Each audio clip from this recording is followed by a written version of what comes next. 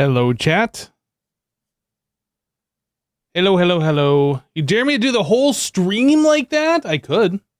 JVDK, thank you for gifting a sub to Starting Soon Forever. Thank you, dude.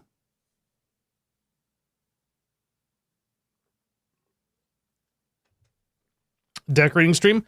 I was just going to go ahead and do this one room and maybe, well, like all the outside connected bits, but I kind of feel like if we do this on the start of every stream, it'll get done. Whereas if I don't do it, it'll stay the same. I know. Mind-blowing logic. But it's got to get done. So we doing it.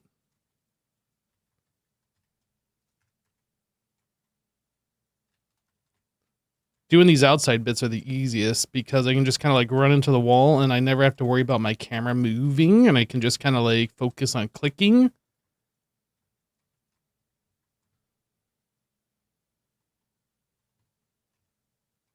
Hey Nick, how you doing today, dude? Mirax, JVDK, Digital Dumber, Darby, Lolo, I see you there. Hello? Welcome, peoples.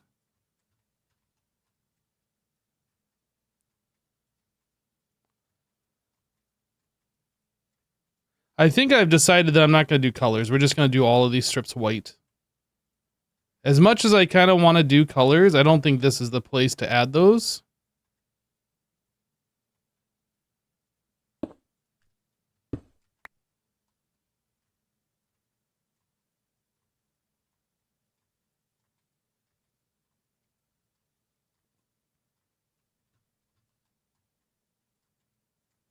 Kind of wish I had some form of armor that had inertia canceling.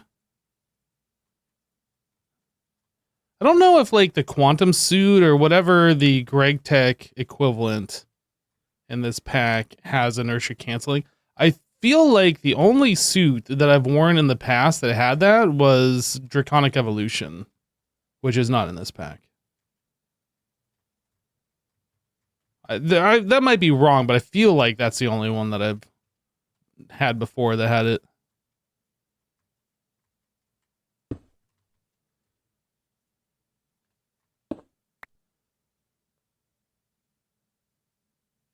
You watch a YouTuber and their cat pass away not too long ago? Oh, sorry about that. Losing a pet is never fun.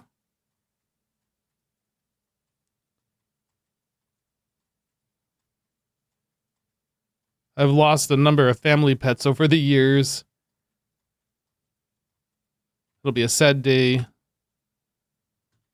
when my cat passes eventually. But hopefully not for a long time.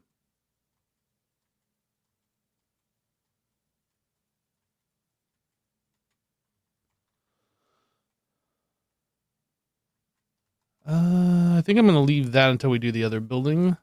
But we will go around the outside, around the outside, around the outside. I got an inventory full of this concrete that needs to get placed, and believe you me, it probably will take more than what's in my inventory to do what we're doing here. Oh, what fun this is. Had I known that I was going to color this at some point, I probably would have elected not to copy and paste all of this stuff, and I would have placed it manually the way that I was showing with the blueprint thing, where you can place it fully lit and with the colored texture. I think it probably would have been faster, because then I could have just gone through and placed it all one time. It'd all be in the correct spot with the correct color. Because right now, the way I've done this is we place it all, then I had to go through and click it all with glowstone. Now I'm having to go through and click it all with a block. So that's 3 clicks for those that are counting instead of 1 click that places all 3 at the same time.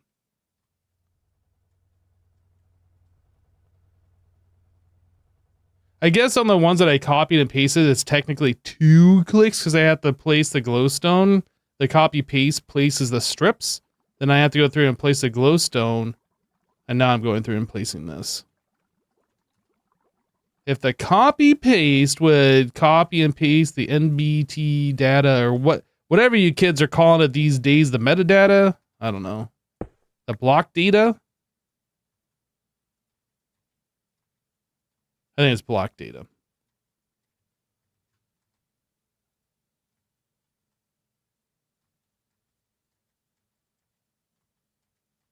Boop, boop, boop, boop, boop, boop. And the outside perimeter is done. But that doesn't mean we're done. Oh, that's only about maybe a third of what we need to do for this one floor.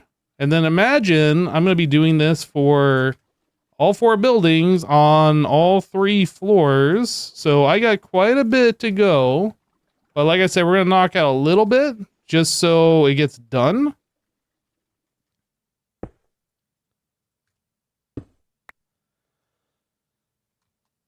At least you're not painting IRL. This is true. It's such a small hitbox. It's super annoying.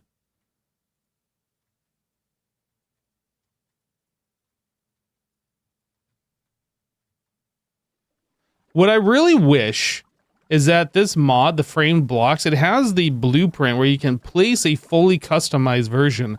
But I wish it had one where you can copy and paste the settings of one of these blocks and then, well, paste it onto an existing one.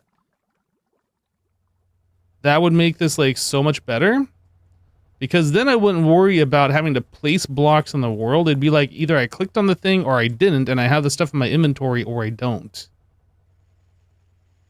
Somebody go to the GitHub of this mod. What is it? Framed blocks. And put in a feature request where you can copy and paste the settings of a block. Not paste the block with the copied settings. So let me go do that right now. Right now.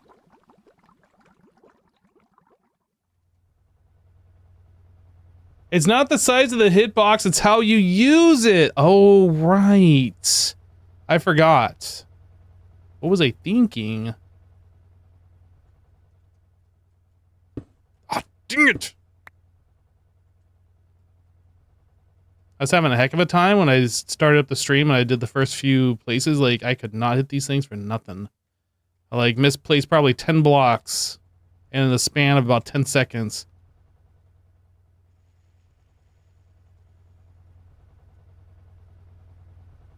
I wonder if it'd be better, actually, if I was just walking on this instead of flying. Because that way it wouldn't have the inertia problem. Oh, but then I have the camera sway. Is that view bobbing? Can I turn view bobbing off? Does that stop the camera sway?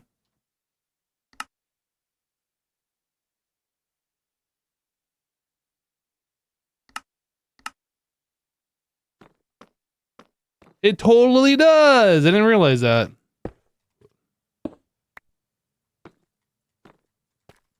For something like this, view bobbing definitely doesn't need to be on. I find it weird having view bobbing off though. Like for normal stuff where your hand just stands there. Or I guess it doesn't stand there. It just sits there. Is it sitting? It's just on screen, not moving when you're walking. It feels weird.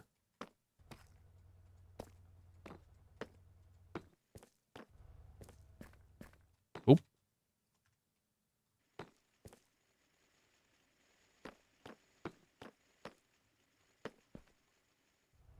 You hate head bobbing, nausea, you turn it off right away. So does watching my streams make you nauseous normally?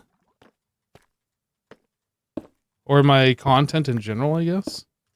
Oh my goodness.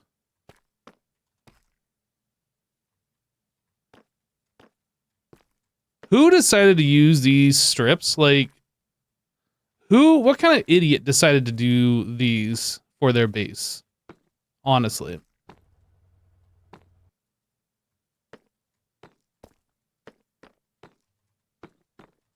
So, yep. This one.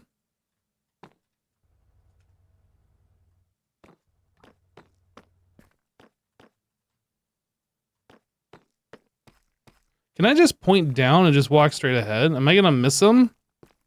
This way, like, I can hold the button and I'm not placing blocks. Did I miss any? I didn't miss any. Okay, I think I just found a hack.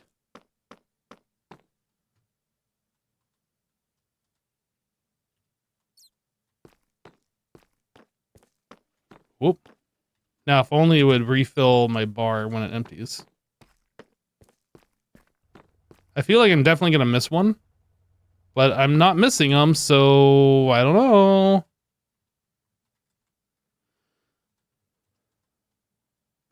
Oh, come on. What the heck? Wasn't pointing down enough?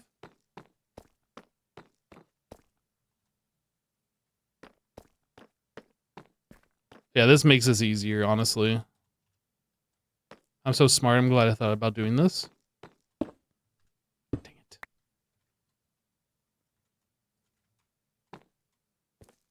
I don't mean to brag, but I'm kind of smart. Kind of.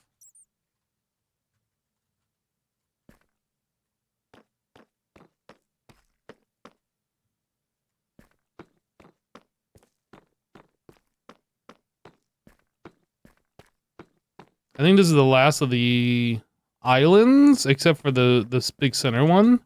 I think we only got the big center one left to do.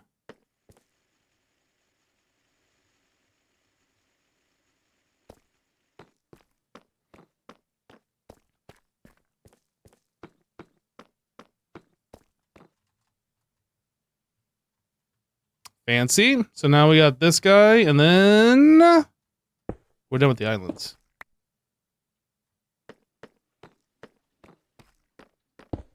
Oh. Trying to look at chat while I'm doing this, and like I'm running off in a direction. Gotta make sure my reticle, I was gonna say cursor, my reticle is straight before I look away.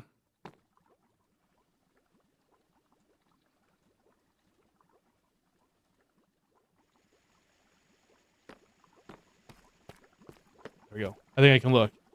Look at the big brain on Hypno. Oh, I went off. I looked at chat and went off the thing. All right, big brain move. I'm no longer looking at chat. Big brain.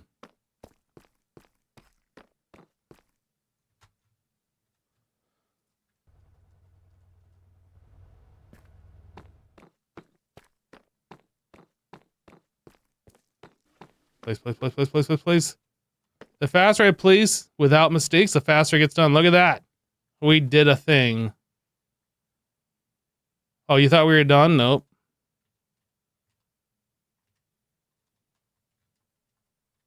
This one is kind of easy too. With my player character here, no chance of me placing a block. Just gotta make sure the cursor sees straight the reticle.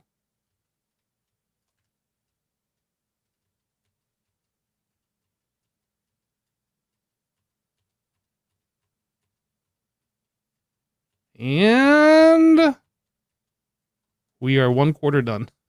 Wait. Oh, I didn't remember painting these. I think we did that as a test and I forgot about it. Hammer.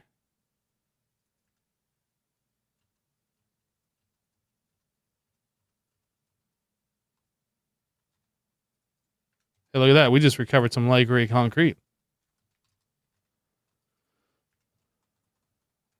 Amazing.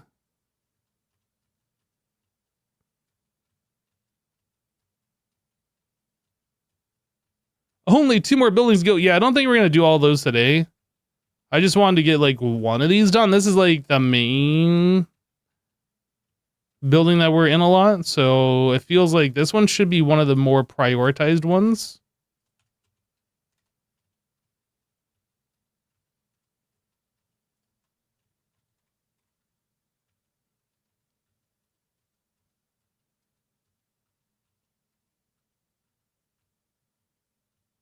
You always remove paint by hammering the wall. I mean, that is a way to remove paint.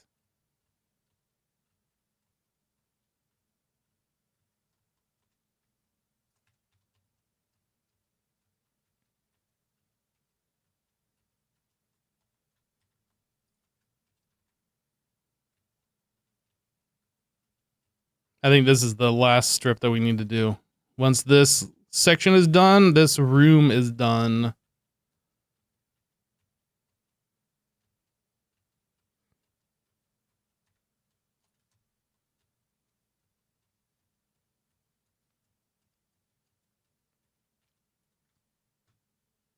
We did it. Amazing. Okay. So now we have 2 buildings that have the strips in them painted white. I like it.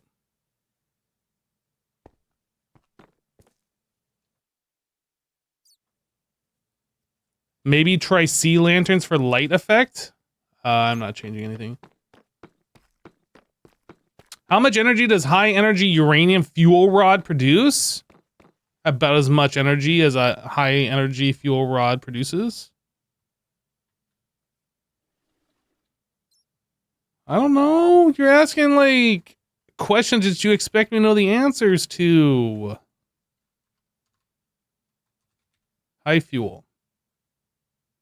Highly enriched uranium fuel rod produces 5 million EU, just under 5 million EU.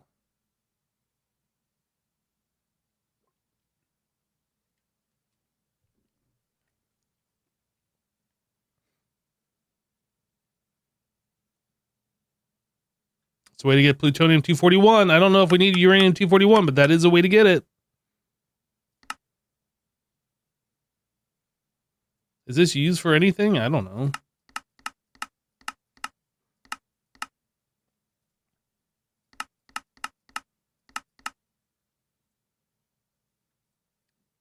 That it? Peppermint coil? Ultra high voltage coil. Peppermint.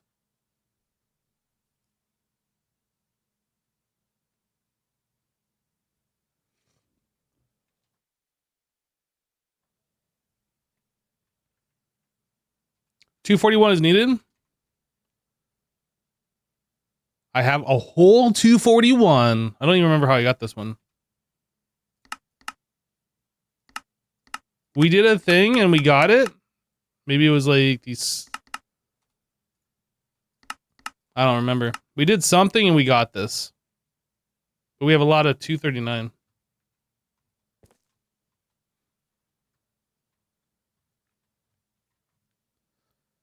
Okay, I think one of the things that I wanted to work on today was getting our assembly line duplicated, which means we need to get into the data bank and all this kind of stuff.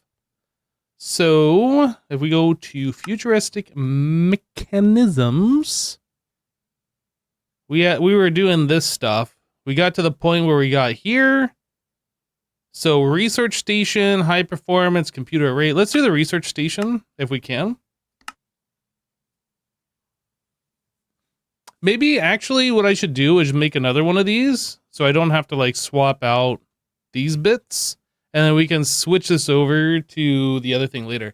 So let me copy pasta.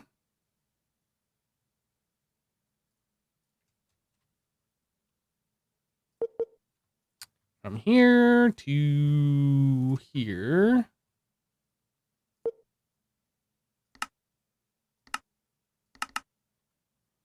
Confirm. We could also upgrade this from an IV to an LUV. But for right now, we'll just leave this. So pasta.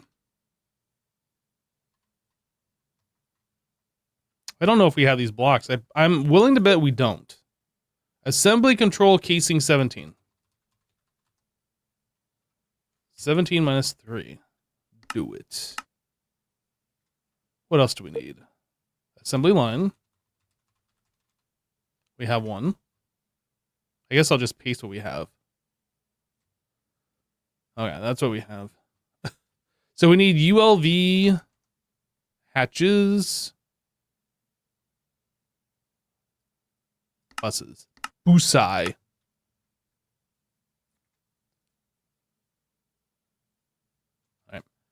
We need solid machine casing. Does it actually say how many I need remaining? It doesn't. 48 total. I'll just tell it to make 48 and then we'll have extras. Assembly line is fine. The fusion reactor crash your game? No, the fusion reactor crashes your game. What is this stuff? Laminated glass? Laminated glass, we need 34. Is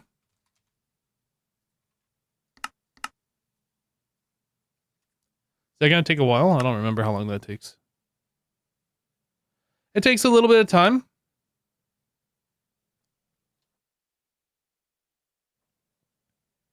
When you try to copy paste the reactor, the preview has a bug that causes a crash.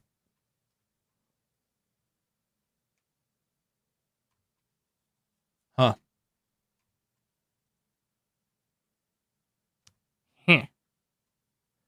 What are these? Assembly line grading. How many of those do we need? 32.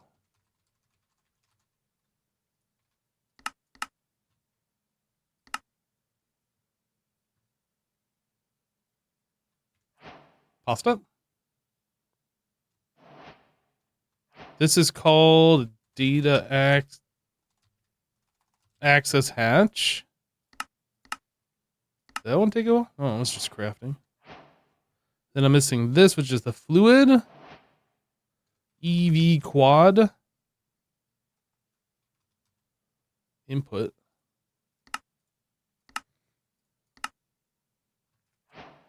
Pasta. What are these blocks? Assembly line casing. 17.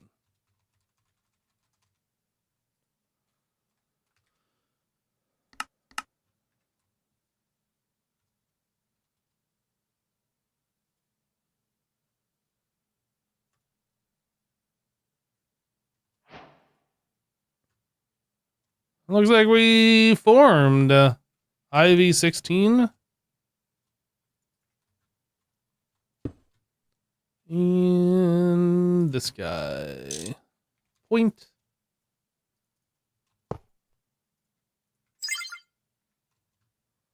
All right. So now we can go down underneath and do a little vein minerino action.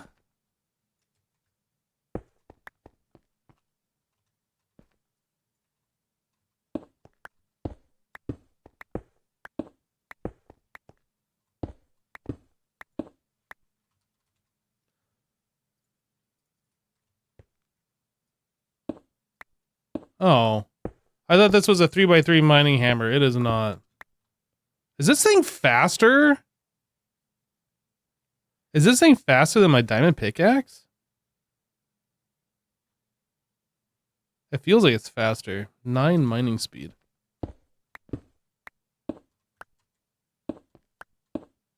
I think it's slightly faster.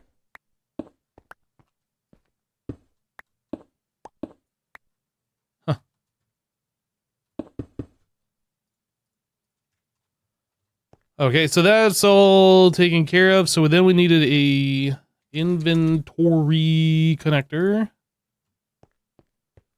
Jaboop. How did I do this? Storage bus interface.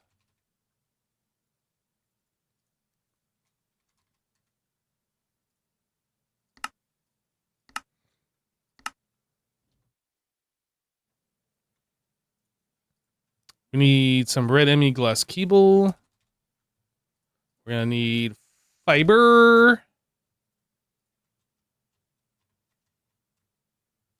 That's the regular ME glass cable.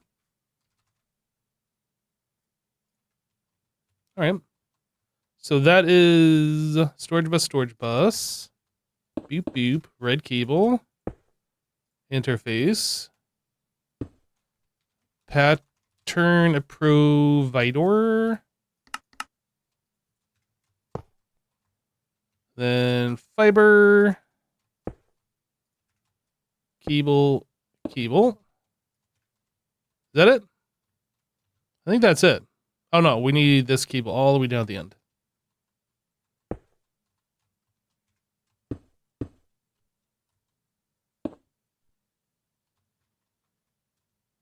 And then obviously I need to connect this one. Smart.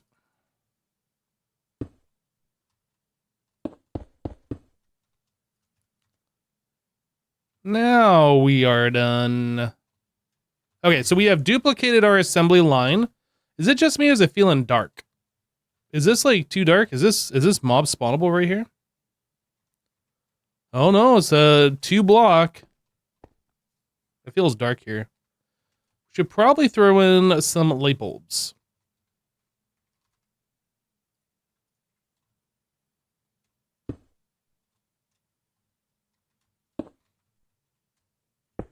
Nope. Then probably at the halfway point. 1, 2, 3, 4, 5, 6, 7, 8, 9, 10, 11, 12, 13, 14. So like the 7th block. Put it right on this one. All right. It's less dark. Still a little dark. Less dark though. Yeah, we're going to parallel, but we can't do that unless we duplicate the data. But I don't want to duplicate the data. What we're going to do is make the research station the high performance computation array, and then the network switch. I don't know how much of this we can do, but this is what we're currently working on. And once we get this stuff going, then we can put all the data in one location and then run the cables to each of these, and we'll make a bunch of them and have them all in parallel. That's the current goal.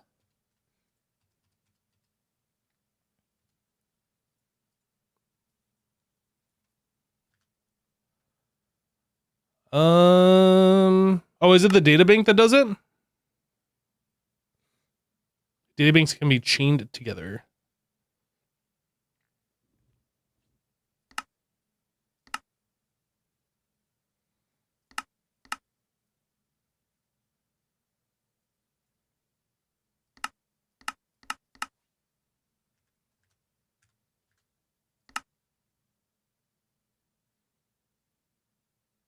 Okay. Well then, do we put the databanks down here? Like, what are we going to do with this space? I don't know. Or do we put the databanks over here?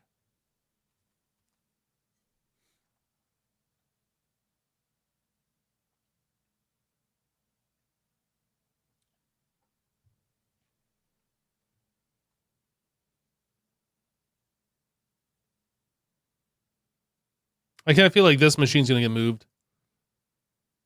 We can move it up. We can move it up and then over. But I think now it's going to get moved. You said at the front? Which way's the front?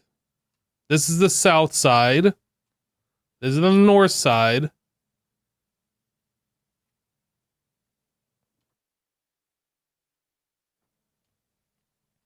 The south side?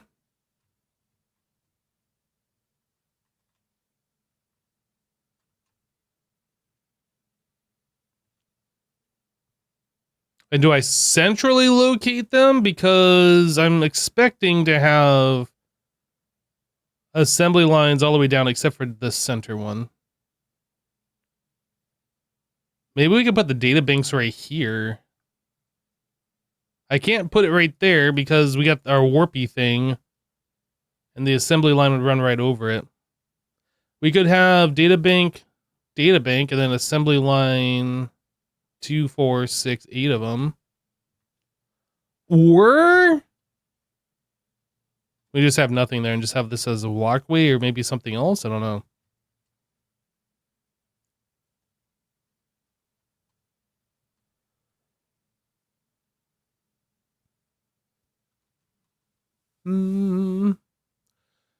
But yeah, the front of the machine is here. We don't want to run the cable underneath and then up. We'd want to run it as short as possible.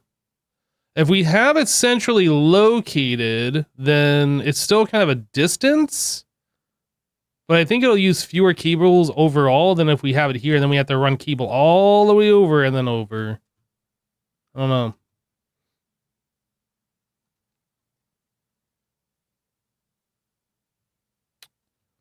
What's the size of this thing? I know we're probably going to need more than one. So it is 3x3. I don't know if you can put it on its side. I don't know if you can do this number. I probably don't want to do that because I think these are the faces that you can put the connectors on. And these have to be these. So I probably want it like this. So this is 3x5. So we could do 5 and then 5.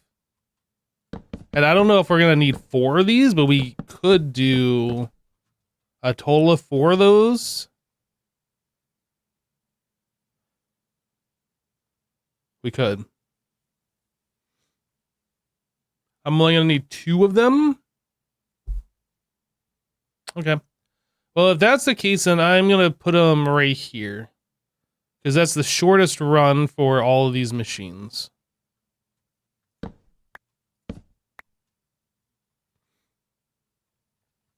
All right, so let's figure this machine out. We need to make... I'm just going to go ahead and make 2 of these. Just get it all done at once. So we are going to need computer heat vent. 36 of them.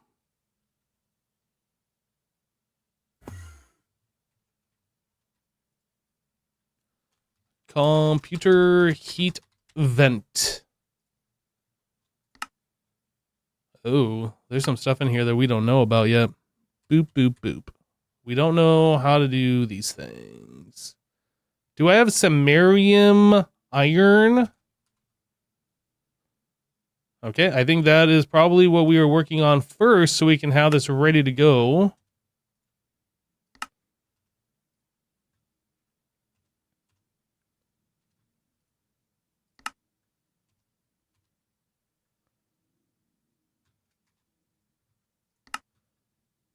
All right, so that's a number 4 mixer. Mixer. I'll put this in the number 3. Because I'm a rebel.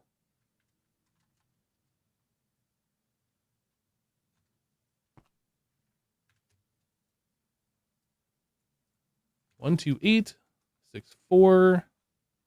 Boop, boop.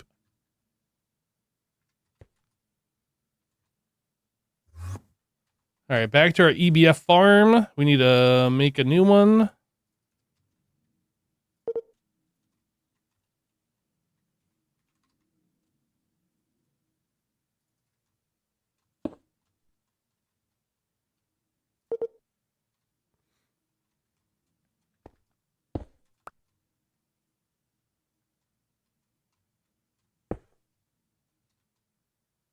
What am I missing?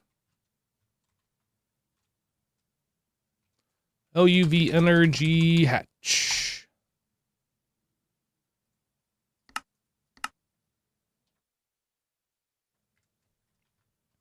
Okay, so while we are waiting for that, let's get the undercarriage taken care of. So we are going to need helium. We're going to need this. We're going to need machine controller, level emitter, ME glass cable. We already have some on us. I don't need this anymore. That is not what I meant to put there. Wait. Why is that not flowing? Cheaty water of cheatiness. What the heck? I guess it's something special with the light bulb? I don't know. Anyway, I meant to place a light bulb here. All right. Machine controller. Invert. Level emitter. Onto this. 4096. 3800. Invert. Whoop. Invert. Boop, boop, boop, boop. This guy, this needs to be number 2, and then boop. So we should be rocking and rolling as soon as I paste. Oh, I also need to give it a power point, don't I? LUV energy. That's a 1 amp. Maybe 10 was a little ambitious here. Point? Nope, we're good.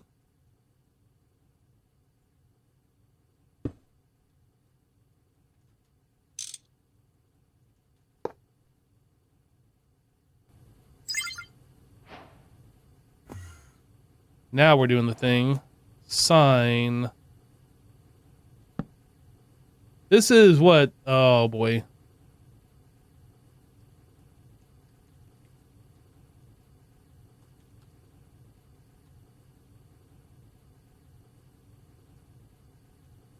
So this.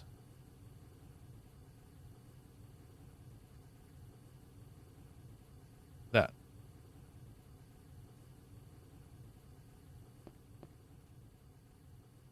Okay. Oh, did I misspell? Arzenic. Oh.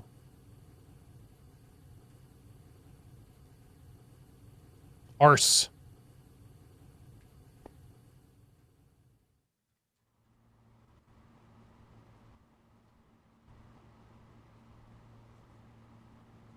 Oh, that's going pretty fast, huh? Is that like 3 second? What is this? 1.5 second. Okay. All right, so we have that ingot coming in now. Beep, beep, beep, beep. So then we need this guy, which is a wire mill. And then, of course, we'll do the 2, the 4, the 8, the 16.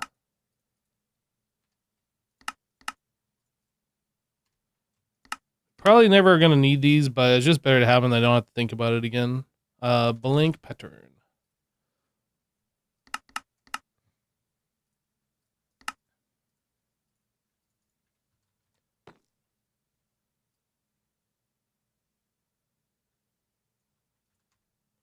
I guess if I search for 16, it's probably the easiest way to like find where these go. Wire mill. Am I gonna try out the AE assembler multi-block? Maybe. It hasn't been high on my priority list. Oh, I didn't 4x that, did I? Oops.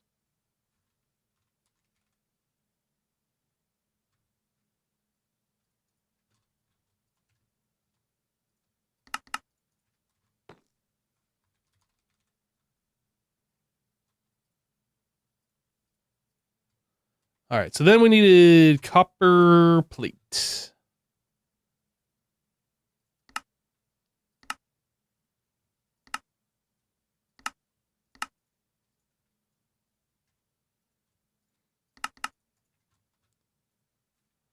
Bender.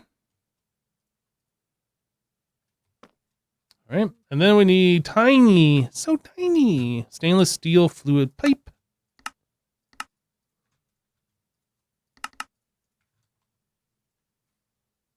Tiny. Oh, we don't have tiny pipe. We got to do a thing. It isn't faster than the extended crafters you have, but it does have way more pattern space. I mean, I can always add more pattern providers for pattern space. That's not a thing. That's an issue. I mean, realistically, if we think about it, when did I set this up? Like when we first set up this room with AE? And it has lasted us this long? I mean, there's even things in here we're not using, like this kelp roll. We switched over to golden carrots. So like I can remove some patterns here that we are no longer using. Anyway, we might switch over, we might not, I don't know.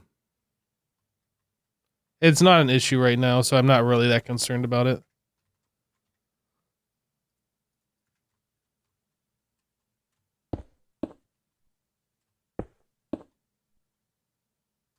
What is this?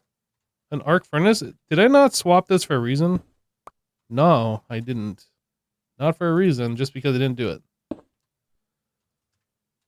Oops. There. So then we should be able to put a bulb there and get rid of these. All right.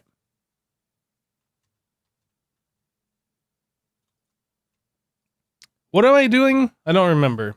We were tiny stainless steel. Where's our extruder? Those are the assemblers. Is it one of these?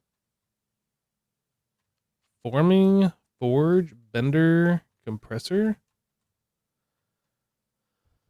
Extrusion machine. This guy. What is this one? We have two of them for reasons.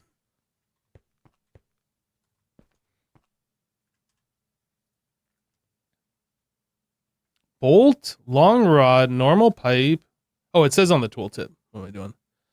Small gear rotor, normal pipe, long rod, bolts. Extruder ring, large pipe, huge pipe, gear, small pipe. So tiny pipe's gonna go here. Trev138 just subscribed. Yo, Trev. Hey, thanks for the resub, dude. Or the sub. Converted from a prime to a tier 1 sub is what happened. What are we doing? What are these? IV input bus. IV inputs. Bus. So then I need a tiny pipe. This thing.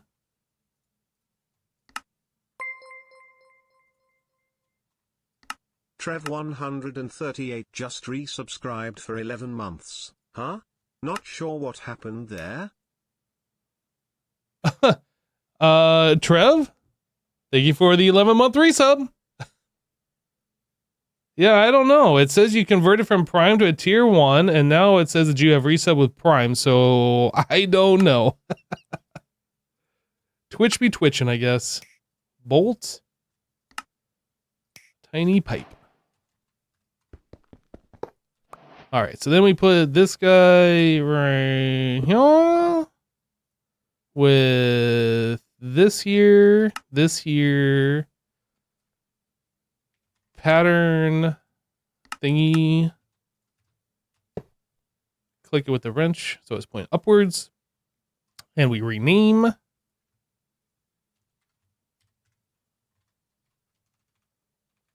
Tiny pipe. All right, I think we should be good now. Tiny. All right. So if I put this in here, it says we know how to do everything now.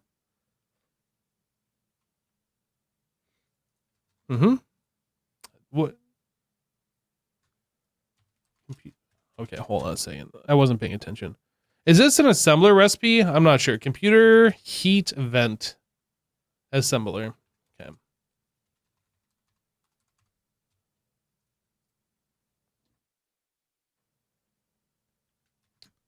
Right, so now, no, uses. So we have that. I need 36, right? 18 times 2. Computer heat.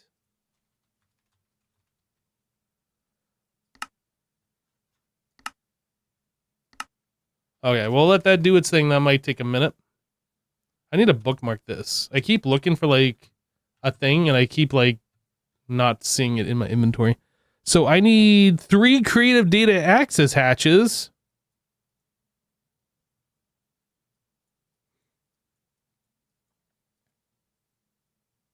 Data access hatch.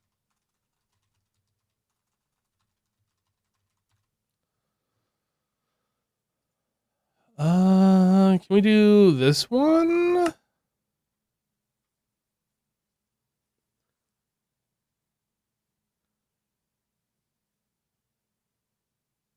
I should probably just make this, right? Can we just do that? I think we can do that.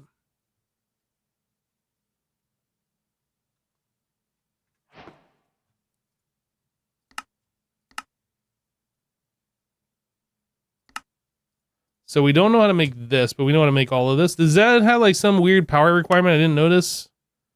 Nope. Data orb. Let's go and make like 10 of those. Oh, did I need a research station? Requires research. Research station. Aha, yeah, okay, we cannot do that. Cancel. Okay, we'll revisit. So we're doing these right now.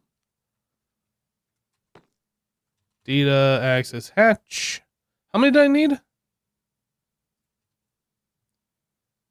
3. We need 6 of those.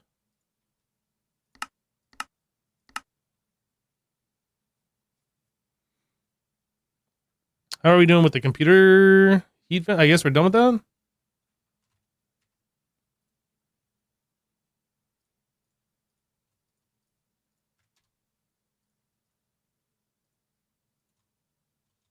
What is advanced data access hatch? We can't do this.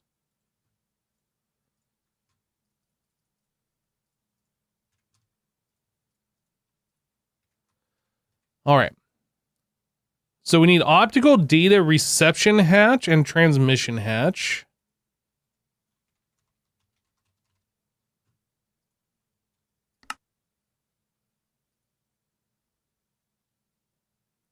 This is a clean room assembler.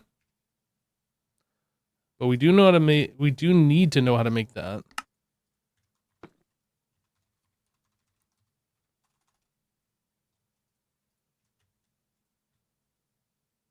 Okay. Output bus. Number 2 assembler LUV. I think we're good. Do need to know how to make a titanium crate though.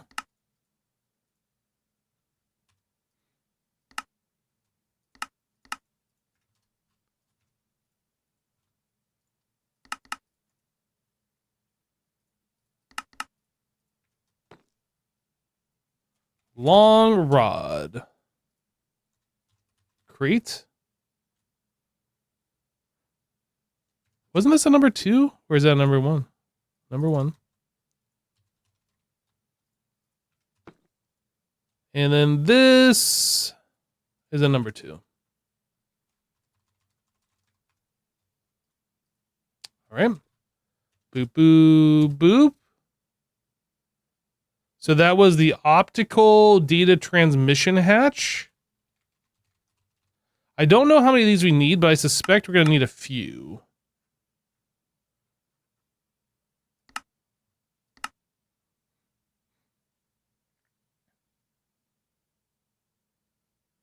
Okay, we'll just let that go. So there's our data access hatches. 1 per line connected. Yeah, so we're going to need at least 8 to transmit to 8 different assemblers, and then probably another 1 to transfer between the other. Yeah, I don't even know how many you can connect per. In fact, I think in Monofactory, Jasassin had us have 3 of them. Something about 2 of them for different pattern storage, and then like you need a 3rd one to read the downstream data or something so you can see all the other 2 store. I don't know. We might need a 3rd one of these eventually. Unless Jasassin was wrong with the way he set that up. I seem to recall we did need 3 of them.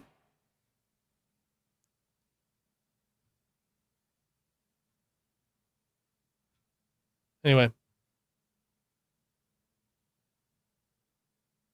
Data transmission hatch. I'm assuming we're going to need the same amount as, because these are 1-to-1. So optical data transmission hatch. Wait, did I make the I made the transmission, so we need reception.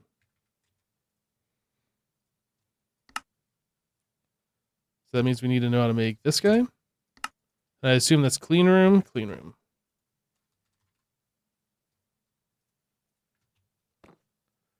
Okay, and then we need to know how to make this. Looks like we know how to do everything. So that's assembler number 1. Wait. Yeah. How are we doing on this? This is still cooking. I feel like there might be something wrong since it hasn't even made one yet, unless it's a really slow recipe. 10 seconds each. 20 seconds because we're doing times 4, right? Let's go see what's wrong. Something's wrong.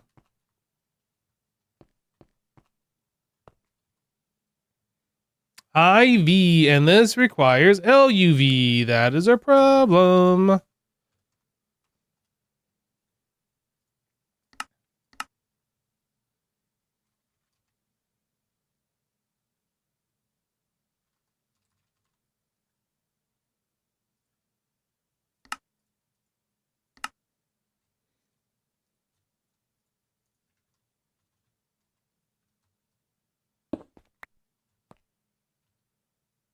Oh, right. This can only have the 1.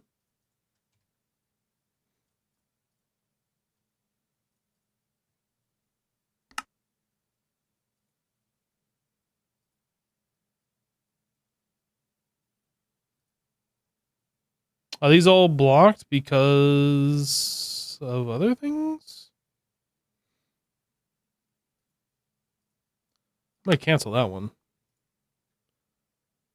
This is blocked because circuit stuff? I'm not actually sure.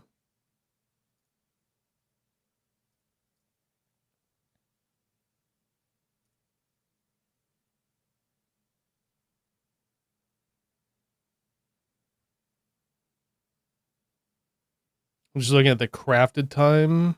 See if something's like taking excessive amount of time here. All right, now we're cooking. Well, this one's cooking anyway. This isn't.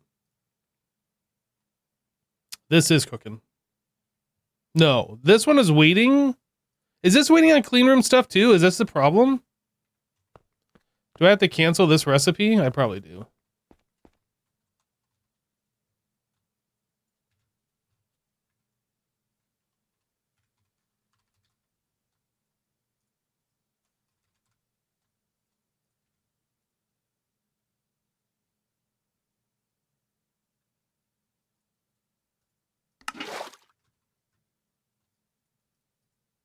Oop.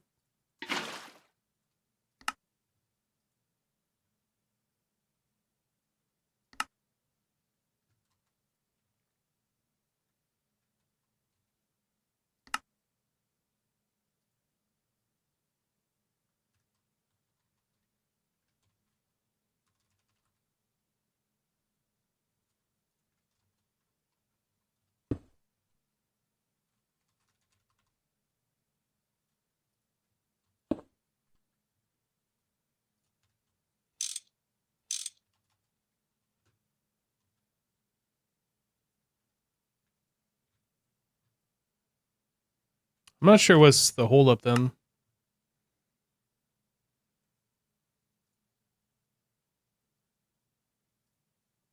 Is it this?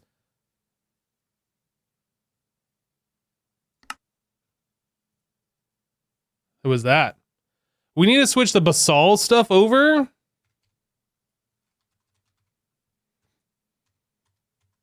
just going to bookmark a whole bunch of this stuff. We need to switch this over to the essence.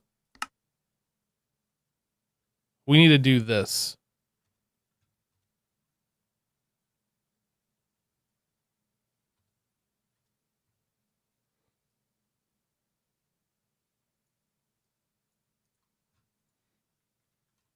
Not right now, but this needs to get done. Today, probably.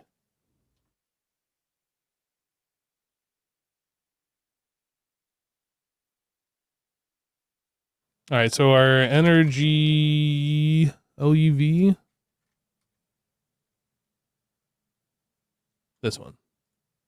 Energy hatch converter. So now I can swippity swap.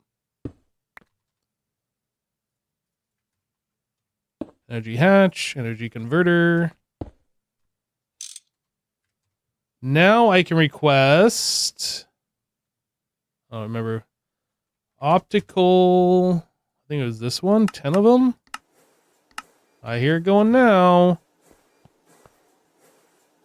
right, it's only 2 seconds per craft. That's very nice. So let's queue up the other ones. 10 of those.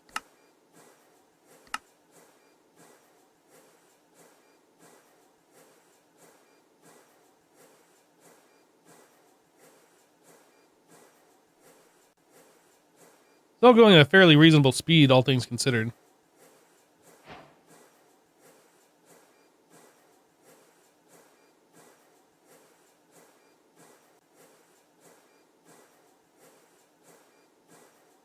Blocking mode isn't enabled for one of the LCRs.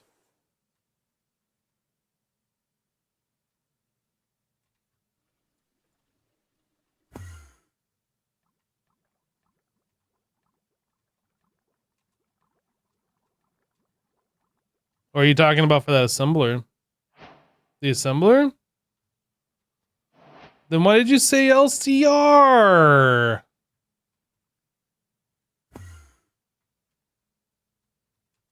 I don't know if I need blocking mode on this, do I? Oh, blocking mode's enabled. That's without blocking mode. That is blocking mode. We don't have the crafting locked, but that's not that necessary for this.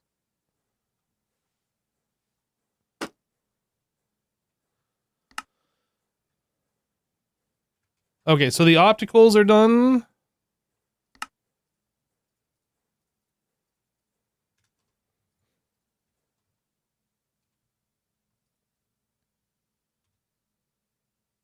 Let me move this over here. So this guy, we need, does it need to be cleaning? Can we make cleaning maintenance hatches now?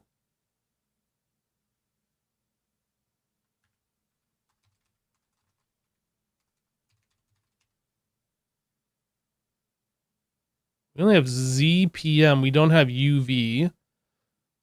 Can I make a UV robot arm? ZPM? This requires computational units. Does this have to be in a clean room?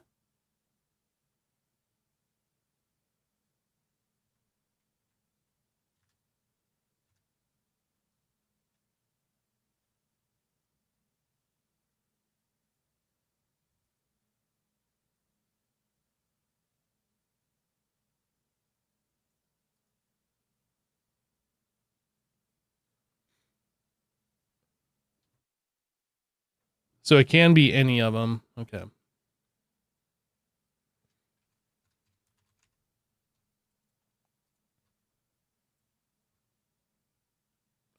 Energy hatch. High power casing. That's what I'm looking for.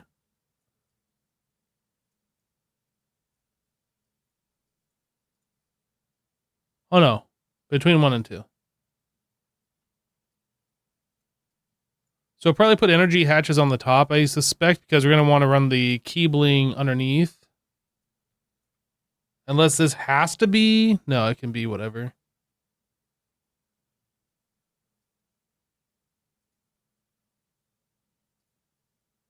The front ones have to be... Can this be an energy hatch too?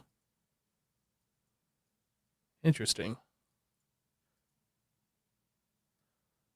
So probably put the maintenance hatch here. Then, since these blocks here have to be energy hatch, cleaning, or maintenance hatch, or high power casing, I'll probably put the power on the front instead of the top. And then we have these 6 blocks for stuff to work with.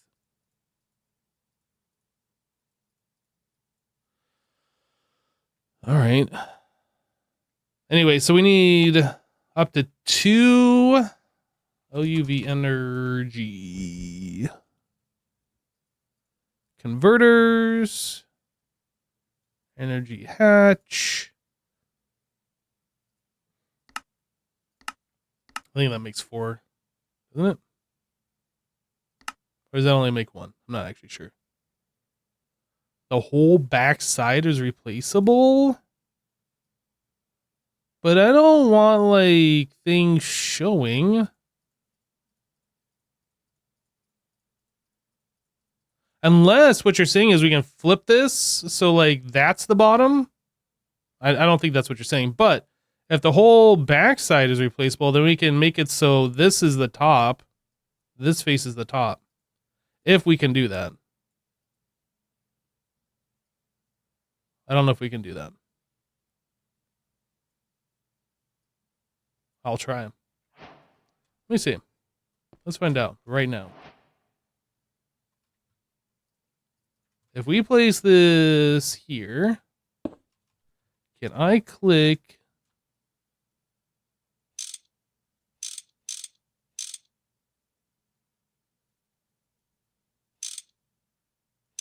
I can rotate along that axis. I can turn it around.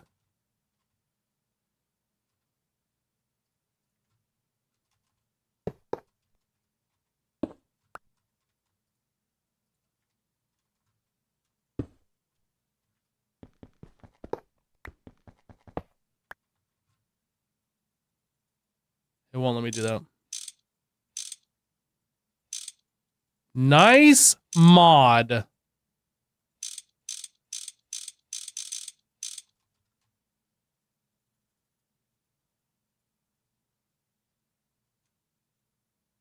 Then I just picked up midair. Sweet. That's what I meant to do.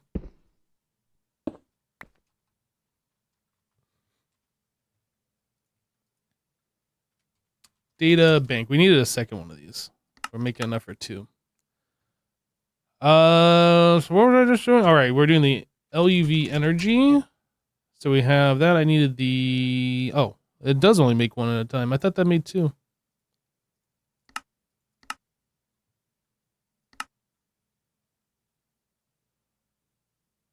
It makes four of these at a time, but we only make one of these.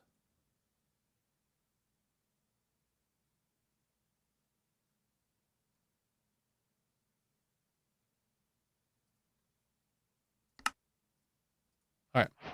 Power is taken care of. High power casing. I don't think we have a recipe for that.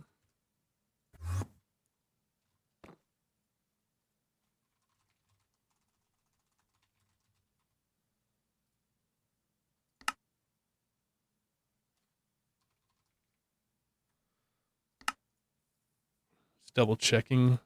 So this is an IV assembler. So I need 12.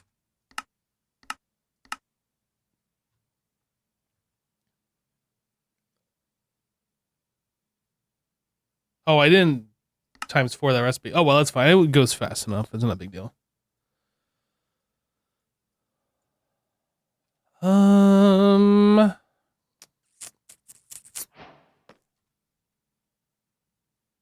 Right. So computer heat vent. We already got that.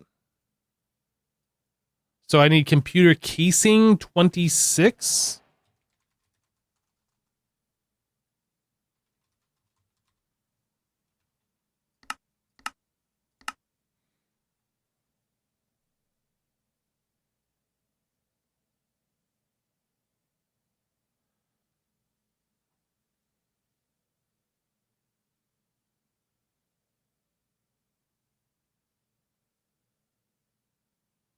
You need 9 blocks swapped. On the last one, you have access to 6 bottom side.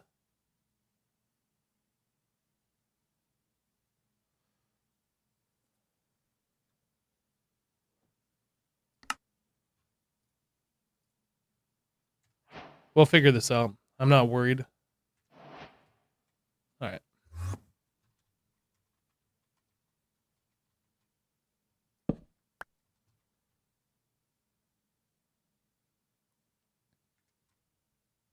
I feel like we want on this side, the face.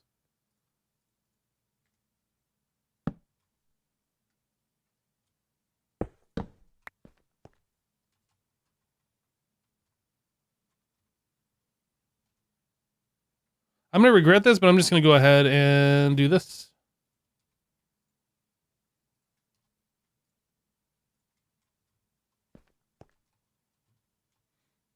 I definitely don't want these here. I definitely don't want 6 of those.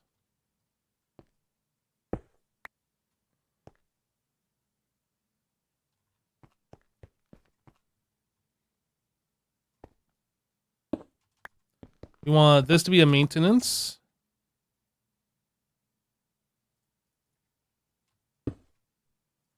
I will put 3 of these.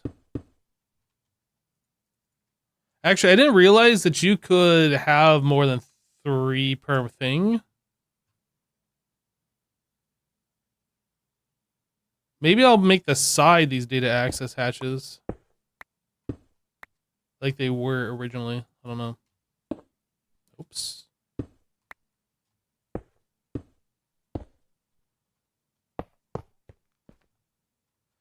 Let's see what's underneath.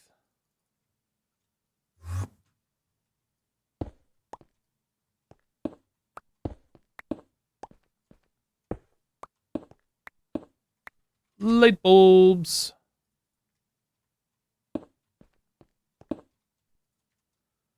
All right. So we have data transmission hatch, computer casing. Yeah, so these can be data transmission hatches.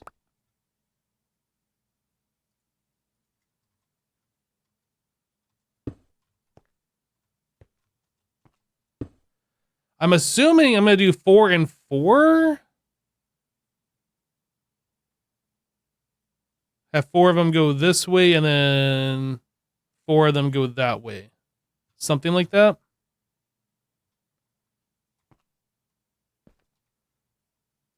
Energy hatch. And then I'm not sure what... Why am I... Oh, I'm on the ground. I thought I was flying. I assume we just put in computer casing here.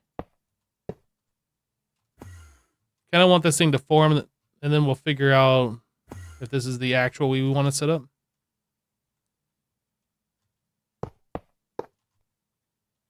Okay, so it formed up. And I can put in way more hatches here. So I guess our limitation is going to be connections. I foresee us putting another one here and then like having just an optical cable running along the top from one to the other. That seems fine. But if we need to have 3 of them and then these be downstream of a third one, then we could have like another cable running over, I guess, to this one.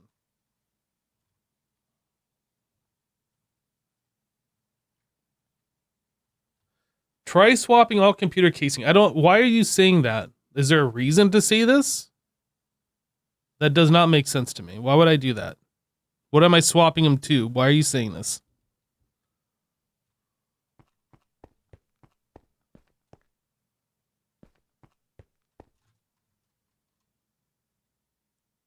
Copy, paste, gadget.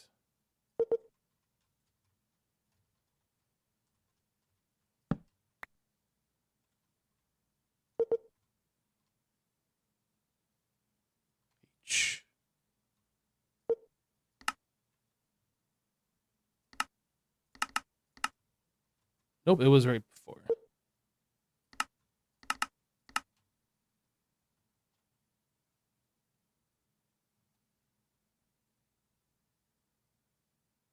Well, the limitation is the amount of connections, not the amount of data storage. I think I stated that, did I not? You only have so many transmission blocks, and if we want all of it hidden underground, the ones that are going to the assembly lines, then in reality, we only have this amount of stuff to play with. And if I have to connect 8 of these assembly lines, then we're still going to need a second one, regardless if I can have 6 on this one. And then if data storage is an issue...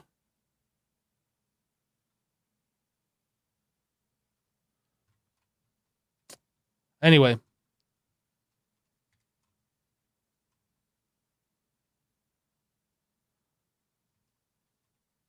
Light bulb.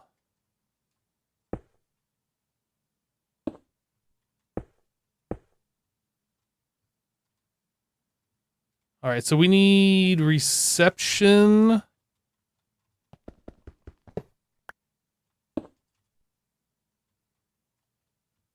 I don't know if we're going to have a third one, but I assume we will, so I'll put a reception here. So this would be a transmission.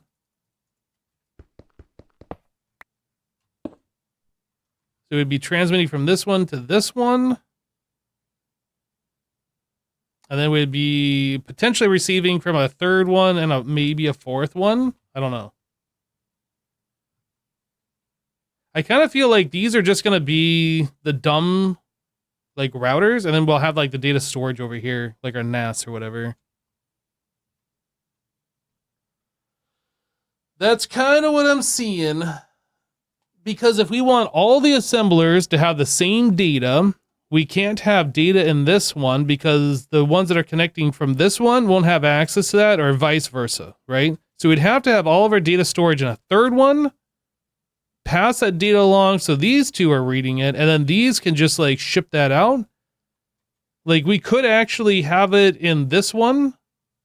This one would be able to read this one, but if we need more storage and this one can hold, then we need a third one, and then all three of them would read that, right? So we're technically going to need another one. So we can put all of our data storage into this one, have this one transmitting to this one. But if we need more storage, then we have to add a third one. So I need the data access hatches out of this and put over here. This is how I'm understanding it. So we don't have data access hatches in the one. We have all of them into this, and then if we need more, then we just add another one with more data storage. And I think that's what we need. You don't get what these machines are about, you just watch. So Furious, the assembly line, in order for it to make any recipe, not only does it have to have the ingredients, it has to know what that recipe is. So in order for it to know the recipe, it has to have a data access hatch, which can only hold 9 recipes. It knows how to make these 9 items. So if I want to make something else, I need to take this data stick out and put that other recipe here. But if we want this to be able, or for instance, if we want this guy that doesn't have any recipes to be able to make the same thing as this, then either have to duplicate all these and put them all over here, which would be really annoying, or we have a centralized thing, which this multi-block is for, where we can put all the recipes over here, and then we connect this multi-block to this one and that one, and then they both share this stuff, these recipes. It is complex. It is kind of obnoxious, but that's how this is working. I think these light bulbs are going to be moved to the corners.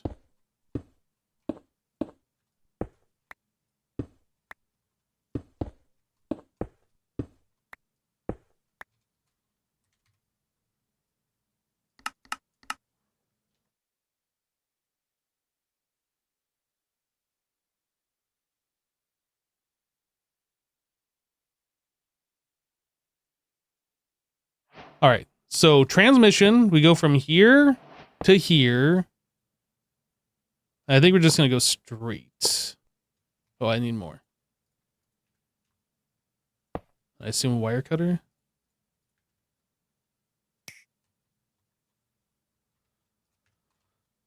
Okay, so if we put all the recipes in this one is sending its data over to here. So this has access to all of these recipes. Then we can connect this to up to 4 assembly lines, and they'll all have access to these recipes. We can also connect this one to 4 assembly lines, and it'll have access to these recipes. So we can have 8 assembly lines in parallel, all sharing the same recipes. And if we run out of recipe storage here, then we add another one and connect it to this one. And then both of these will share the recipes from this guy, and then they're still sharing recipes like they were. Pretty sure that's how this is set up. Okay, so now the next step is we got to run wires underneath to get them to talk to these things. And I assume these need optical reception hatches instead of the data access hatch.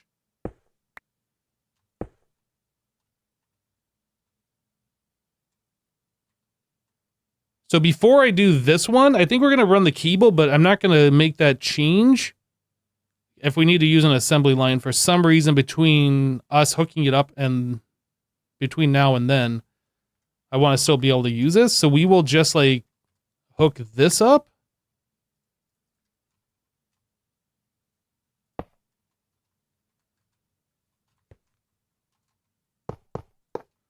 So that's got to come down and then be ran over to the undercarriage of this. I think probably the first thing we should figure out is how we're going to run these wires. I think they're going to run out here to this road. So we only need to run 2 to here, and then we have to run 2 to here. So it's not like that's a crazy thing.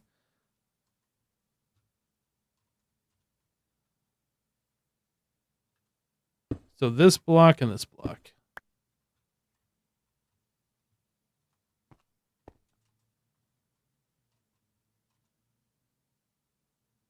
So these 2 are going to come out, run down here, and then connect over there.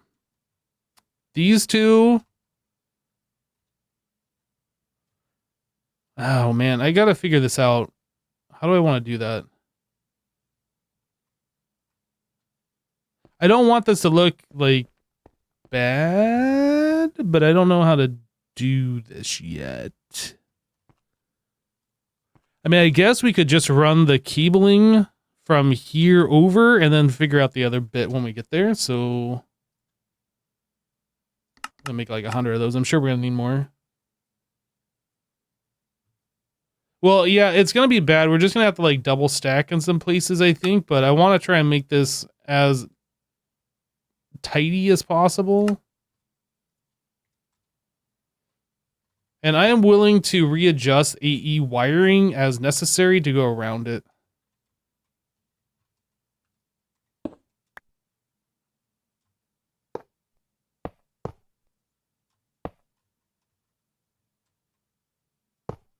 So I think we come out here.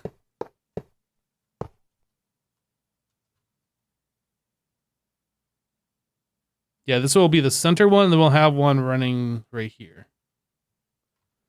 Which means I need to readjust the AE stuff real quick.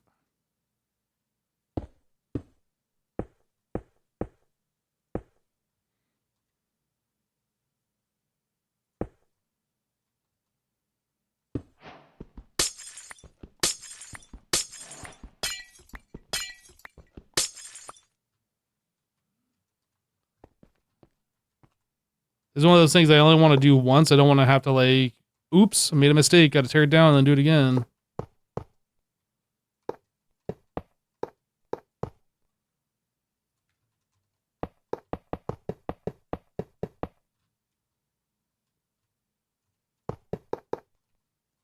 Yeah, let's get the other one hooked up before I go too much further.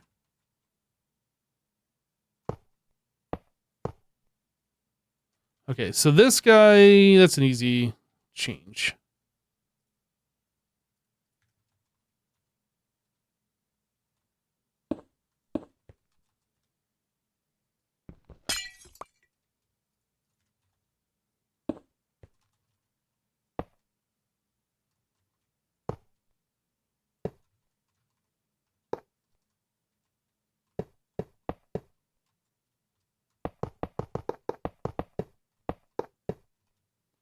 Okay, so those are our 2 data lines running over to our current machines.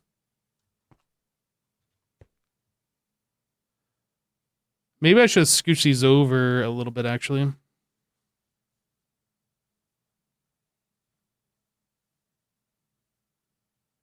It's still doable.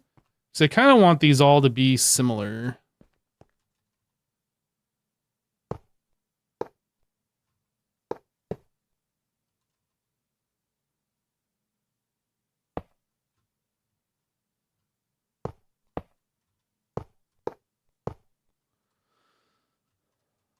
So that means, let's see here. So this one would be the shortest run. So this would be the inside most. I'm gonna have to redo some of this. That's fine. So this one would actually be this line here.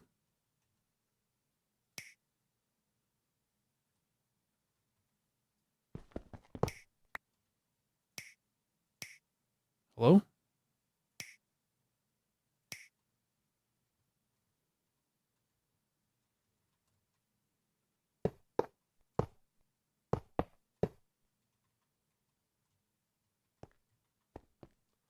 Okay, let me remove this.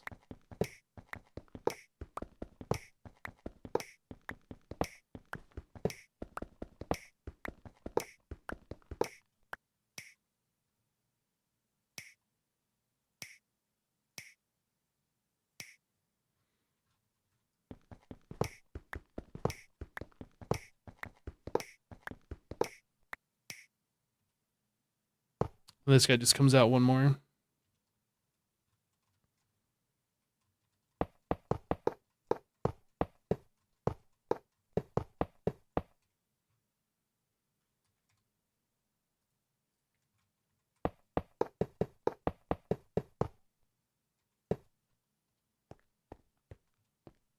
Okay. So we got that part figured out. We gotta figure out this mess here, which is gonna be a little obnoxious. I guess before I do anything, let's get this thing powered.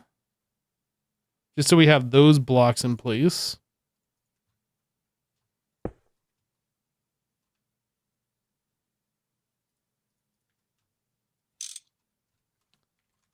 Point.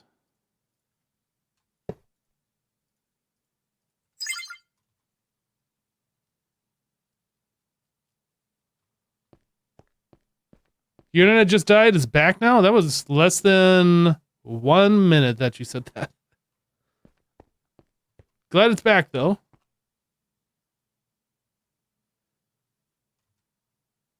So I think these two are going to connect to those two, and then these two are going to connect to these two. So I need to run... How am I going to do this?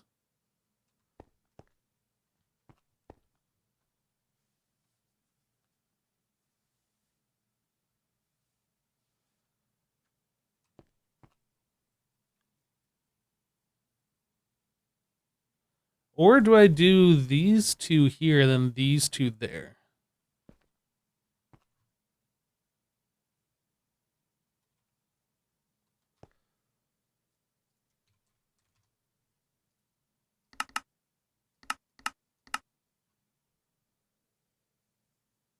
I can't really move them to a different configuration. If we want them all on the bottom. I have the option of these two spots. The only other thing is to take this hatch out, take that hatch out, and then add more of these machines.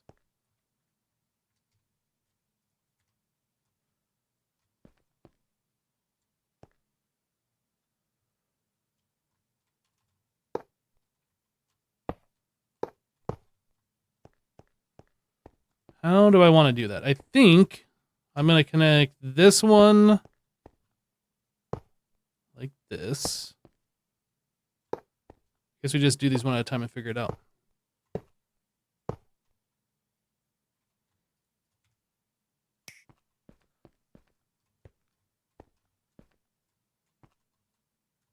No matter what I do, this is going to be awful.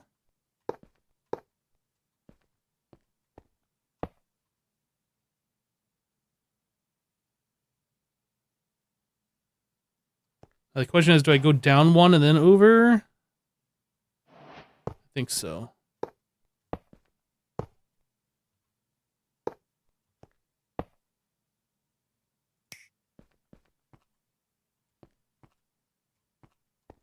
And these are just going to drop down below, I think, and just follow the same pattern.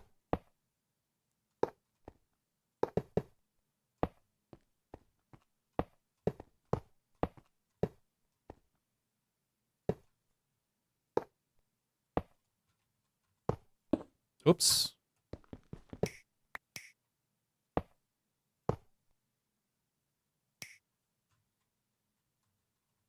I probably could have like moved this out to the side so it doesn't have to go down as far, but this works.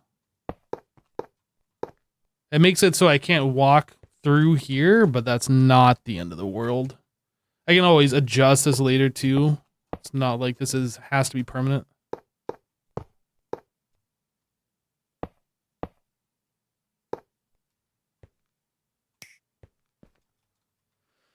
Yeah, it probably would have been better looking at this to like scooch this over.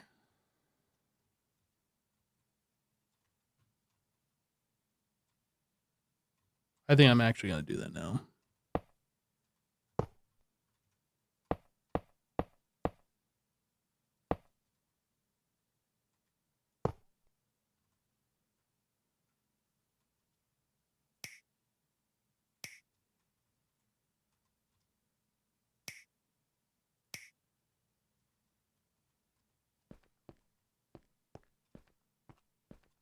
Wait.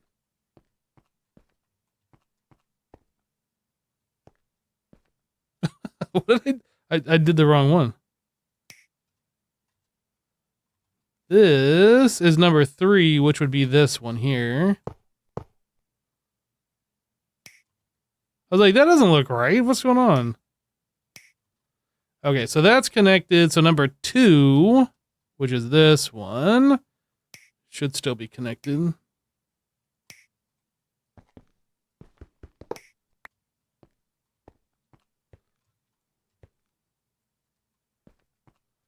So that one, this one.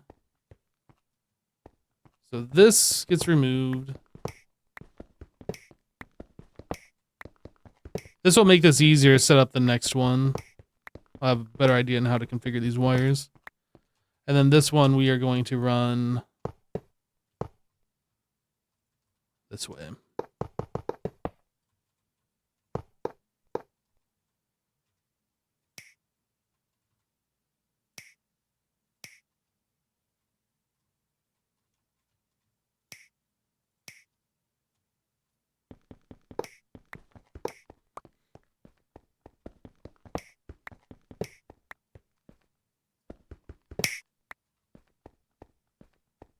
It's better.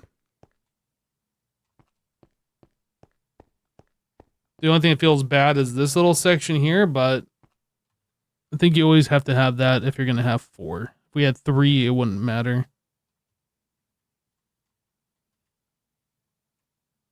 Unless...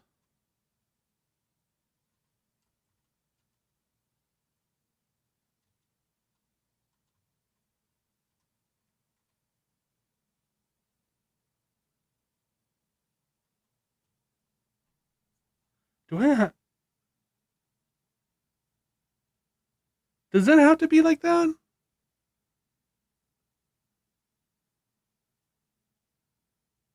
I don't think it does. No.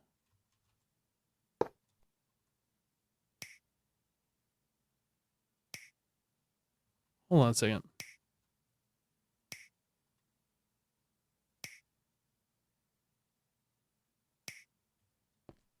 If we do that, we can get rid of this.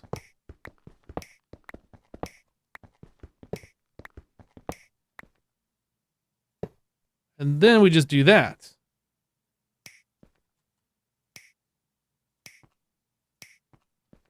Wow, look how clean it is now.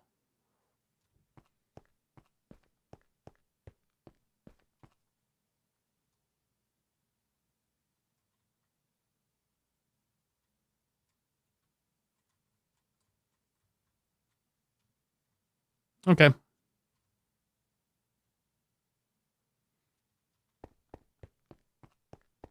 Now he figured out what you guys were talking about? Yeah, sorry, I wasn't even looking at chat. So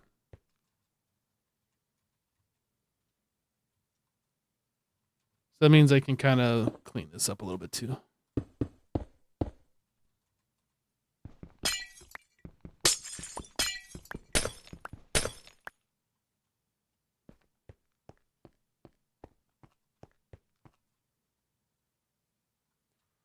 All right. I don't know if we can be able to do the same thing here. We might have to dip down below to kind of like do that same thing, but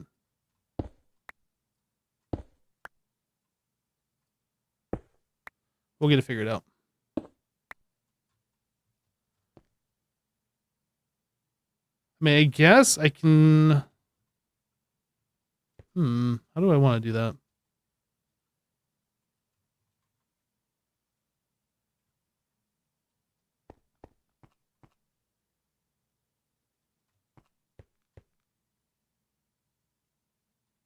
How much space do we need underneath these? Just the one block. So if I move this over, I need 3 additional spaces. I think that cabling, like if we swap that so it's over this side.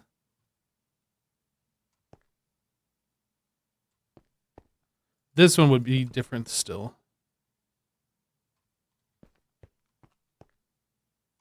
Anyway, so if we swap this, so instead of it coming out to the right side, if it came out to the left side, then that would leave room for this one to come out to the right side, come down this way, and then over here to these other 4. It's kind of what I'm thinking. And if we were to do that, I'd probably want to swap these hatches. Maybe. I don't know.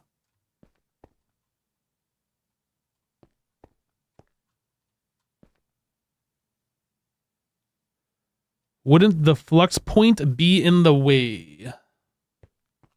It would. I can move this. This can be on top. I just put it on the bottom. Like, what do we have on top, actually? Yeah, I could put that on top, but I don't think I could do that over here.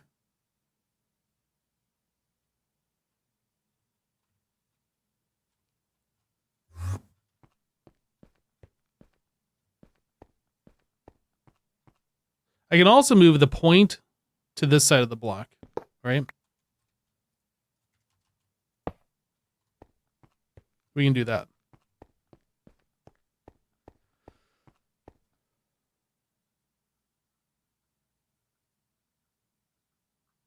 So really, all I need to do...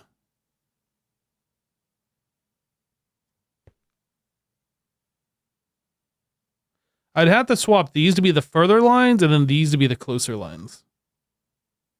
Otherwise, we're going to have to jump underneath to connect. And that's doable. I think we make that change so we can hook the other ones up and have it have a clean interface as well. Okay. So these are going to be swapped to the further lines. Let's do that.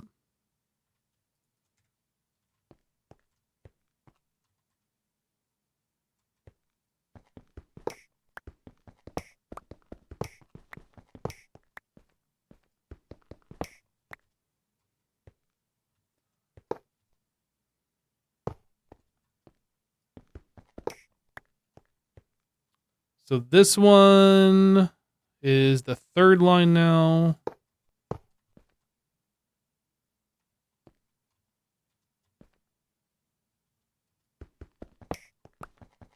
I'm so confused in what I'm doing. This one is the third line.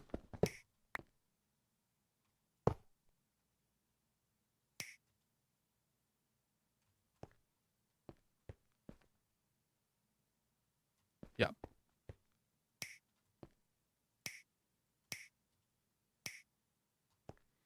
So this one's the fourth line.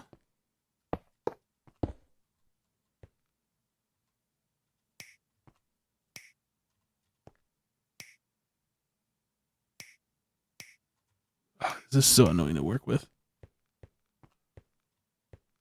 And then we swap these two to connect to these two.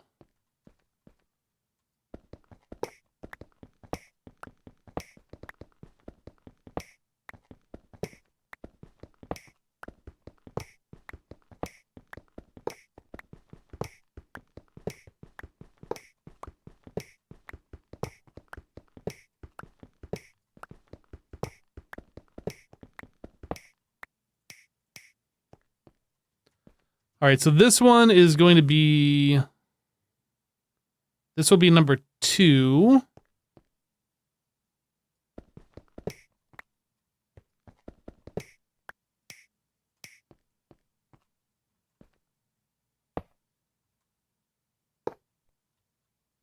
No, what am I doing?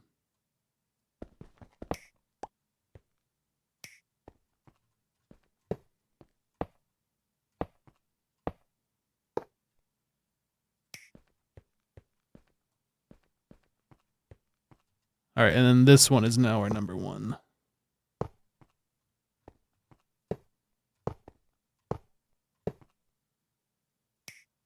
Did I do what I wanted to do here? I think so.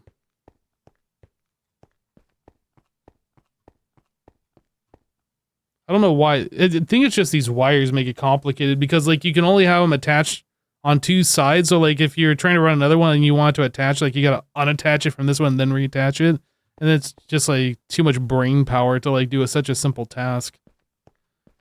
Okay, so then we need to kind of do that same thing over here. Now, the problem is we do have one wire that comes up right here when we only have 2 lanes otherwise. So if we're looking at this, I can utilize this space of that assembly line. So we'd have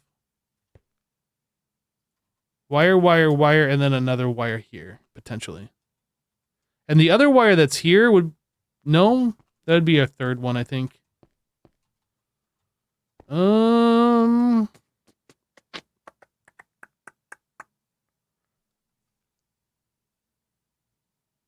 let's see. Yeah, I think the 2 that come up here are going to be the furthest one. I think this one that's coming up this line would be this one. The middle line would be this one. And then we have the 2 longer lines come down here. Let me just go ahead and work backwards. Again, this is going to use brain power that I just don't have.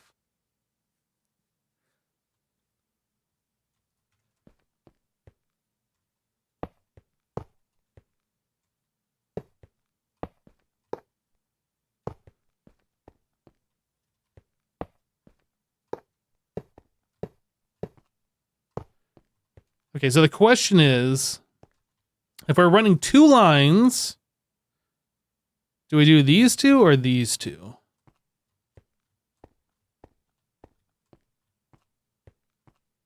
I guess it doesn't matter. We're going to have one going directly down the center. I guess we'll have the one going directly down the center be the furthest one.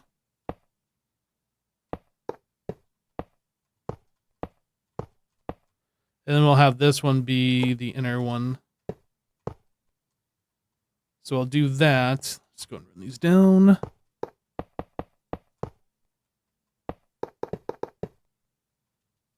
And those need to come over to here.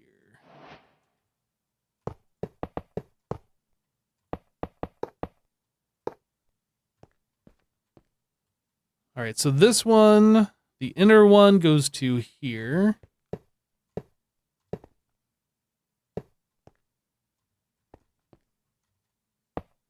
And this one goes one beyond it.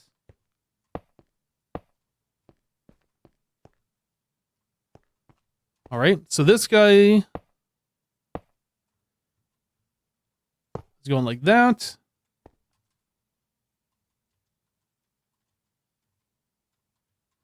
And then this one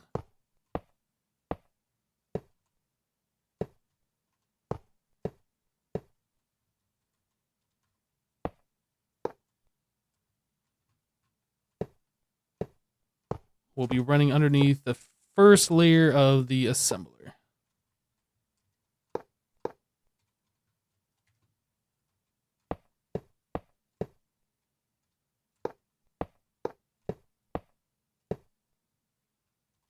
Okay, so now how to connect that to here is another story, but let's get the power in place so we don't make that mistake.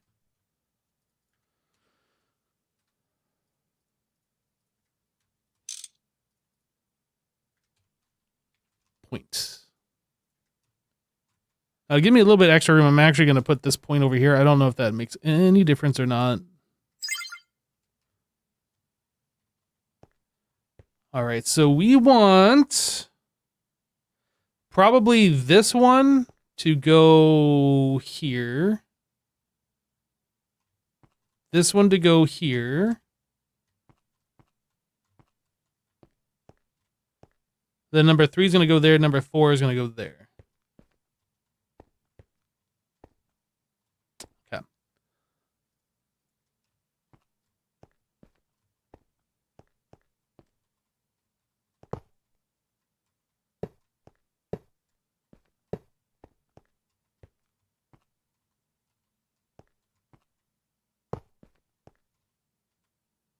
Wait a second.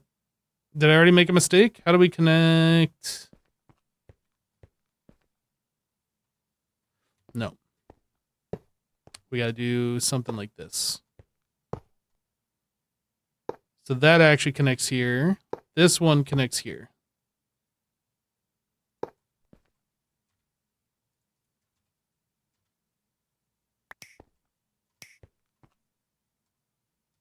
Okay.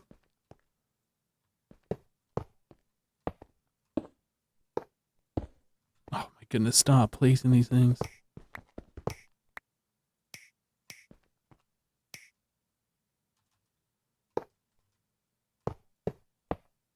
Like so. And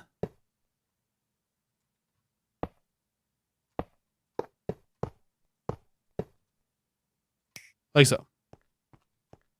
So I can already see that I made a mistake. I didn't have to do it this way, and I'm going to fix it now because it's going to bother me otherwise.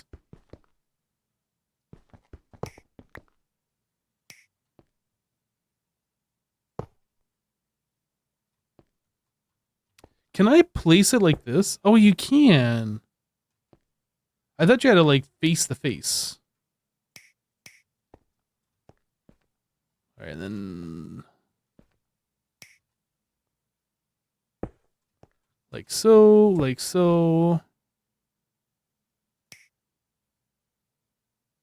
Like so.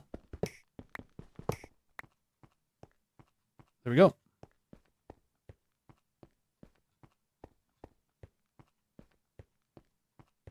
All right. That takes care of the wiring logistics.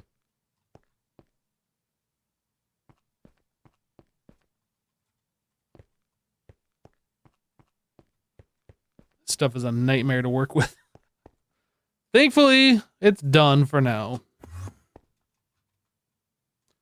Okay, so these are powered up. Providing data. Providing data. So the question is, can I see what this sees? There is no way to see that. So I need to take these recipes out. Replace this with a data access hatch.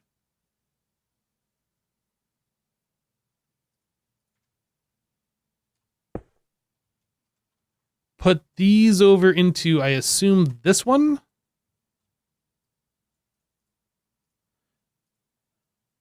Wait. Oh yeah, right there. Let's see if we can make, I don't know, a LUV electric piston. And see if this actually crafts it.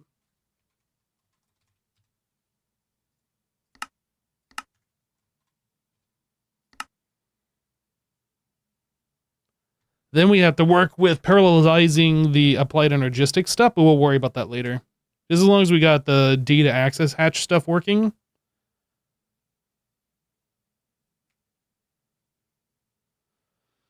Energy usage, I don't care. So it's not making this. We have a problem. Why do we have a problem?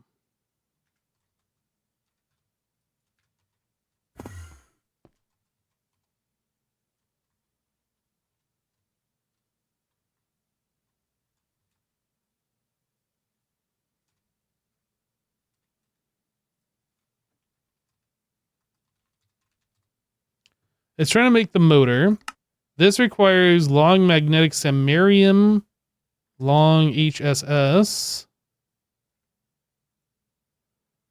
ring,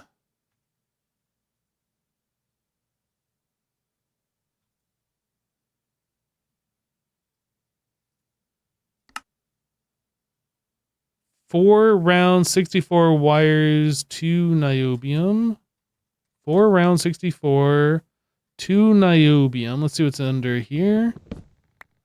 We have our long samarium rod.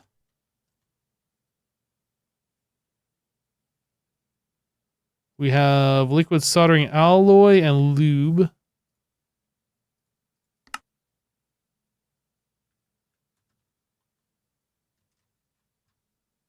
This should still have power.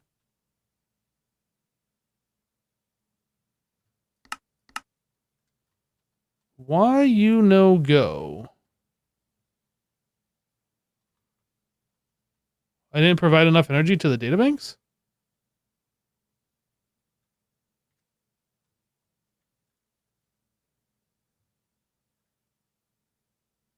I'm providing power.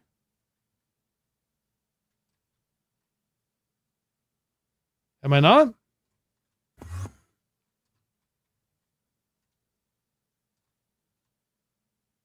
They have power. I don't understand.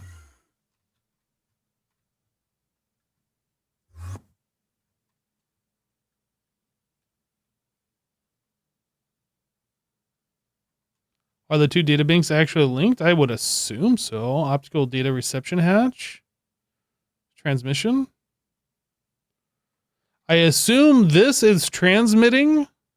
This is receiving. This is sending, right?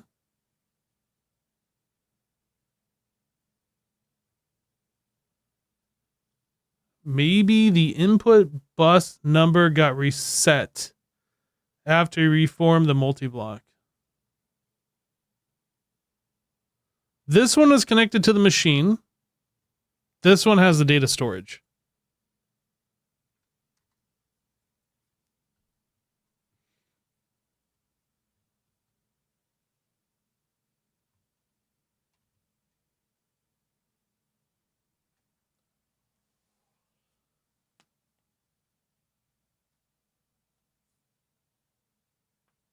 Obviously, there is some connection thing here.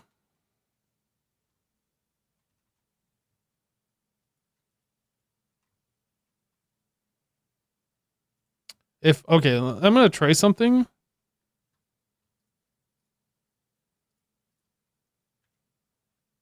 going to take these out and put them in the other one.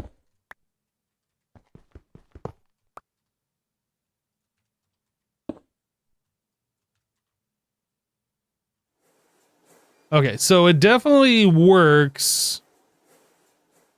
So there's something messed up about the way I have this chained together.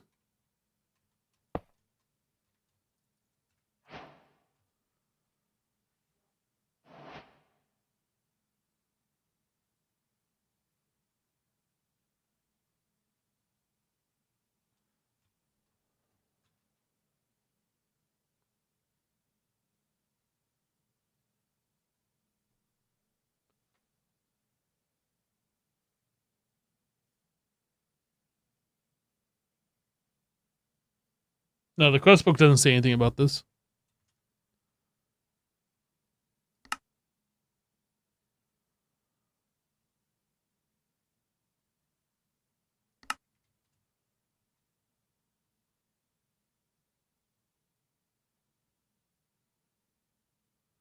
All right, Just I hear you saying that, but like, what part of this am I not doing right?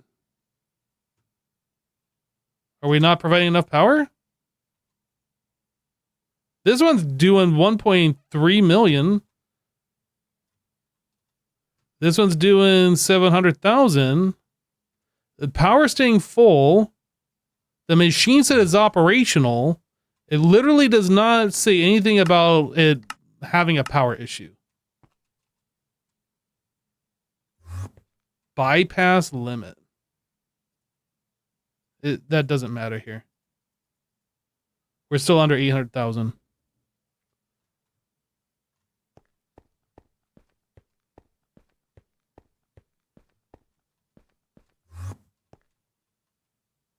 If the machines weren't getting enough power, it'd be blinking or something, right? So if I take bypass limit off here, we can see the power running down.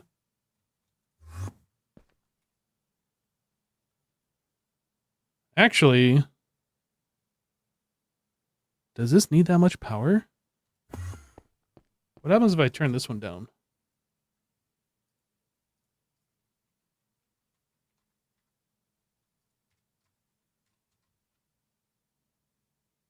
What if I just limit the power? What happens? Because I didn't see the machine blinking.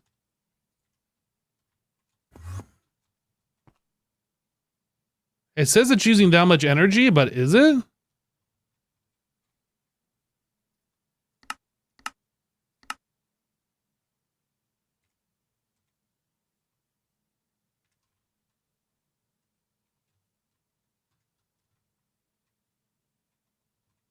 Okay, it's not crafting this time.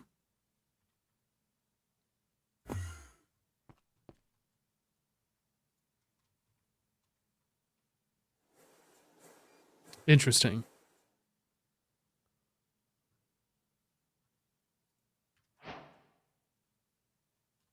So I wonder, is there a way to tell, like, when one of these start crafting that we can, or when it has like stuff in it, to send a redstone signal over here to like turn these on? And as soon as it starts crafting, remove the redstone signal so it stops using that power. Like it only blips on enough to start the recipes.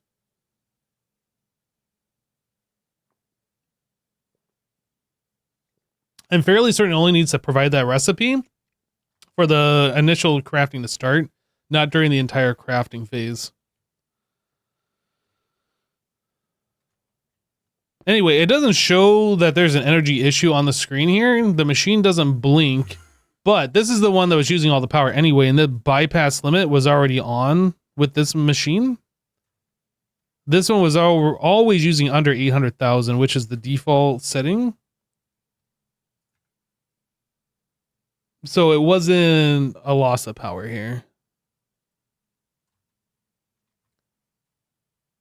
I am curious though, how is our power doing? Are we good still? I don't know how much power we make and utilize.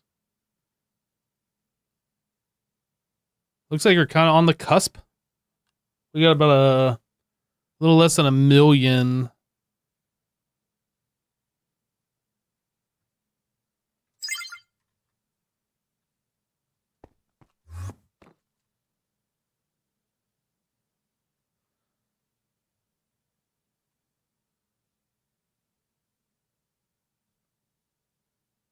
Yeah, probably have to ore a whole bunch of crafting carded level emitters. I don't know if it's really worth doing that, because in the grand scheme of things, this is kind of like a drop in the bucket. Kind of like right now, this is kind of a lot of power. Kind of. It's about 1/10 of our total power generation just for having these machines on, so we can craft once in a while from these. But like once we go up to the next power tier, whatever, like that's going to become more and more insignificant that it won't matter.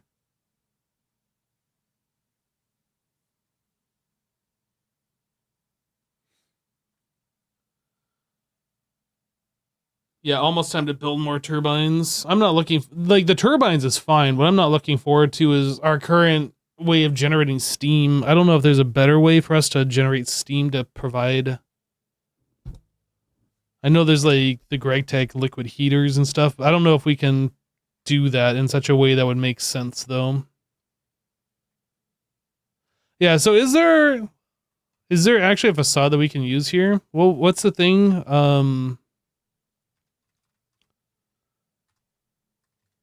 Facade. I don't remember how you do this. We have to do this? Really? It has to be done in this thing? It says automated shapeless. Iron plate plus a block. Iron plate. I don't know if it actually has to be done that way. 3 of those and then a gray concrete. Does it actually have to be automated through create?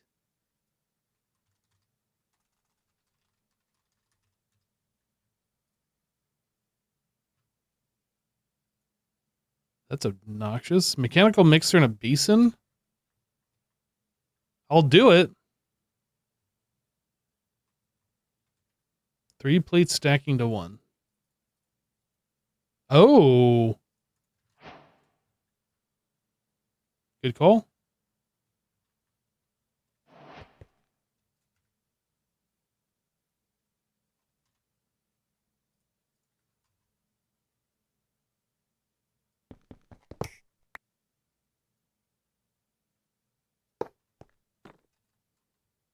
There we go.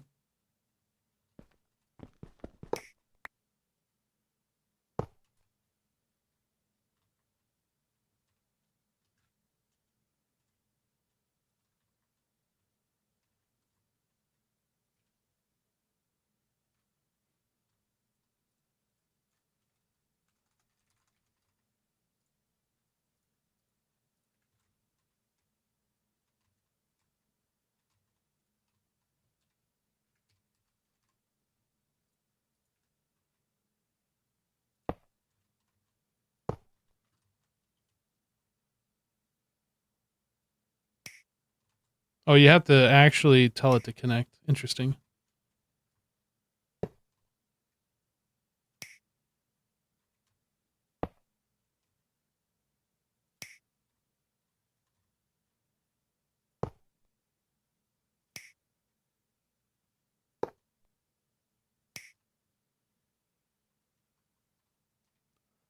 All right. So I would like to figure this out. I assumed we put it here and then we transmit that data over, but that didn't seem to work. I wonder why.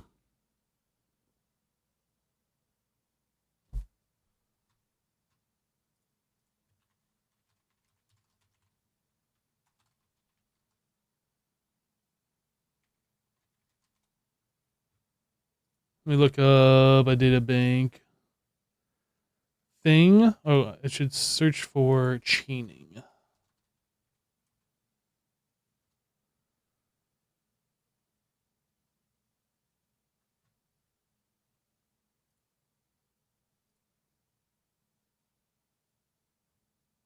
Data bank construction requires usage. Daisy chaining.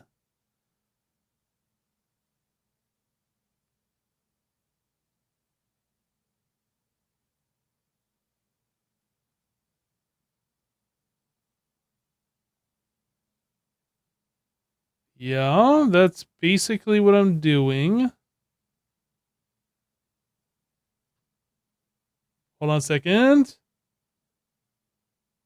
The first data bank left receives the data with an assembly reception out of its 7 transmission connector. Similarly, the second data bank right receives the data with assembly line connector reception.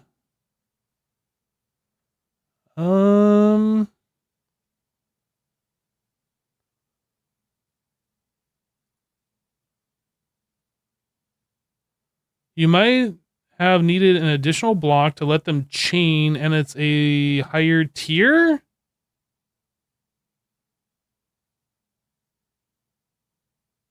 Data bank transmission connector and assembly line reception connector. I think, let's see here. Optical data reception hatch.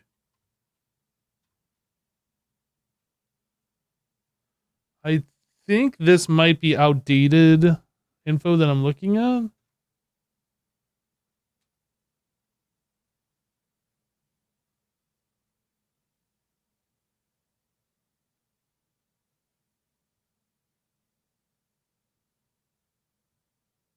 Data transmission connector and assembly line reception connector. The data bank then transmits the combined with another data bank transmission connector.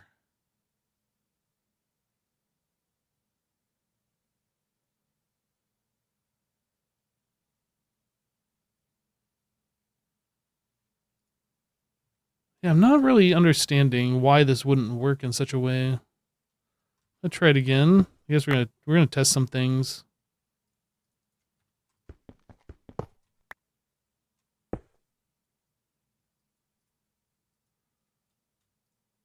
So in theory, we're transmitting, we're receiving. Solus just resubscribed for 43 months.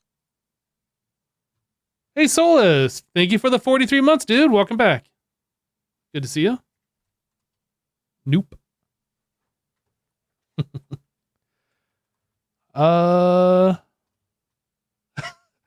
Nope.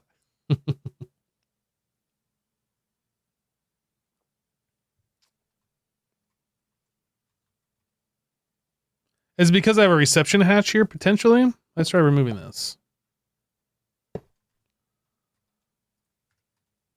So we only have the transmission, fiber, reception. Let's see if this will work.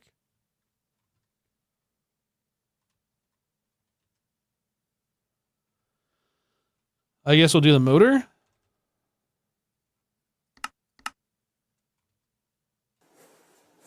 I mean, now it's working. Was it because we had another reception hatch over here? Let me try. If I put a reception hatch here. Or is there something else that was amiss? I don't know.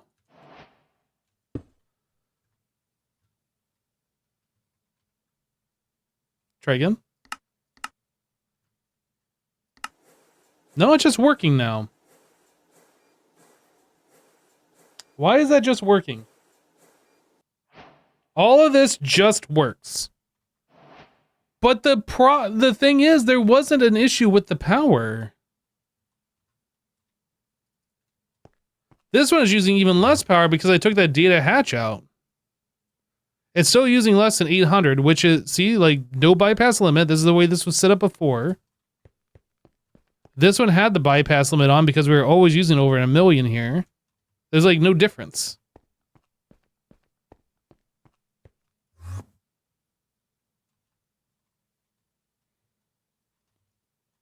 I don't know.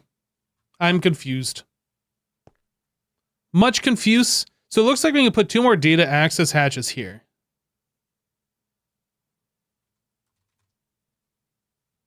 We don't need these right now, but I'm just going to go ahead and put them in anyway. And then I assume the next thing we're going to do is scale up the amount of assembly lines we have. The old break and replace.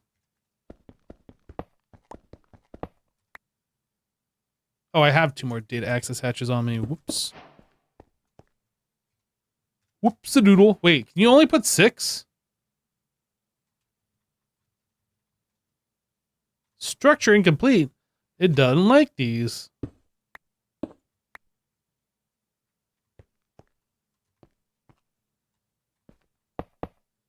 Can I put one on top? Or is there like a limitation?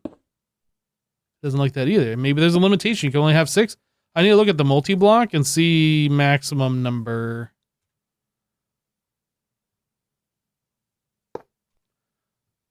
Data bank. If we look at data access hatch, it doesn't say there's a maximum number. Along the top, it says we can put in the hatches. Along the back,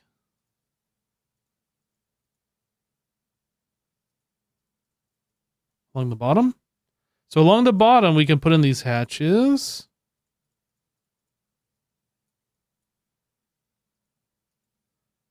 We can put them all here.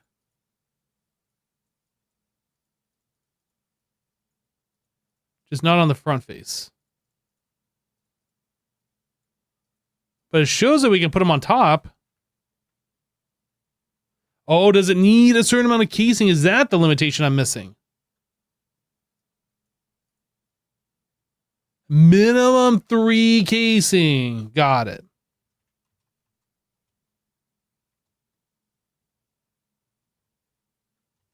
One, 2, 3. Okay. Makes sense.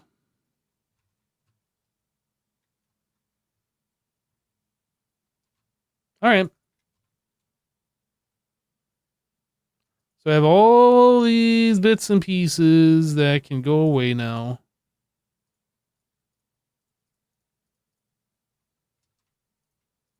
I'm gonna need the copy pasta gadget. So our next thing is to like make more of these and then figure out how to get these all to play together.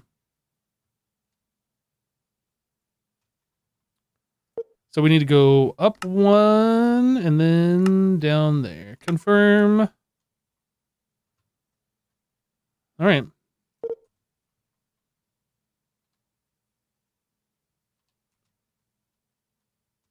That's too low. Go up 1. All right, so I need a boatload of a lot of this stuff. Assembly line grading. We'll make like way more than what we need. We need laminated glass. We are going to need assembly line casing.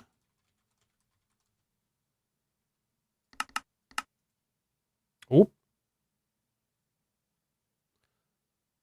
That needs Basal's powder? Okay, hold on a second here. That was another thing that we're going to look at, is to try and fix that to speed up some of this processes. Let's start working on this, and then we will come back and revisit.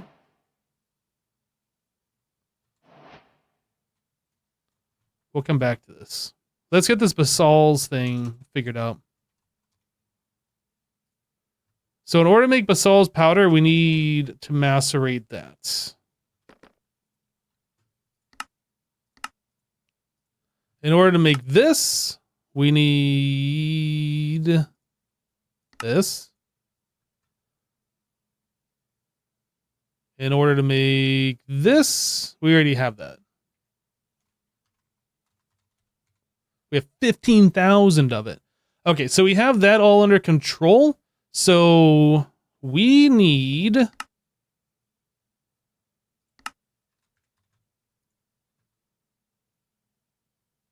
No, I did the wrong recipe there. We need the IV one. I don't think we can make the ZPM one yet. Can we make the ZPM one?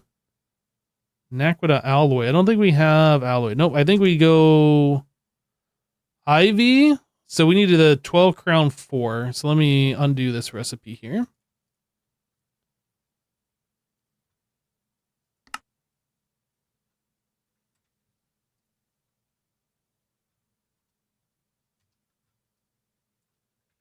We need that recipe. Okay.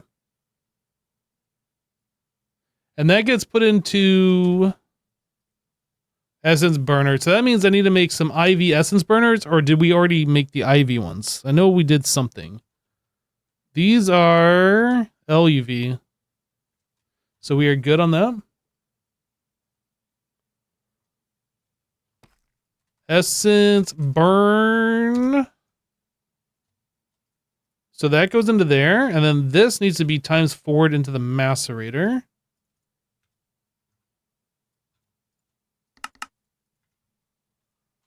Macerator. Boom. So Basal's.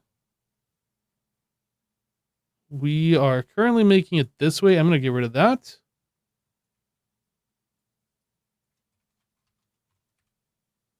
If I want to make this 100,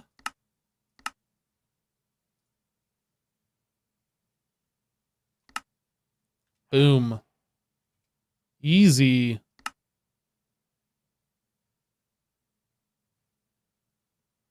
Okay, so now if I do assembly line casing, I don't remember how much I said, like 200 of those.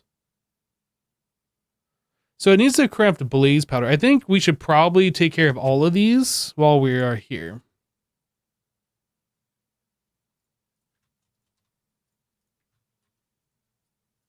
Blaze powder.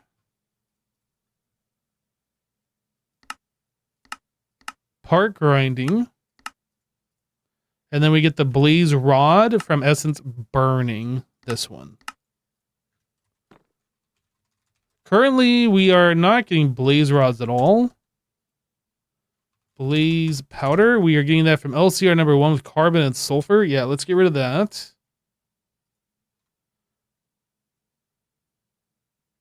So, macerator.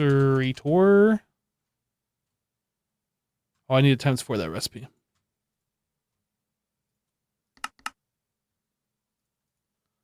Okay, macerator. And then this was made into the essence burn. If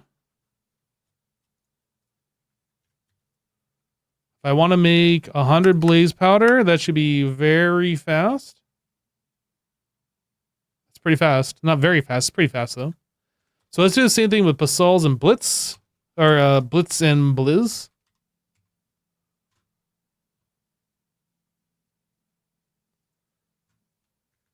Click over here. So Blitz powder, macerator, and Blizz. These are our 2 macerator recipes. So then we want to make Blizz cube IV and Blitzmote IV. Okay. Burner. Boop, boop.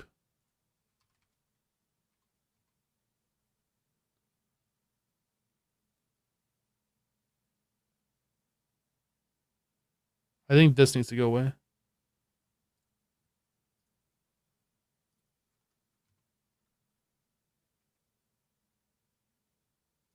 That goes away. That goes away. I get times 4 these 2 recipes. And those go into the macerator.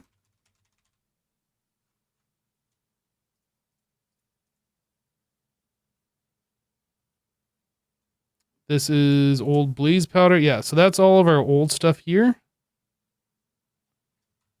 All right. Now, do we have any stuck crafts from me doing that? No, looks like we're good.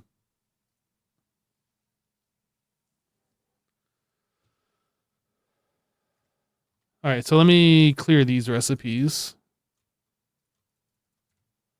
Boop, boop, boop, boop. All right, so this all taken care of.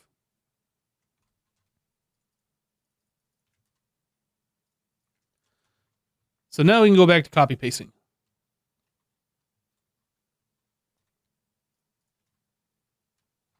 All right, what else am I missing here? This is solid machine. Like 200, something like that. Don't know how much we actually need. I think 200 might be too low, too few. All right, let's paste this one. Okay, so we are obviously missing assembly line casing. Oh, I didn't actually craft that?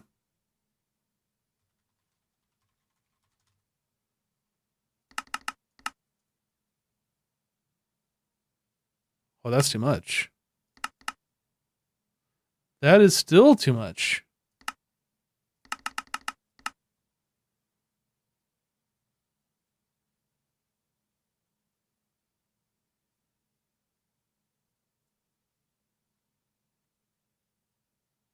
It's a lot of nether stars.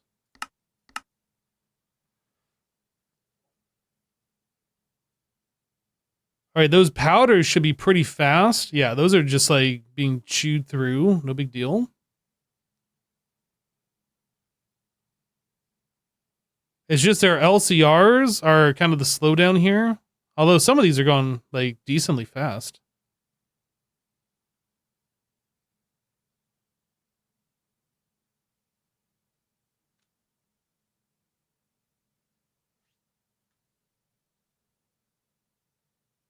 I think this recipe, like our furnace recipe, probably needs to be times 4 or higher. That's kind of ridiculous how slow that's going. Maybe put the powders on request. You're talking about how them pre-made? What's slowing us down right now is these quantum stars.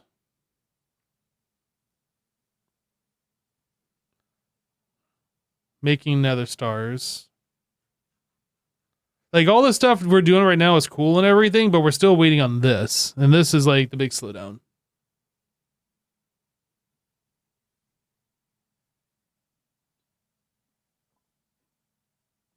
Maybe it's time to increase the quantity of quantum stars that we have on hand, or nether stars.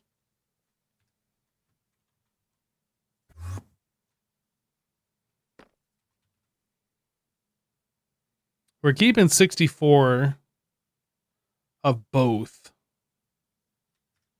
But now we're using a whole lot of them for some reason. I have no idea what part of this is even using that much. Oh, we also need these blocks. Assembly control casing.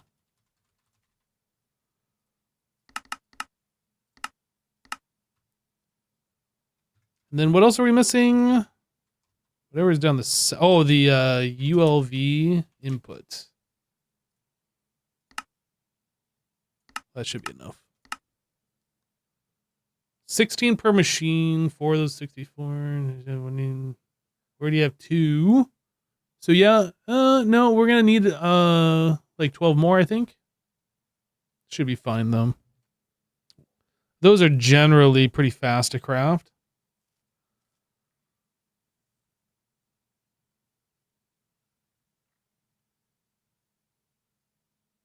We're just waiting on the assembly line, assembly machine. We are crafting so much stuff right now. Holy. How is our power doing with all this crafting going on? Like, are we losing power?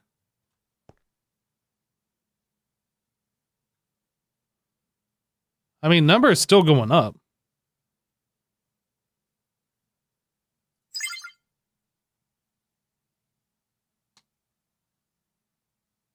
I kind of would have expected with all that power for all the crafts that we would be doing, like that power would be going down, but I guess our power is still good. Oh, that's right. The way our power is set up, if whoops, if we're not utilizing all of the power that these things are generating, they just start turning off. Or they're spinning down. Until we get like a power storage, a substation where like we're just drawing 100% of the power and then storing it, it is really hard to tell what our utilization is.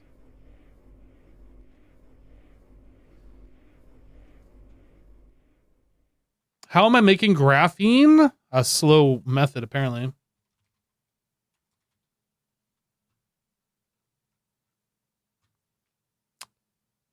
Yeah, we're doing 1-to-1. Our multi-smelter, I never made more better, or we should do that. We have these times 64. Is that what this can do? I'm not actually sure. Does it say what it can do?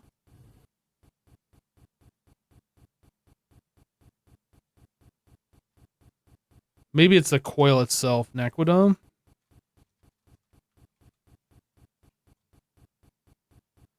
Multi-smelter, 256. So we should probably up all of our recipes for the multi-smelter to 256.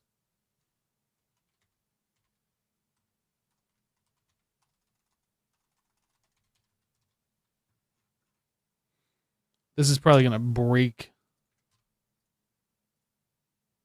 But that's fine.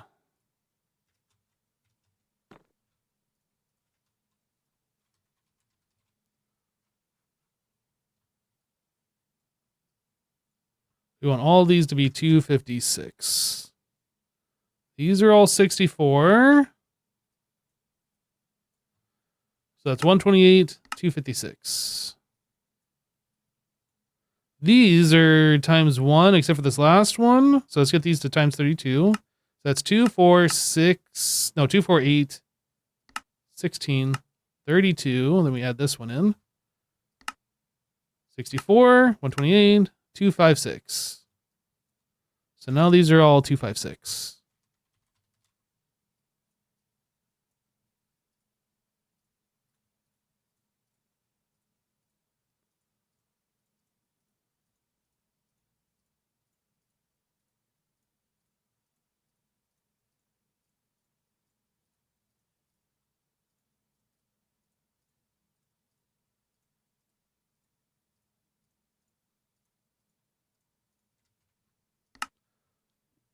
I don't know if this has broken anything. Like, things are still going.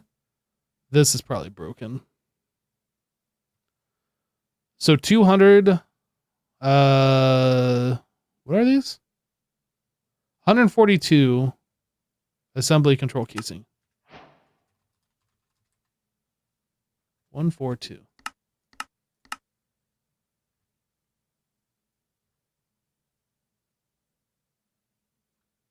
Now, if we're doing 256 at a time, what is the output on this furnace?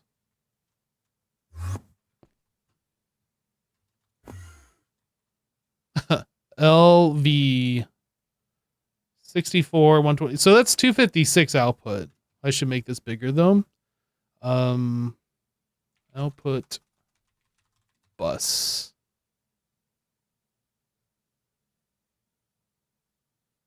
Probably EV, or we could just go ME. Probably just ME output bus.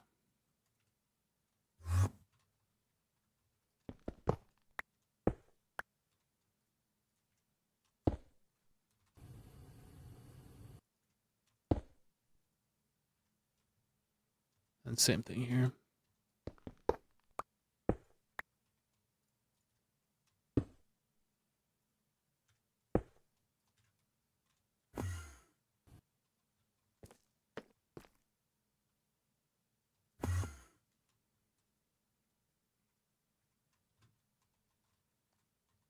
Yo, I'm still only powering this with a HV. What the heck?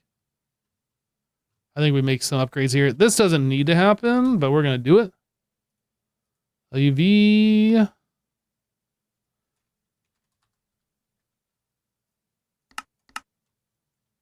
Two of those.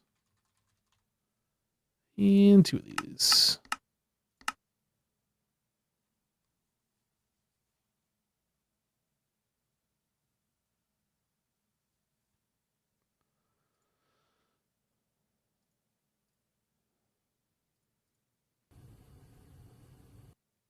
Yeah, making the graphene dust itself. I don't know how we're making graphene dust. Mixer.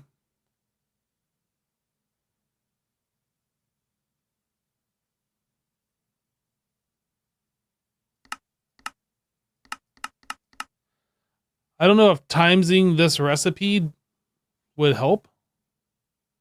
Because I think all of our mixers are...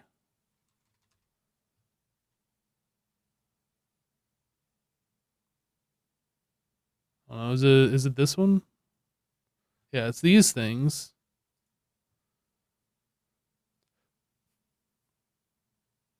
Has perfect overclock and have one energy hatch. It doesn't say anything about like subtick. I don't know if putting more in there would like make it any faster.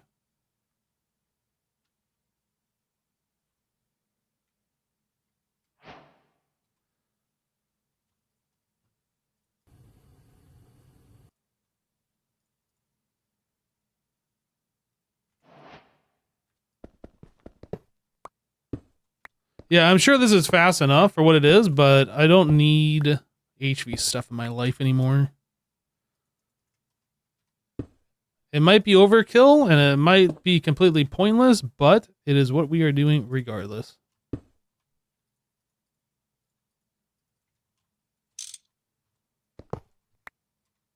I'll never have to worry about upgrading it ever again. Oh, yeah, I was going to put the other one in there. I need the other LUV energy hatch.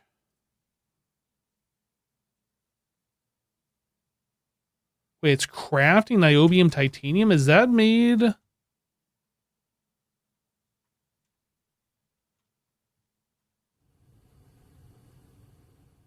Yeah, we got a lot of these furnaces on. How are we making niobium titanium?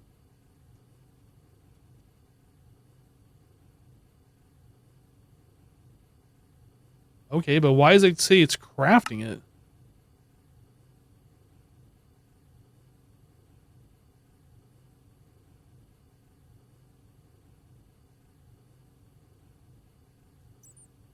That's confusing me. Where are we crafting niobium titanium? Alloy blast smelter array. Okay.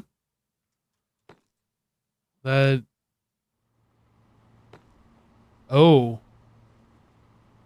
I see. I see. Okay. Now I understand. We've reached the point where I knew it was going to happen.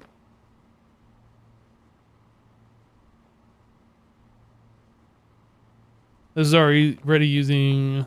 Yeah. Okay. So we are not keeping up. This is a problem. Too many things.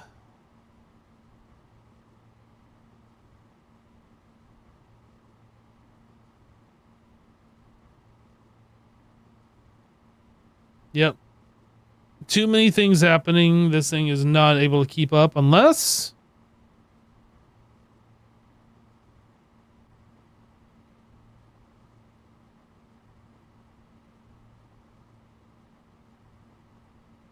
I don't know. It looks like it might be catching up now.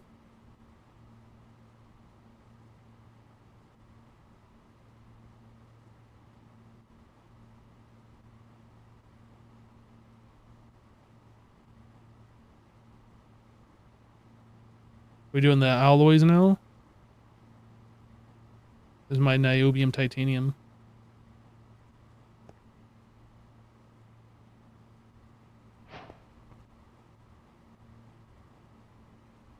Yeah, this is a problem that needs to get fixed. It doesn't need to get fixed right this moment, but it does need to get fixed.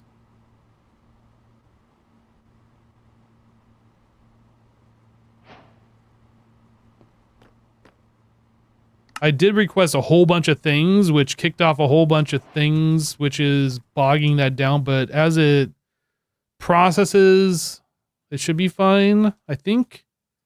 But it does need to get fixed at some point. Okay, and then we are missing quadruple input, quad input. So I need like 6 more of those.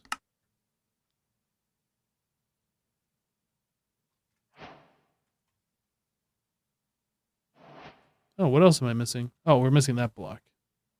The assembly line itself.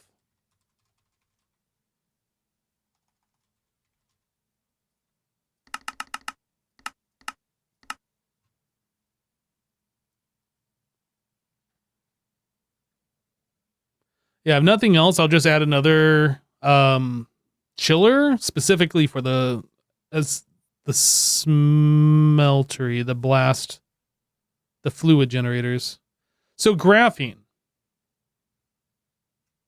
Let's go take a look. That is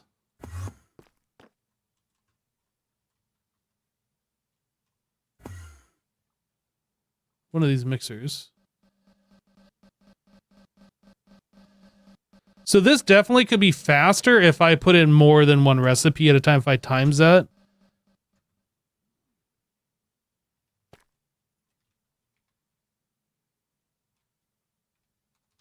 I'm going to go ahead and do that.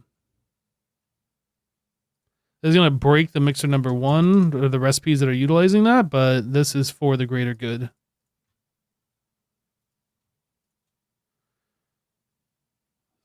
Okay, first of all, what is the size?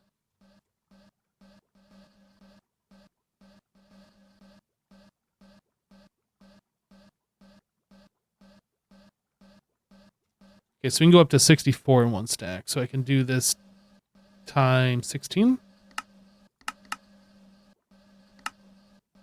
Yeah. That should make it faster.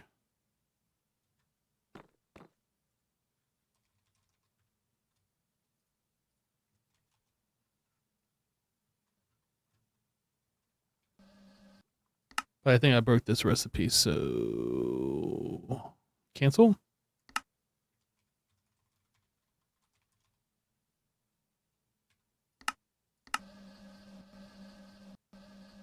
Yeah, that's significantly faster. So I could make that even faster still if I change the input buses to bigger ones, then we dump more in at a time.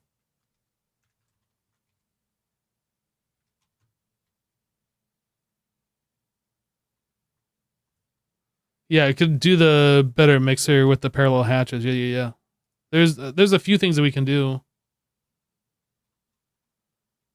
Okay, so that one's done.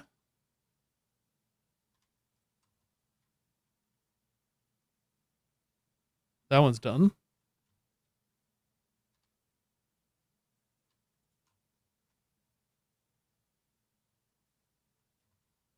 Did that for him? Yeah.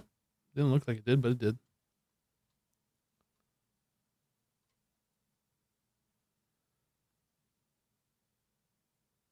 That is not formed. What are we missing here?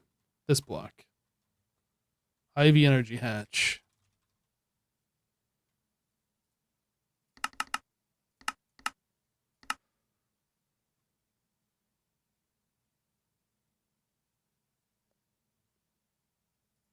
What is this broken on? Oh, we're just waiting on the nether stars.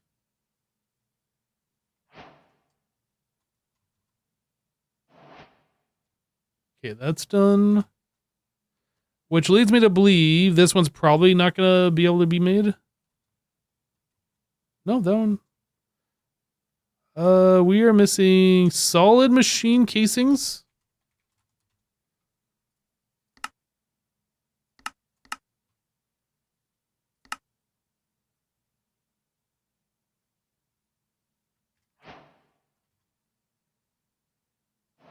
Okay.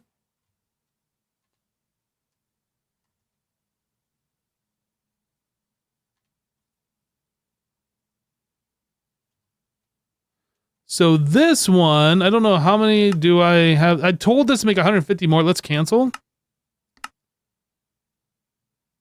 So in reality, I only need like 16.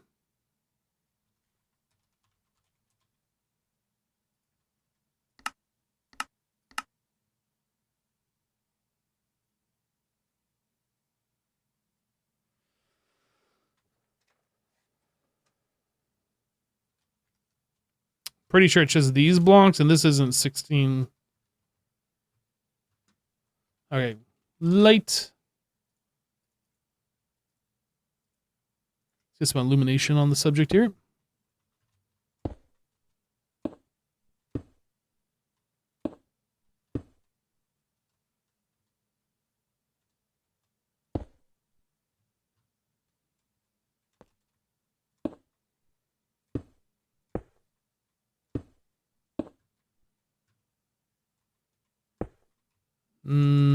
This one.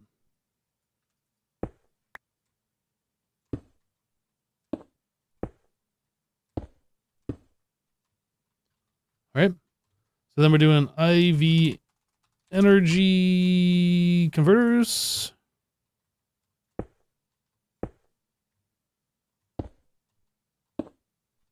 Oh, I need one more. Actually, I need two more. Point.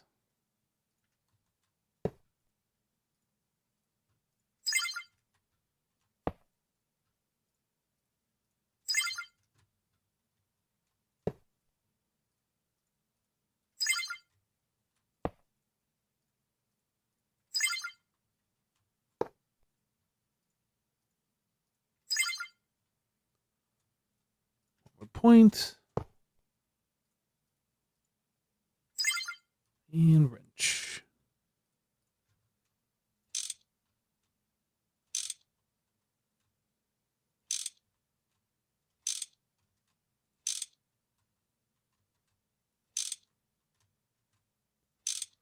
All right, so that's all done. Then I need fiber.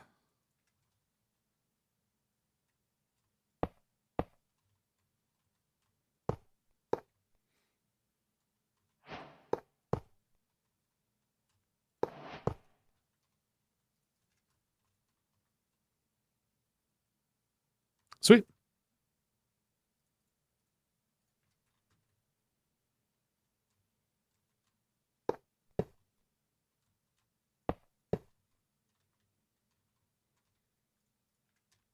And wire cutter.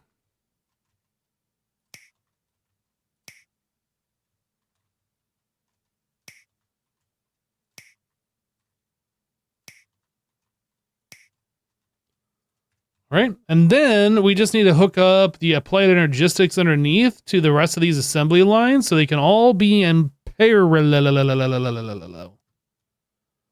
That's going to be interesting to do.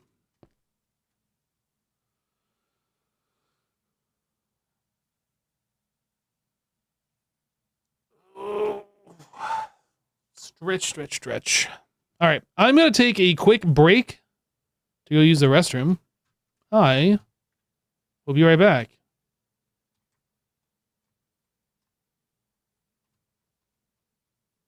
Beer beep.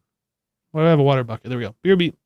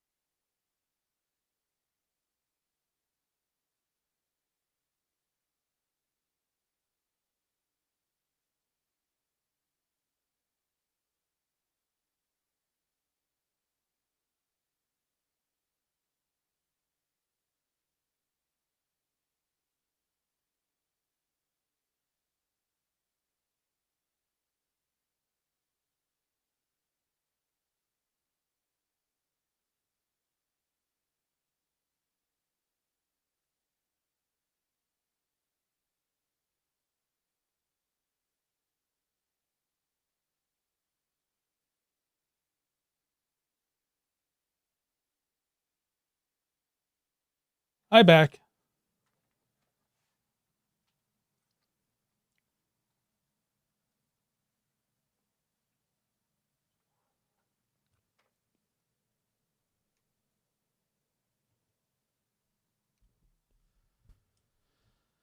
Thank you, thank you. All right. So the next thing that we needed to work on here was to get the guys going in parallel through applied energistics, which I assume should be... It should be fairly straightforward. Like, we can leave this bit here. We're just going to need this guy pointing into pattern multi, at least pattern P2P. I don't know about pattern multi. How many of these assembly line recipes are we going to need? Am I going to need 2 of these? We might have to do pattern multi.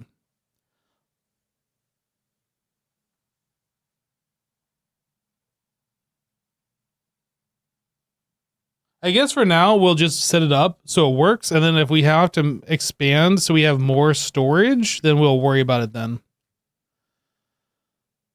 So let's see here. I guess the first thing I just need to get this going. Well, with the, okay, so let's get that bit done. Storage connector. What's it called? Inventory. Inventory connector. We need these.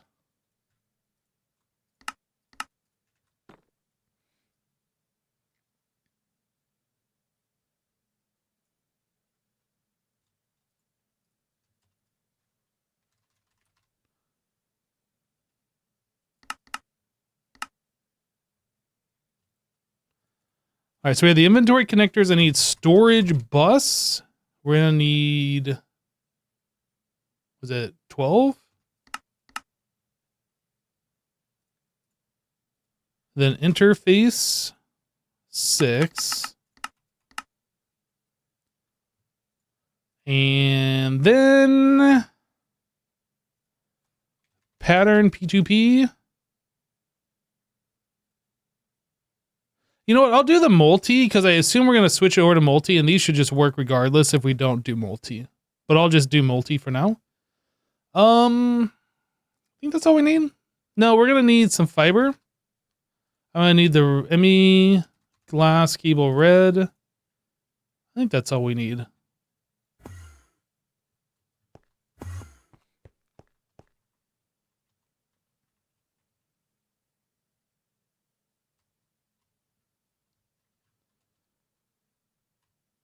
Okay, let's get this portion figured out. I don't need this here.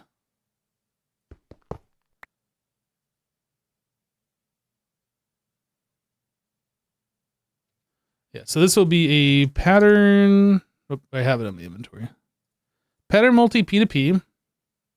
Like that. And that'll be like that. I think that's all we need to do. So this is only going to use 8 channels, which is actually kind of crazy if you think about it a little bit.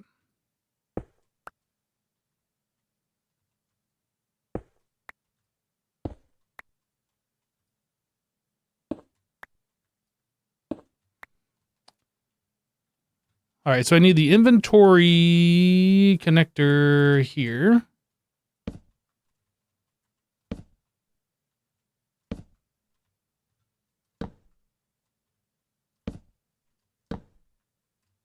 All right. Then we're going to do our storage buses next. Storage bus, storage bus. Bus, bus. Bus, bus.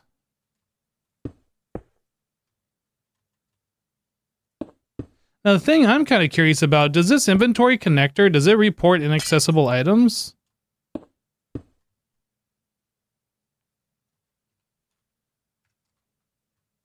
Let's find out.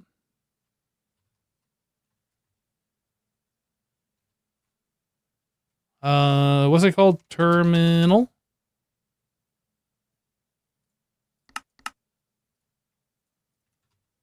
If I put that here, I put something in here. Do I see it? I don't.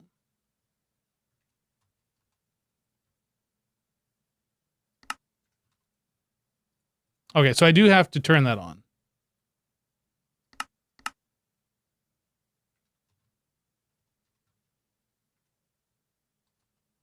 That'll make this easier for me to see like what is in all this stuff. And if I put water in here,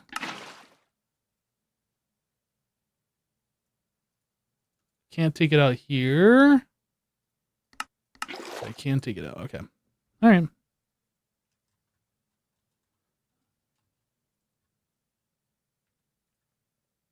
All right.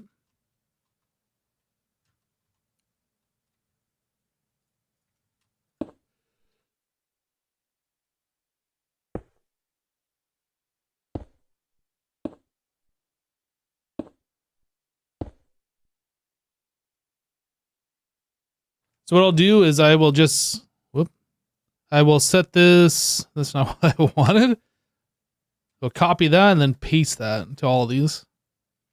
So it should be turning the report inaccessible on. That way we can throw a terminal on there, and like if something breaks, we can see what's in where and how to fix, potentially. Would be the idea. Okay, so everything's clicked the same. Then we need to put interfaces. Did I make storage buses again? And not interfaces? I guess I did.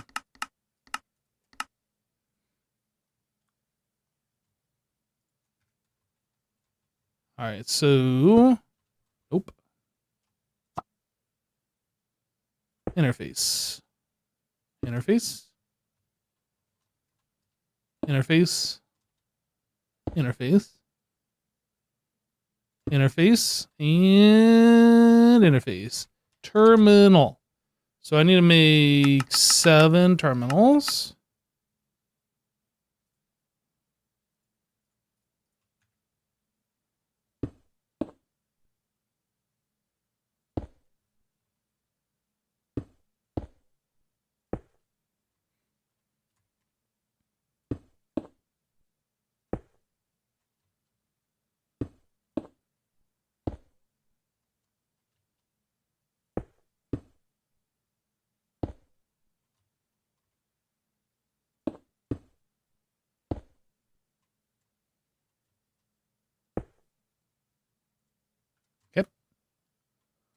Now I need to put fiber on the back of these cables.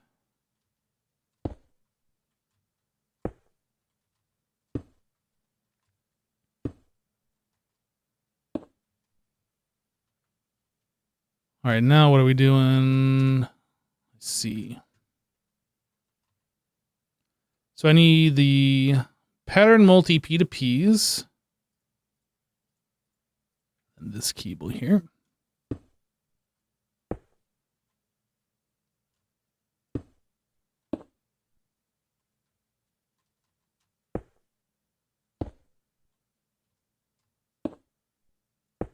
I don't know how we're going to wire this because I'm going to have to like go underneath unless we go this way. Like we could run the wires out and then have like a straight shot to all of them. If we do that, I don't know. I'm not sure I want to do that. We'd probably just keep the wiring close by. I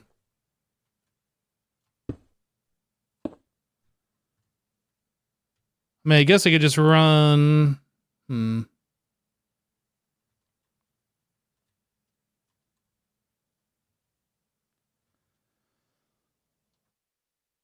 Yeah, I don't know.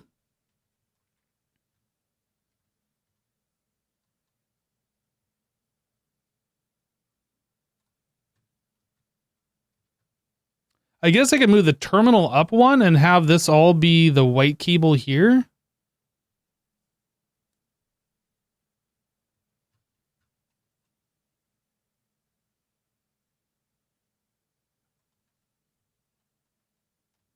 I think that's what we're going to do.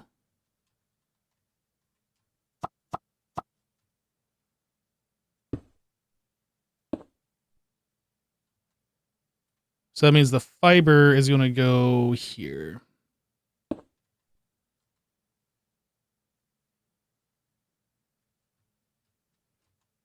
So this has to come out. Oh, not that.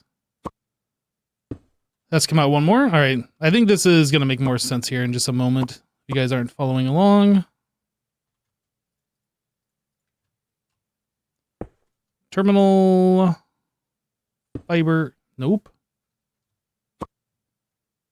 Fiber. Boop. Boop.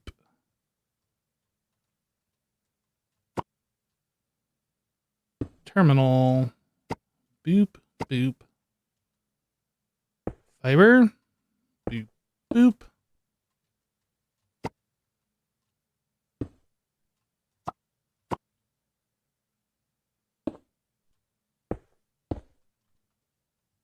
All right, and then we can connect these guys.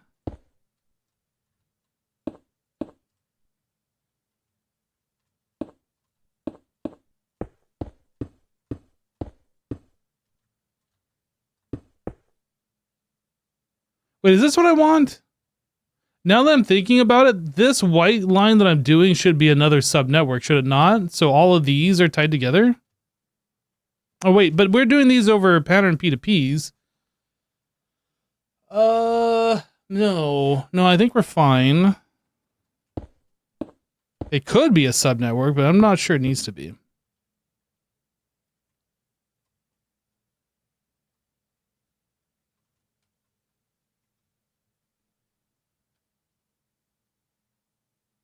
Okay. Let me do the same thing over here.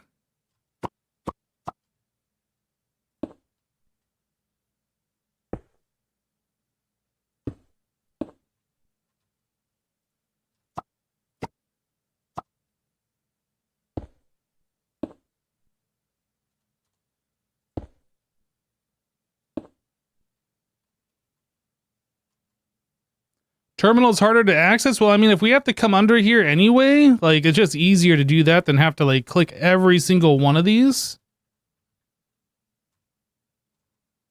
I'm willing to make that trade-off for, like, better wiring.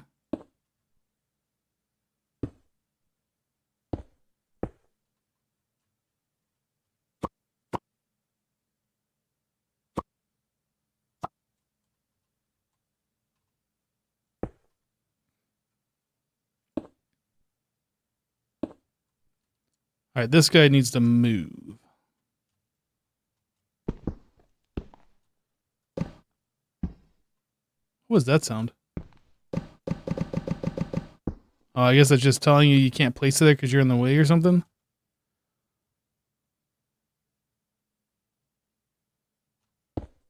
So pattern multi P2P goes there. Boop, boop, boop. Oh, but we have this line that I didn't take into account. Hold up. I forgot. We do need to open these up.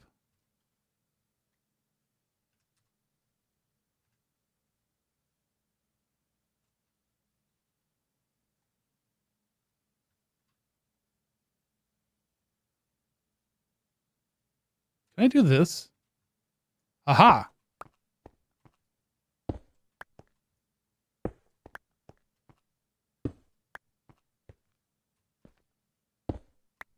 That's fine. That makes this easier, though.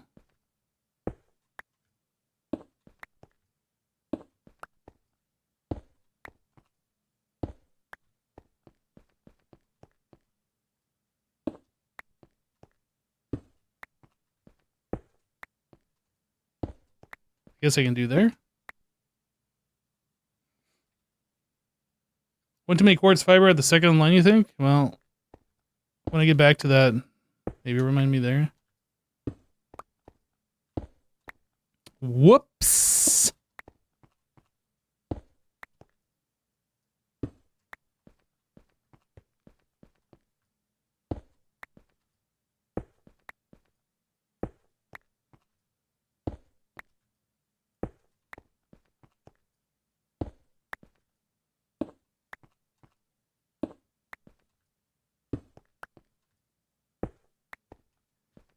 All All right, so that's all of these opened up. So yeah, we needed to connect these guys is something that I was not considering a moment ago.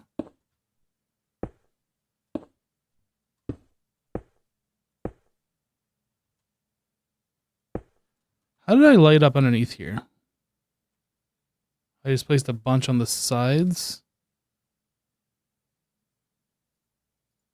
It's quite dark.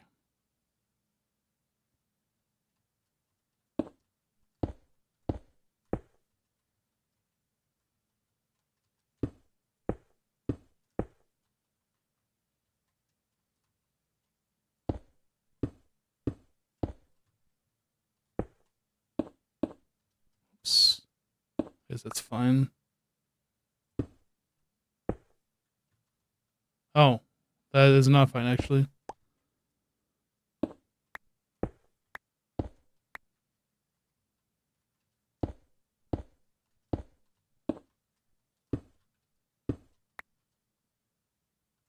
Whatever. Just as long as it's lit, that's all I care about. Doesn't have to be perfect.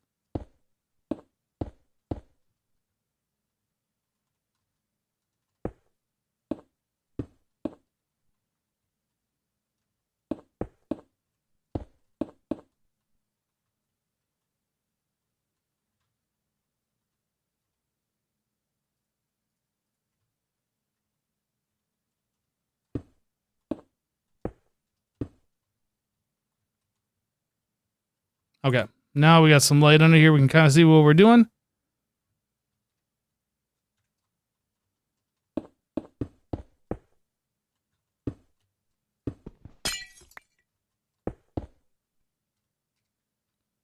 Boop, boop, boop. Get this out of my inventory. Boop, boop.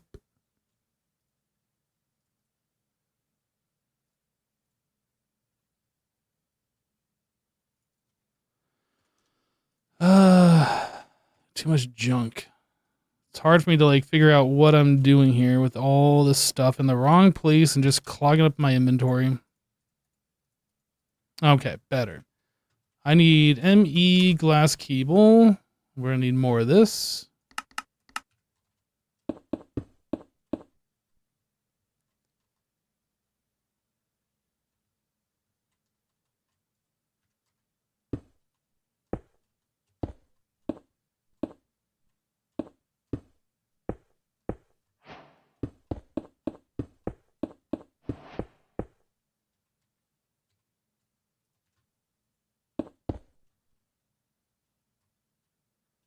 Or would it be better to just run that across? I don't know. I guess it's fine, whatever.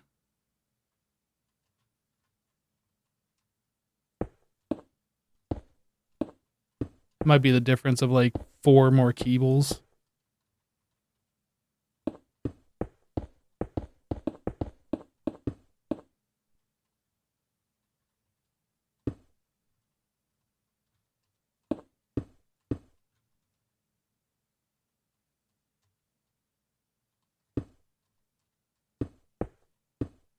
Wait a second. No, that's right.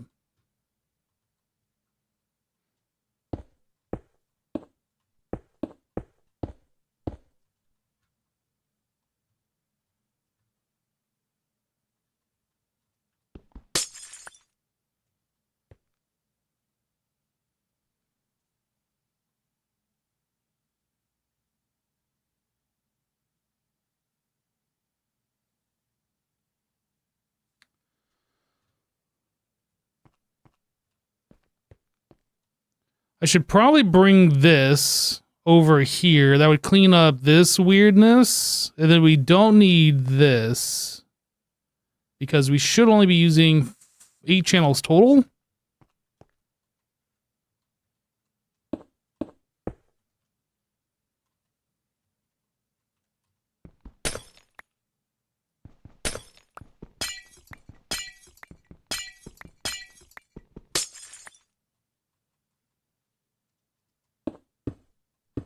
This we will run over to a dense cable.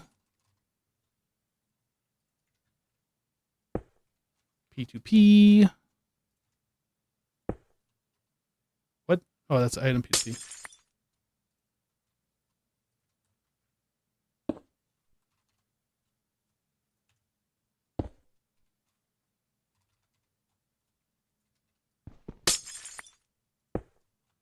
So we'll have that there. So this should be straight. We'll get rid of this bit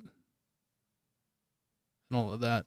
So which one is this one? This is C404.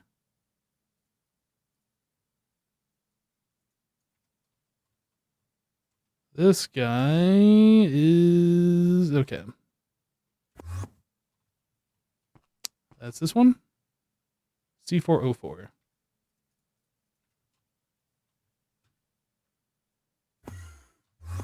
Whoa.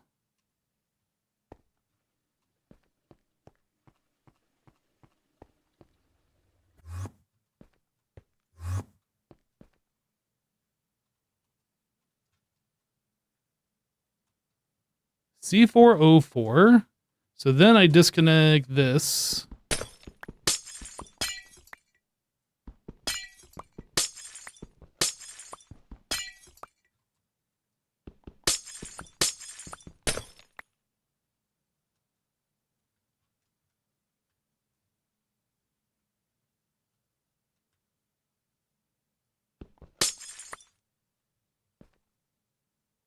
Seven of 8 channels. Why only 7? 2, 4, 6, 8.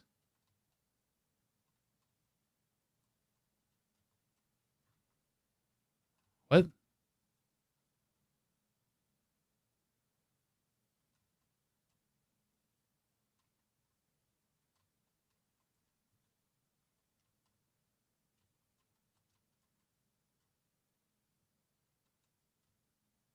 I am confused.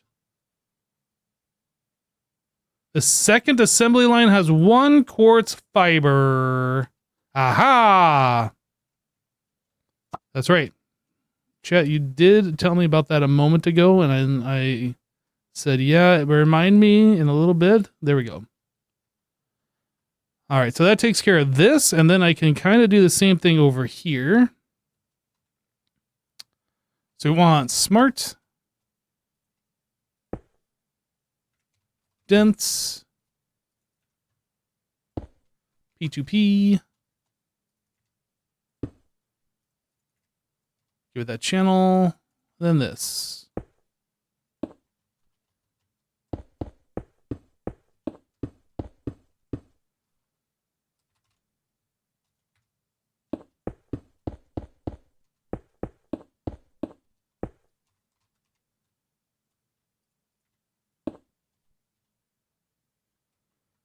All right. 8 channels used. 8 channels used. Perfect. That's actually fairly clean wiring, all things considered. I like it. Wait a second. Why does this have 2? Did the other one have 2? I thought the other one only had 1. Maybe that's when I was looking at when it had 7 channels instead of 8. Yeah, it's got 2. Okay. So now the next step is we need to find a location for this and then put that on the P2P. I assume we can put that like pretty much anywhere. Like probably over here somewhere would make sense.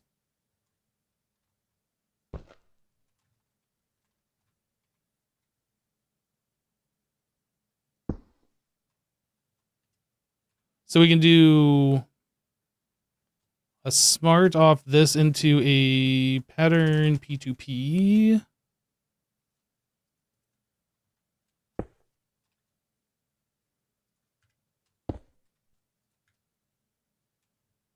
Then we need to grab this channel. Then we can paste that over here.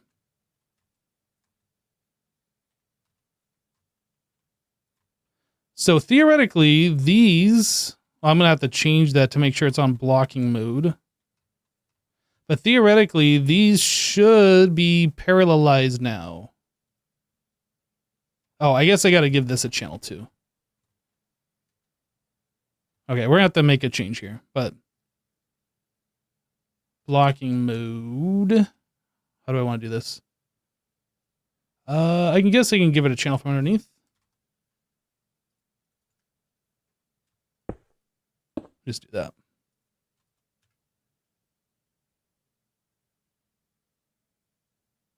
And that. Okay, so blocking mode is on. Block crafting. So let's try and craft something that requires multiple. So if I do motor, if I do like 4 of these,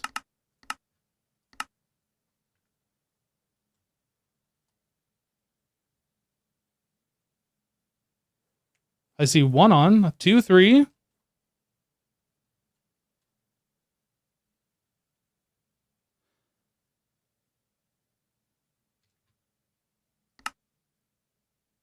Uh-oh. We have a problem. What happened to the last one?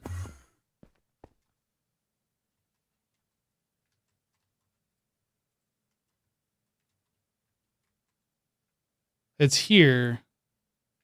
Why did this one not go?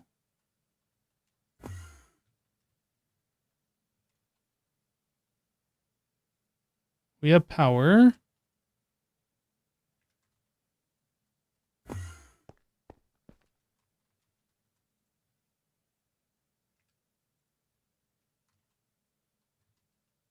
Oh, this is the one I screwed it up. Okay. I just got to shift everything over. Oh, wait, no, it's going. Aha, that was my fault. I forgot I left that in there. Try that again. Let's do 8. Let's do them all.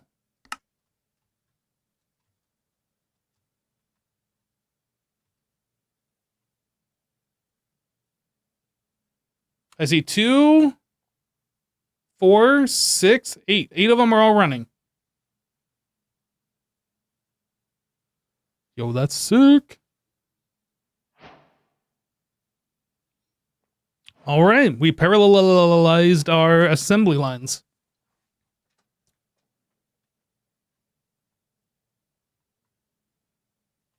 I did it!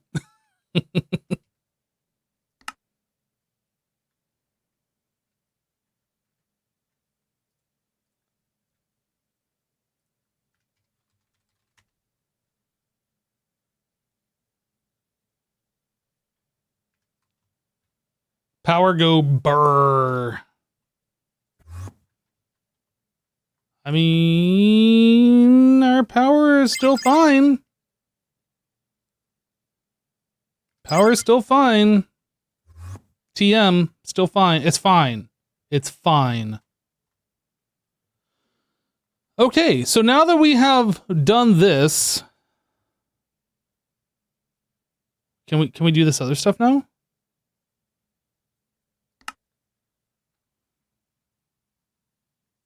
This multi-block provides computation to the research station. By playing around with components, you can generate enough computation to research things. 48C computation work units is the maximum sustainable early on with no bridging component. 36 is the maximum sustainable with a bridging component. 48 is the maximum sustainable with Abydos technology and a bridging component. Bridging explained further in the following quest. Network switch. Unfortunately, you can connect only one HPCA to the research station. However, this multi-block can route the computation from several HPCAs into the research station. HPCA will need bridging components to be able to connect and transmit CWU through these. Oh. Yeah, we could upgrade all of these to LUV. Yeah, we could do that.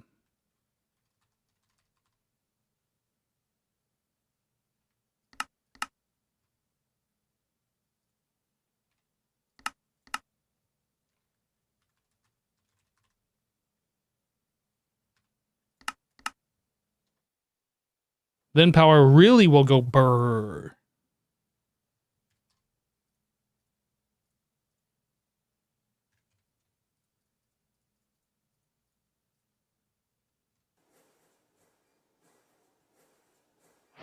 Oh, that's so good. Look at them all. They all just kicked on.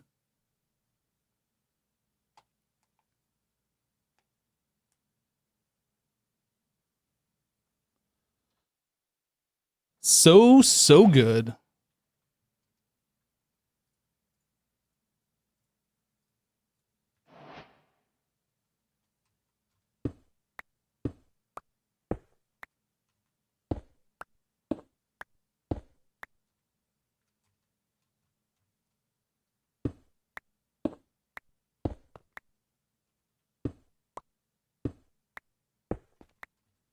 I'll just do the first few of them.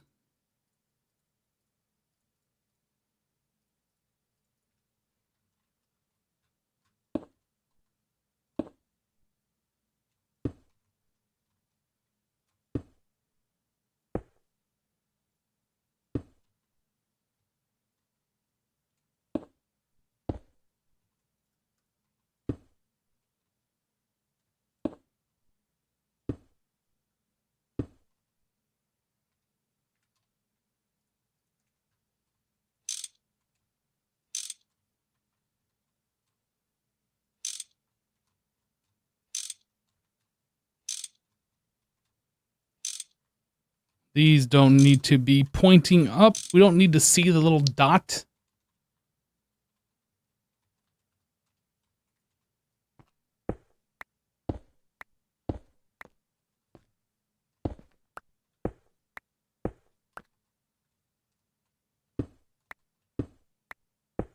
It's also worth updating recipes to 8x to take advantage of all assembly lines. Oh. Make the assembly lines always do 8 at a time? I don't know if that... Is that worth doing? Do we always want to make full utilization of all of our assembly lines? That'll make it so we can't do recipes in parallel. They don't need 8 of something.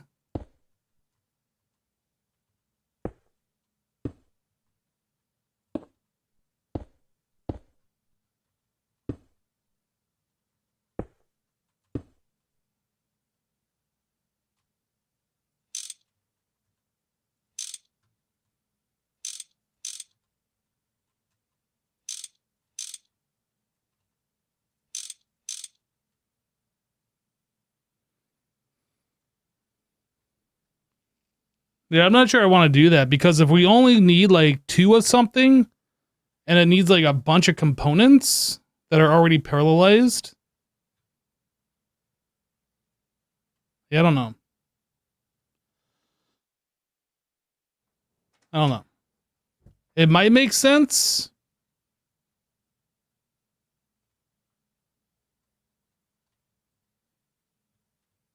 I don't think I can do that actually. Because, for instance, if we take one of these recipes and like times it, how would we do that?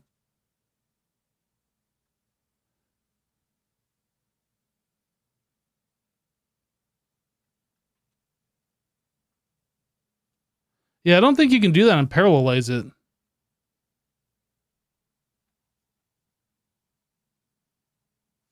So, for instance, what I'm thinking here, the idea would be like when we make one of these, it's going to make 8, which means we'd have to times 8 this recipe. But what that would do is it put 8 recipes into one. It wouldn't like parallelize this into 8 different machines.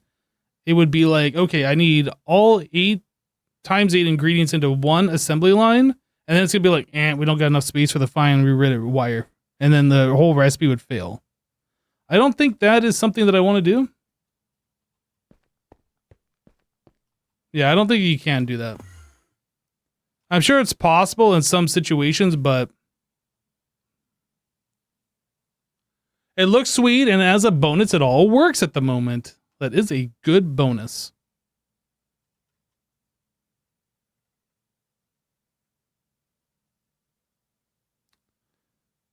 Tiny pile nether stardust.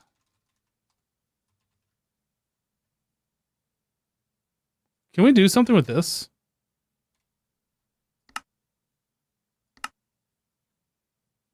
Yo, 4 into 3? What was this making? This was making the rotten aqueduct, which we've already processed.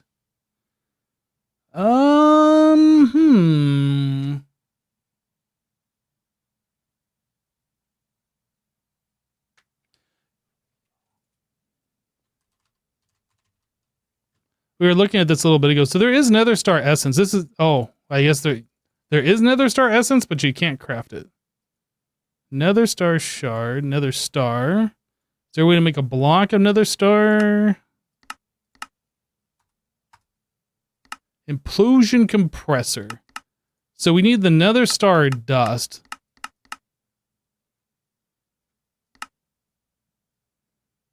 Was there a way to get small piles? Nope. So it's the tiny pile, and we saw that we can get that through this thing. So is this something that I want to have just running all the time?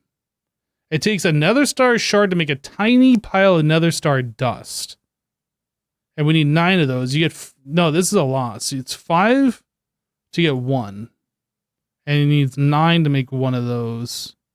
Yeah, so like you recover some of your Nether Stars, but this is a loss. So how else do we get Nether Stars? Forming press by these shards, and we get these shards.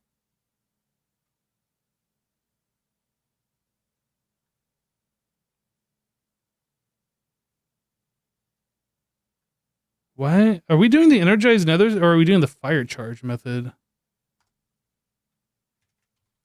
Fire infused. Okay, well, why do we have so few of these? Hold on a second. This might be our big problem here. Autoclave. 50% chance to get these. Where do we have this set up?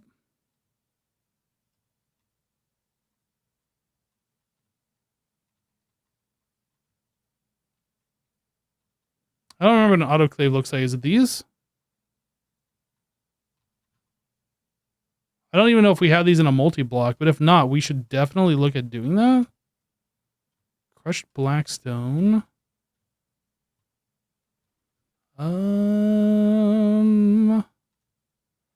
We must have these in single block machines.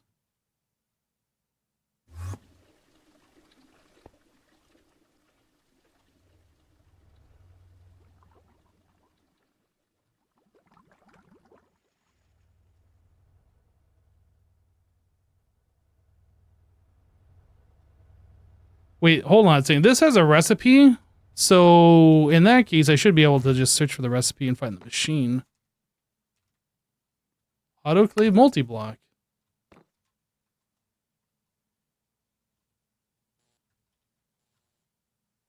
Active autoclave.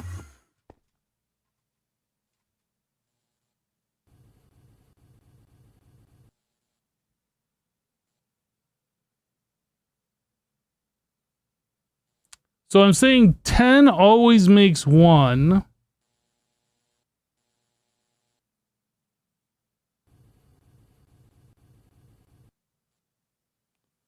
Interesting. I feel like...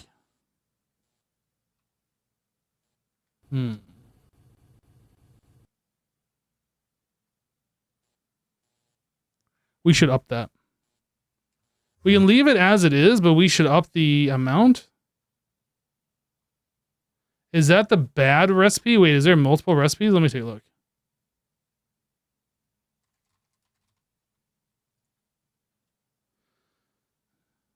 I mean, we're doing fire charges instead of the energized nether star. Energized nether star is nether star shard. I don't think there's a reason. Like, these are both the same. Oh, this one gives you an 80% chance, I guess. I feel like this is what you want, though. Why does the percent chance go down when the power goes up? That doesn't make sense. This one, the percent chance goes up as the power goes up. Maybe this is the way. I don't know. So the fire infused shard. I don't know. This is very confusing. Not consumed. Oh, is that the chance of it? Wait, this is wrong, right? Not consumed.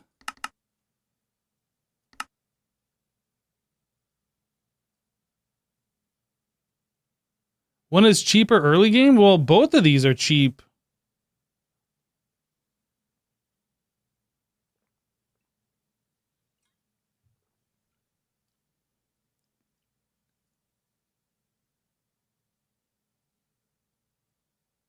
I don't see this being expensive at all.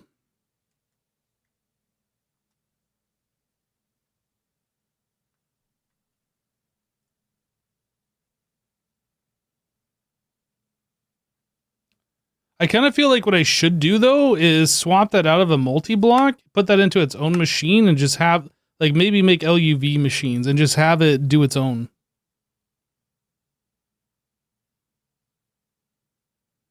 They're both EVs, what it says. They're both EV tier.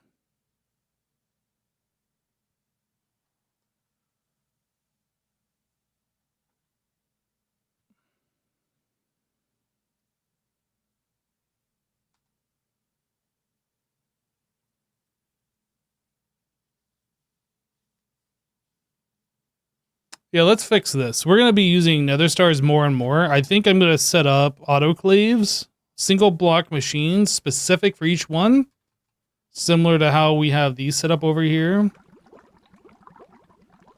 And they will be doing nothing but just producing those shards.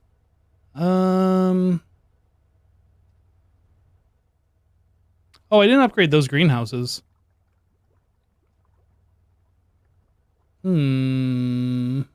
Just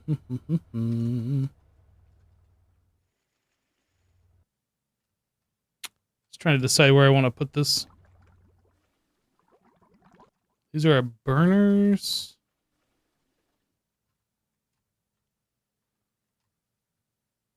Maybe I'll put it right here.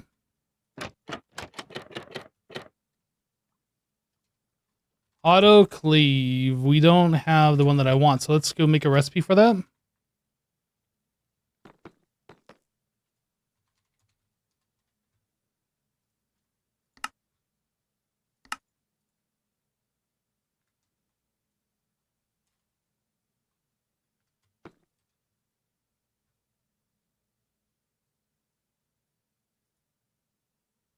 It's just a normal crafting pattern.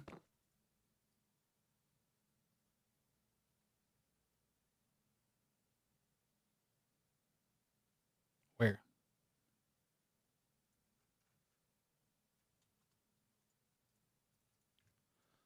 Autoclave. So I need 4 of these. So now we get to see the speed of our assembly lines go burr. Because these are all assembly lines, I'm pretty sure.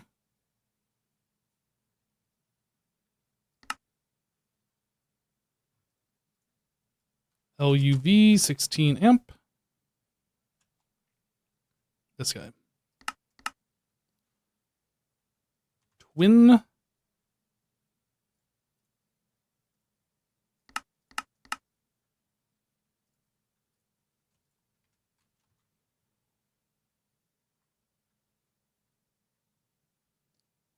Maybe you should switch to other recipe if using LUV or better machines. I don't understand why you would say this.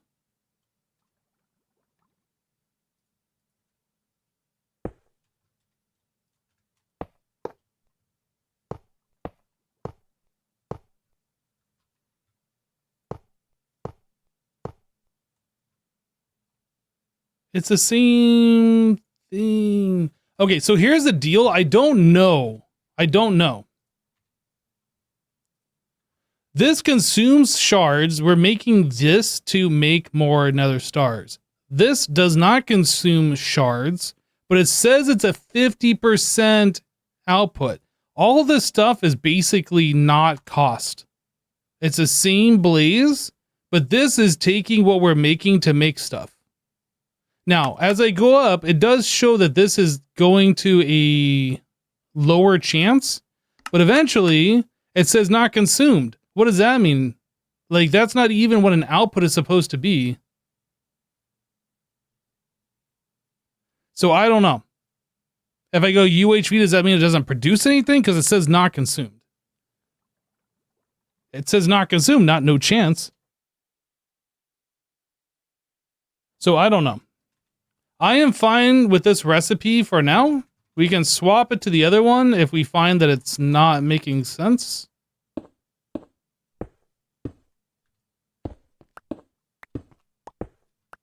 Actually, I should do these on the other side.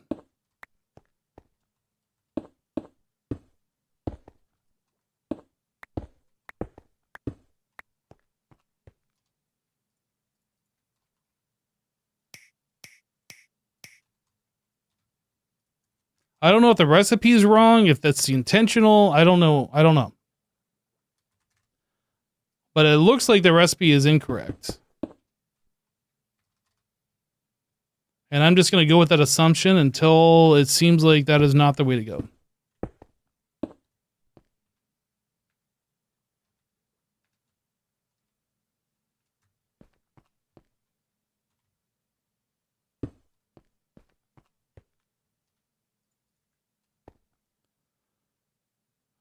So this one will be infused shard.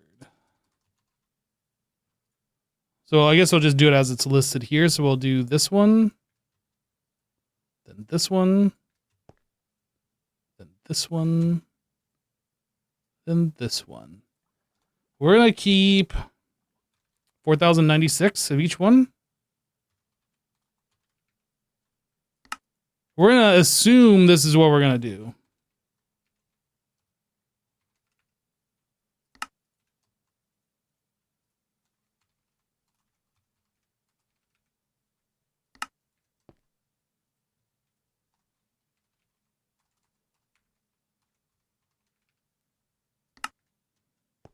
All right, and then we need machine controllers. We need more of these.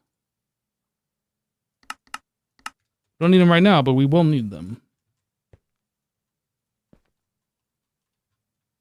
Screwdriver.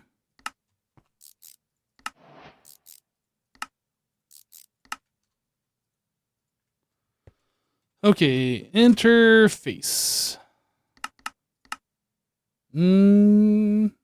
That's fine.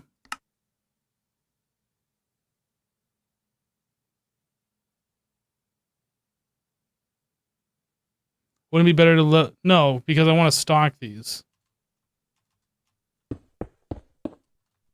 I want to make sure we always have these in stock ready to go. I never want to have to wait on these machines. So we can have a process turning this stuff into stars, but like once that's done, I want this to continue on filling up just so we have extra.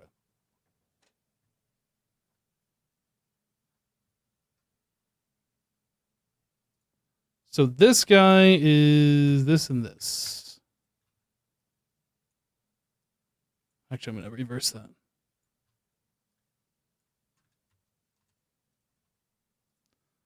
This guy is this and this.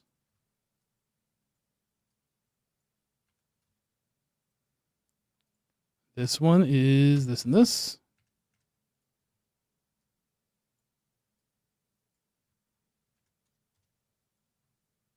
And this one is this and this.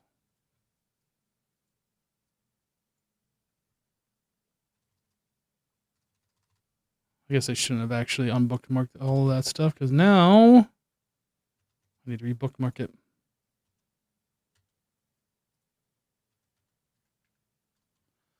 Okay, so those are set up. This. Boop, boop, boop, boop.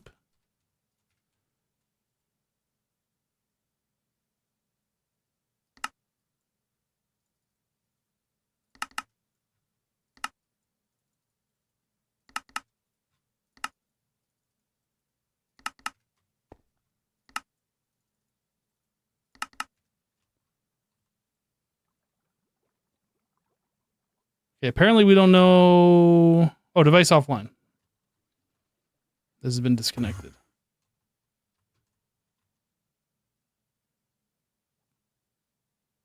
Unlinked. Okay, so we need to get ourselves a new channel.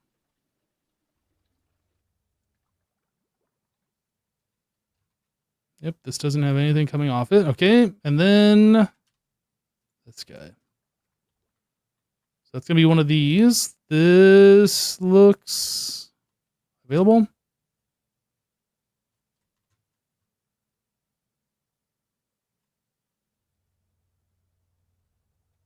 Is it this one? It's got to be this one.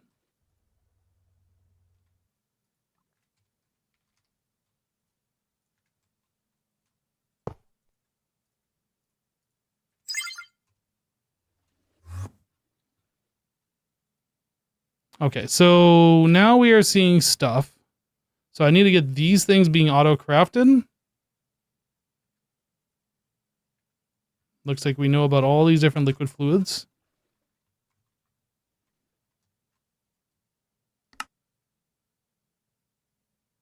Should be fine.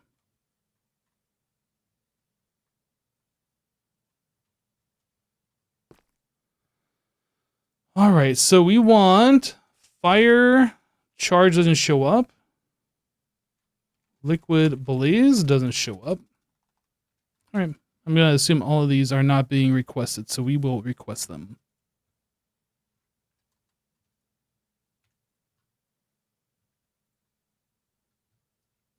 This one, that one, that one. So we're going to keep, I don't know, 30 buckets? We'll request 5 at a time.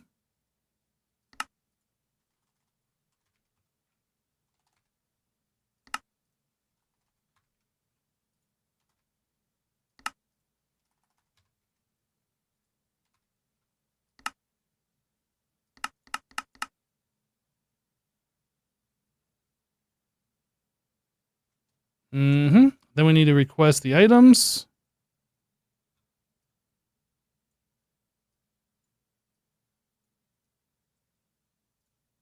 $128.64.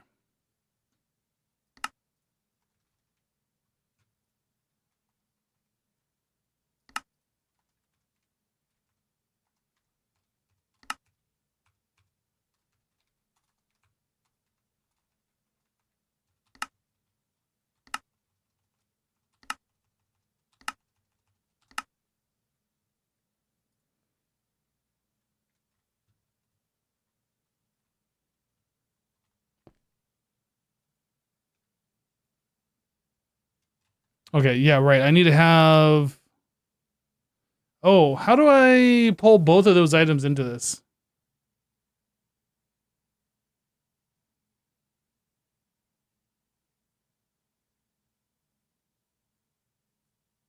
I guess we could use laser IO.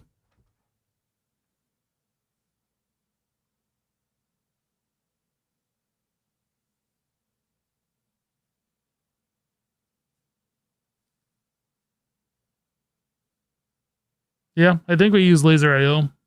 Okay.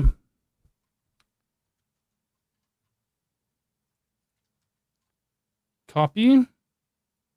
Boop, boop.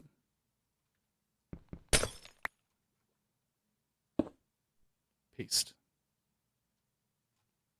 Copy. Oh, I'm probably deleting some fluid. That's fine, though. It's whatever.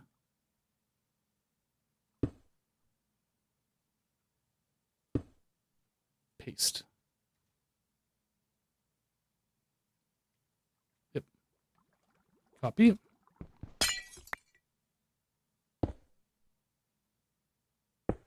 Paste.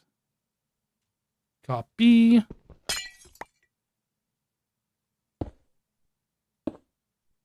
Paste. Laser.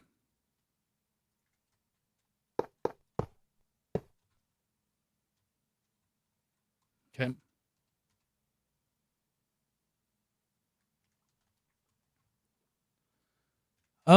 So facing north,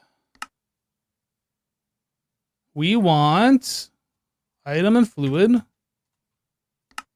Item fluid. Item fluid and item fluid. So facing towards the machine, we want item fluid. Item fluid. Item. Oh, I'm going to actually need another card. Item fluid. We need item.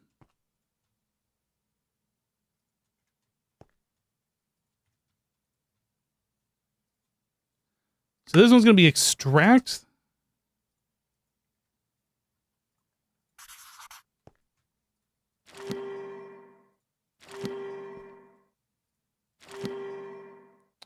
Item card. We're going to be stocking with a filter. I'm just going to copy it like that.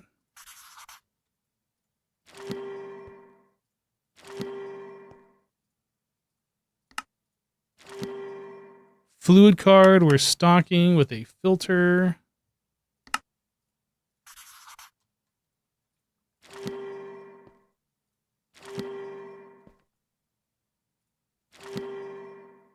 Okay. So now the fluid card, which one is this one? This is this one. So fluid card, we are doing this. 720.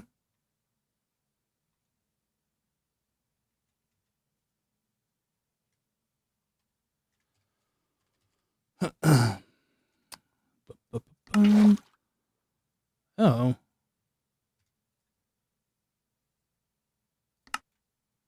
This is the problem?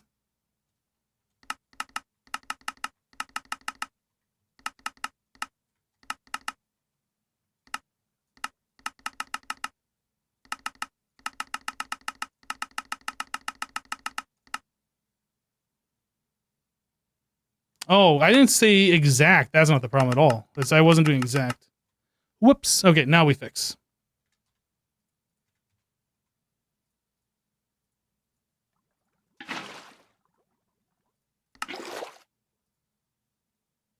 It still didn't put in the correct amount. What the heck?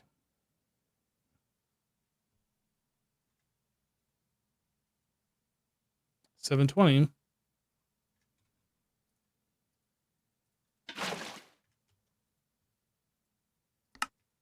I guess I need to do that for the item card as well.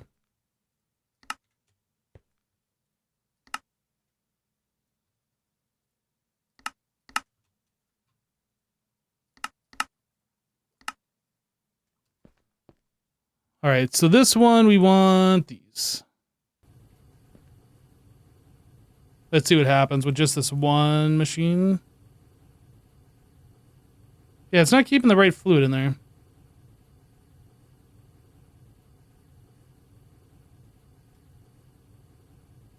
Not that it really matters, it's just bothering me.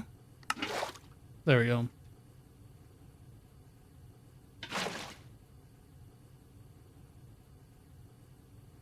All right, so this fluid, we want 720.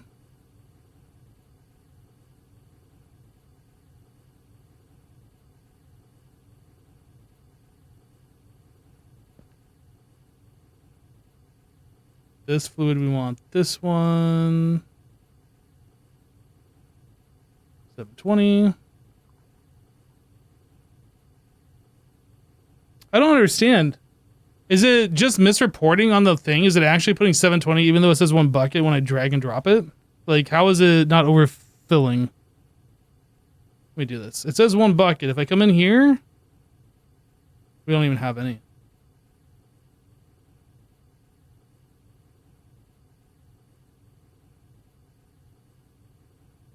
I'm confused, but okay. Oh. I don't get it. So this one we want. Yeah, just making sure this is the right one. Then this one, and this one.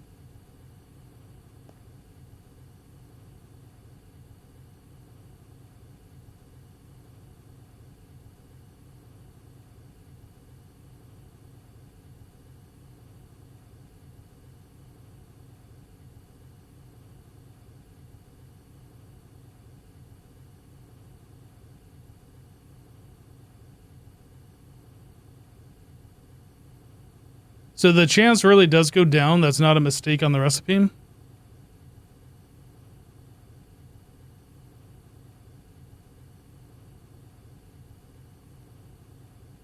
How long is this taking? 6 seconds per craft.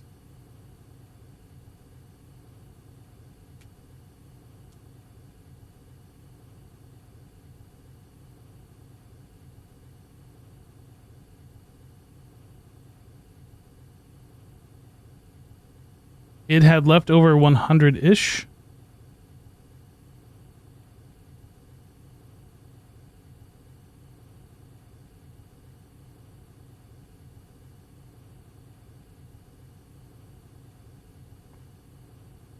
It must be an old comment. I don't know.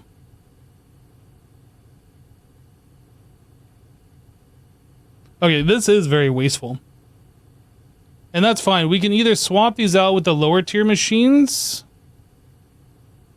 The thing I'm concerned about, if we do this, it's an 80%, at LUV, it's a 90% chance. So it wouldn't be until we get to UV that I'd want to do this.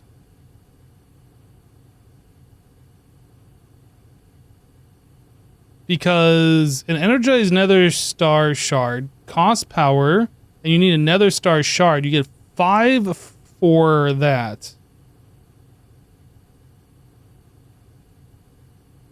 So an 80% chance seems like that's break even. That would be pointless. And it's not until you can get to like 90%, maybe 95% where it makes sense. But honestly, I don't think I'd even do that until we get to UV power.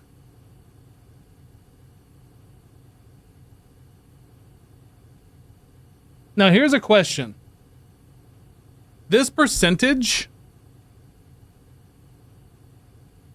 if I were to put this into a multi-block machine,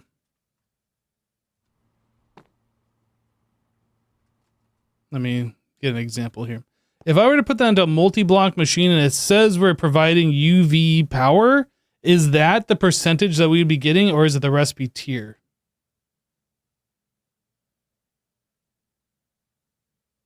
So could I make a multi-block, put the LUV hatches in there, and then run it this way? Although that'd be really expensive. Running 4 of those like that?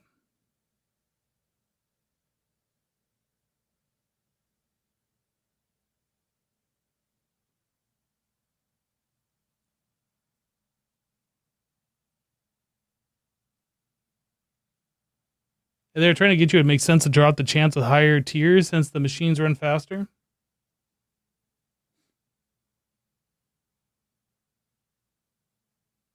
UV is only the speed. So if I were to make a autoclave using this setup, this power setup that we have right here, the recipe would run because we're a high enough tier, and then it'd be going at UV speed, which would mean we'd get 100% return. But that means we'd need 4 of those running, or just take 4 times as long. Yeah, man, I don't know. I don't feel like it's worth doing that.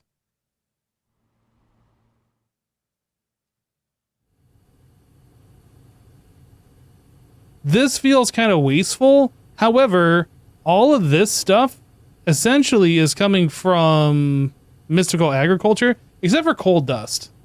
Where are we getting coal dust from? Like, this is eventually going to run out at some point. We got 1.7 million, but that doesn't mean it's going to last forever. Can we get coal from mystical agriculture? Coal essence, so that's free. What was the other thing I was looking at?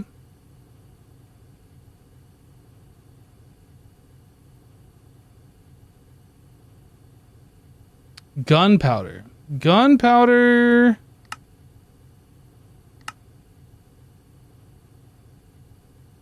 Crushed raw zinc? Weird.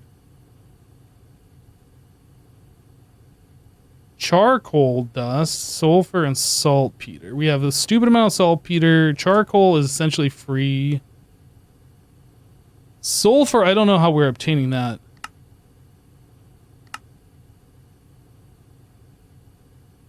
Anyway, I am not very concerned if this is wasteful.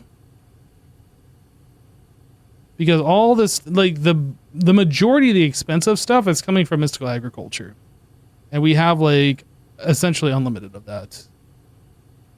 I think this is fine.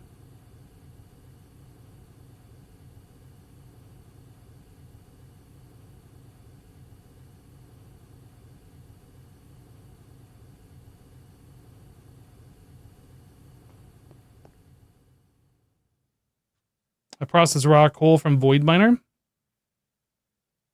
Speaking about raw, do we have any raw stuff left? So we have this. Raw amethyst. We never done anything with this. Does that need to go into a cutter?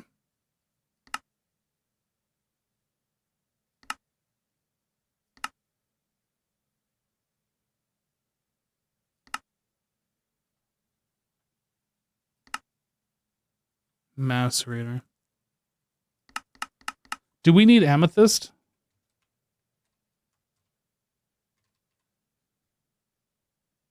Not really. Amethyst is coming from sand. Well, this amethyst shard is. I'm talking about this raw amethyst.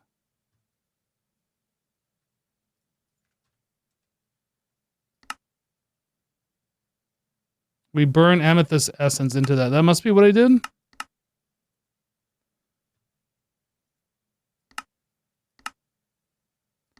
We can grind that into crushed amethyst.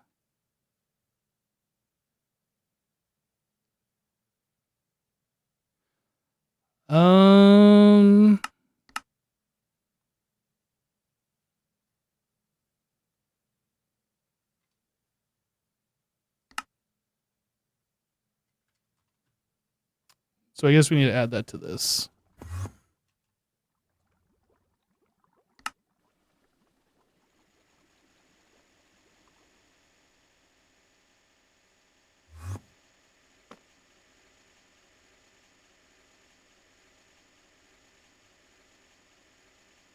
All right, that gets rid of the raw stuff. Then we get the crushed stuff. So this stuff we got to do something with.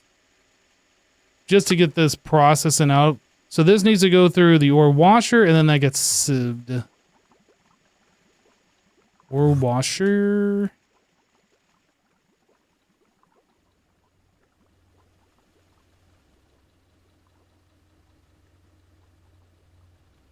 Purified.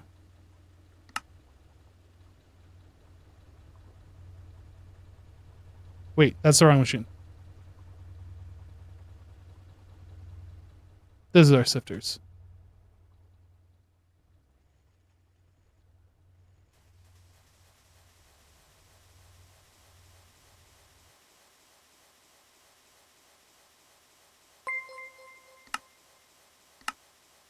Lethal Sensei just subscribed. Lethal Sensei, hey, welcome. Thanks for the sub, dude. Thank you, thank you.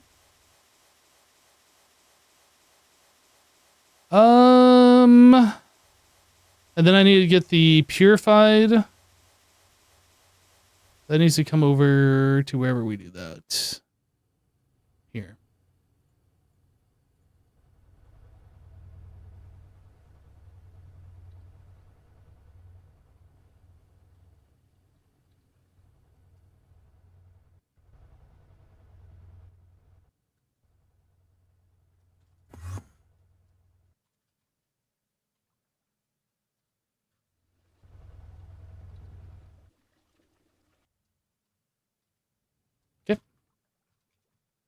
So the other thing I need to do to like finish off that is we don't have a spot for the amethyst to actually exist in one of these, I don't think.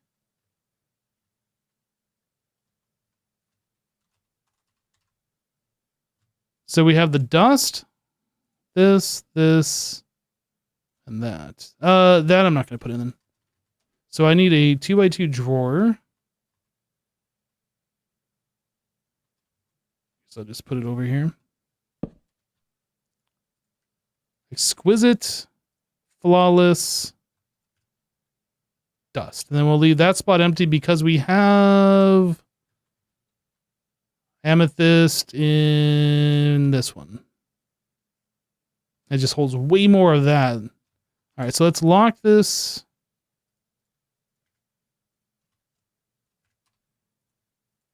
Add it.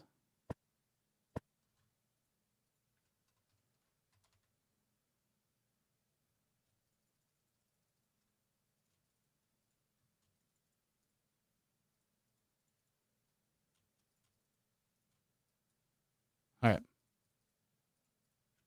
All that stuff should be here. Yep. So now I need copper,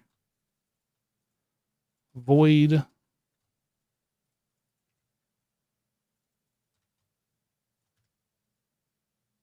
right.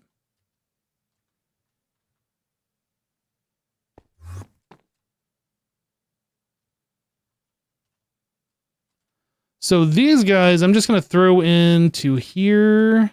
No, this gets macerated, I think.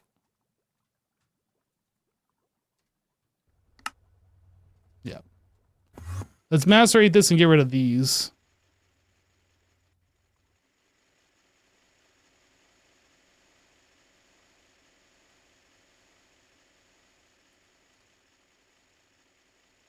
Okay.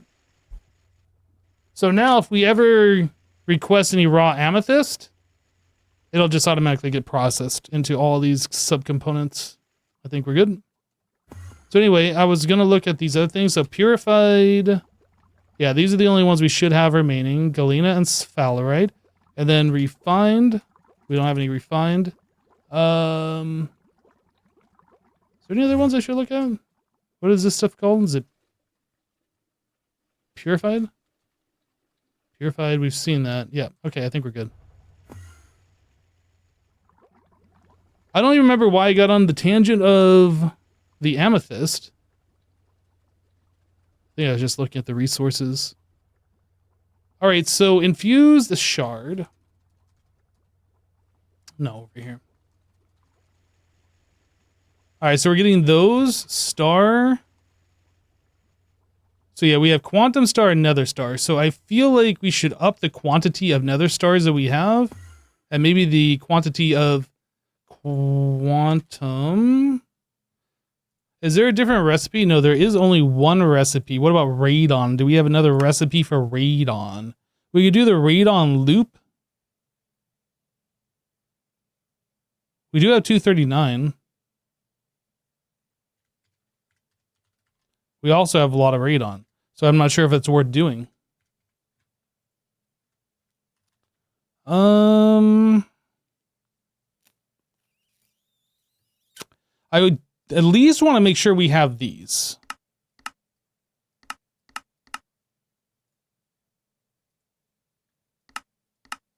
How do we make the nether stars? Are we doing an implosion compressor? Impure. We must be doing implosion compressor.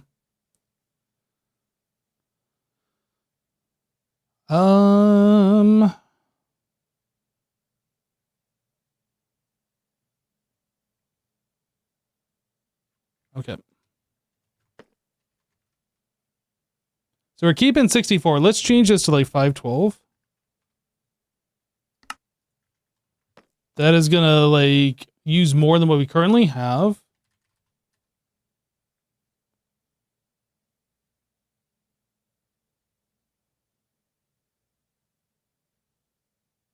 But I think that'll be good in the future because then we'll just have an enormous amount of stars ready to go all the time. And then this can just fill up, make more.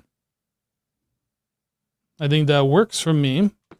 Let's also take a look over here and see if this is all caught up. We don't have any, just one EBF on, just tungsten steel.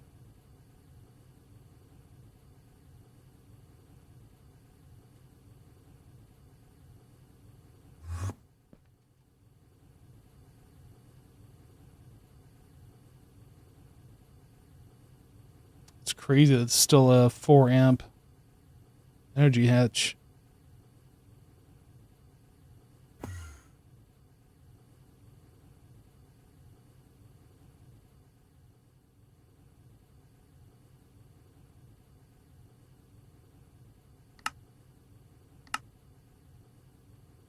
Actually, I do need to make this. And one of these.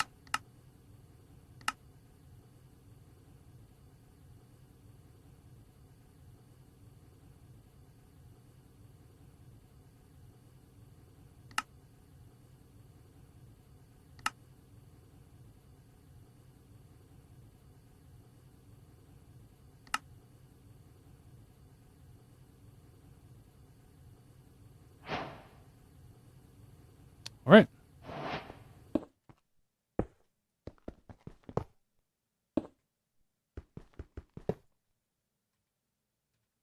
So we want this guy right here.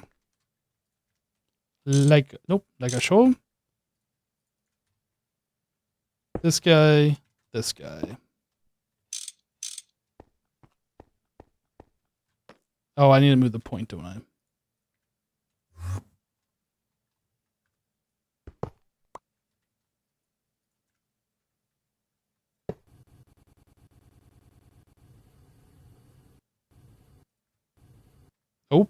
We are not providing resources fast enough now. I don't remember how we have this set up. The stocking, this is in stock mode.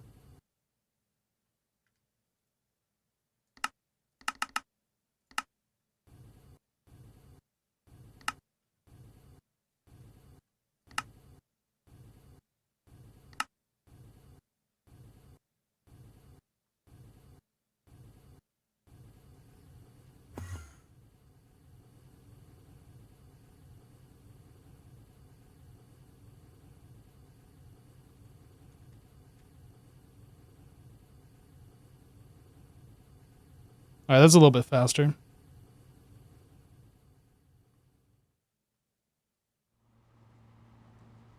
We only have one tier, really, for most of our machines. We haven't upgraded past the first one, except for a few select machines. This is not keeping up. That's a problem. Yeah, we are making tungsten steel faster than this machine can keep up. We've gone too hard. We've gone too fast.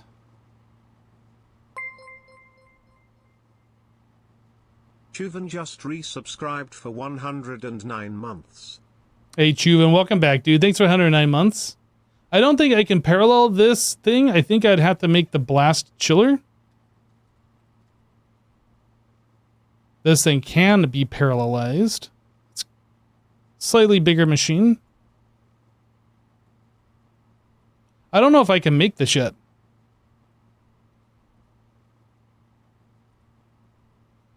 ZPM field generators? No, this requires computational work units. We are just about there, but we are not there. So...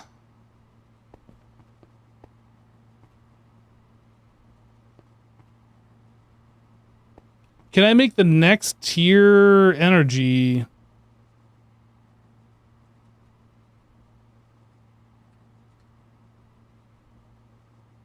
Can we make this ZPM? I guess is the next one. If we can do this, then that solves the problem. If we can't do this, then we got a problem. Vanadium, gallium. Okay, so we do have that. We're keeping very few in stock for some reason.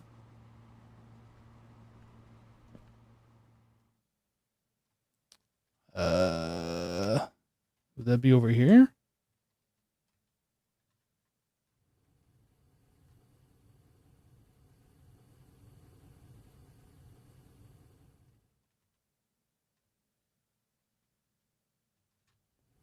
I don't remember when we set it up or where we set it up at.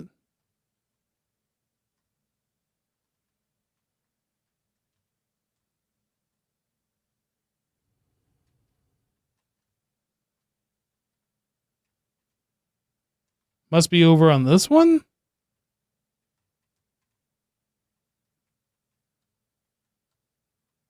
Unless that's on demand, just normal smelting. Which would make sense that we're keeping so few. Okay.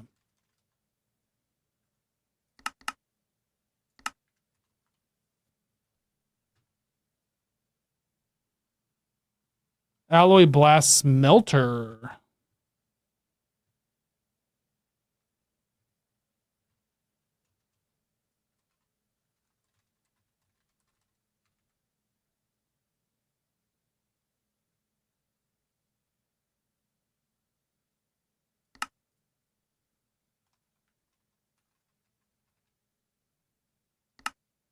I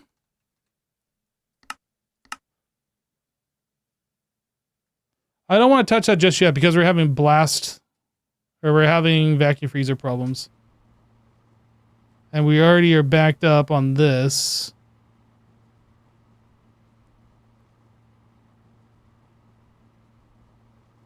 Okay.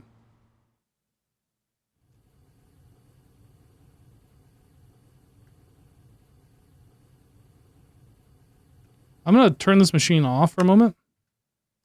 We're gonna let this catch back up.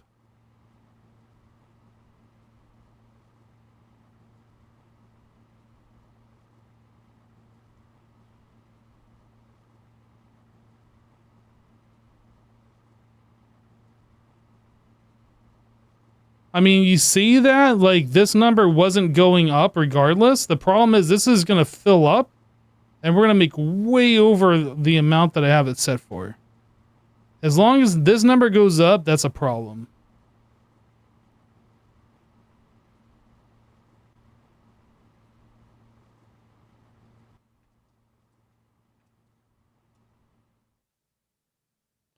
These... I don't know if you've seen this before. Maybe you have, maybe you haven't. I'm not entirely sure. These are set up on the cooled ingots. So we're trying to make 4096. If that input bus is full of hot ingots and we're still under 4096, maybe we're at 4090, like then we have stacks and stacks and stacks and stacks and stacks way over the maximum limit here.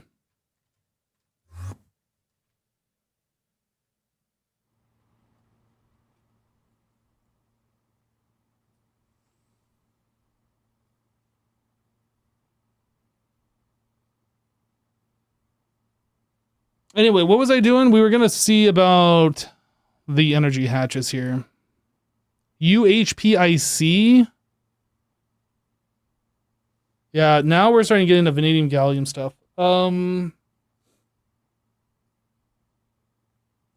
Naquita alloy.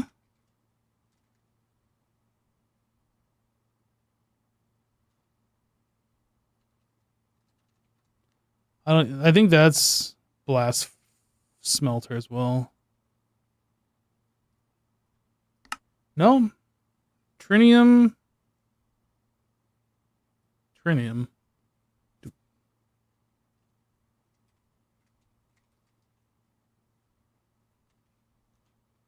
Isn't that fusion reactor?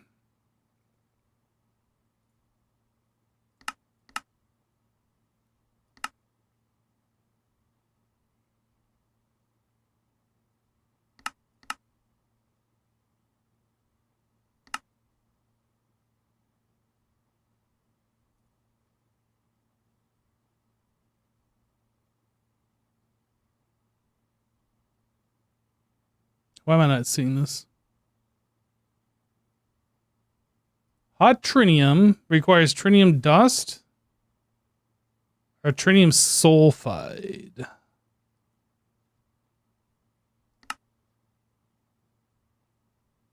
Are we getting it from the impure enriched Naquita solution? I thought trinium... It's definitely not the liquid.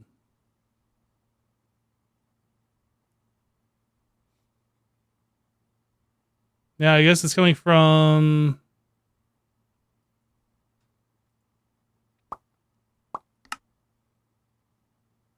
Oh, wait, the chemical plant, Naquita dust plus fluoro... Oh, this is EPM. We can't do that. Electrolyzer...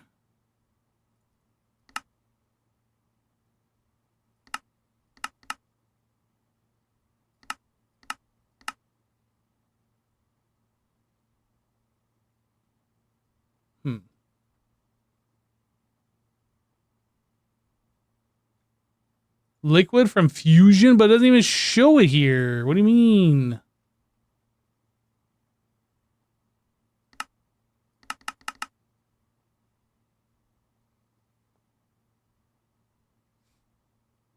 I'm searching for trinium. This is all the trinium stuff, all the fluids. Yeah, that's what I was just kind of looking at. I don't know how I even saw that recipe, but that comes from the Naquita. Maybe I was looking at the dust. Trinium dust. Electrolyzer? Ah, right. No. Center fudge. I don't remember where I saw it. Naquita dust. This stuff. This is EPM.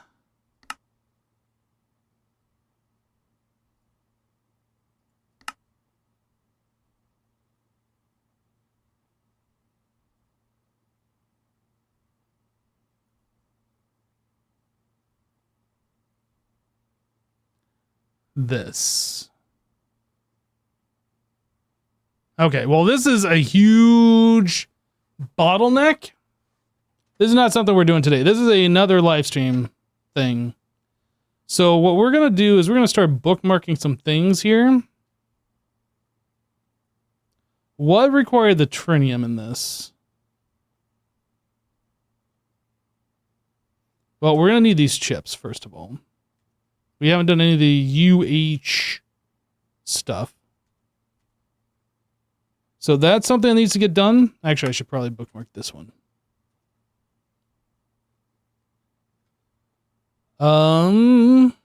So that's a clean room chemical reactor. I don't remember why I was looking at the trinium. Is it the Naquita alloy? Is that what requires?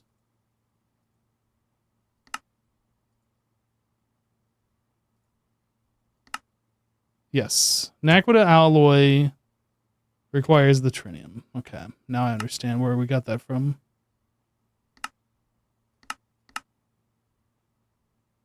So the trinium. We're centrifuging. Was it centrifuge?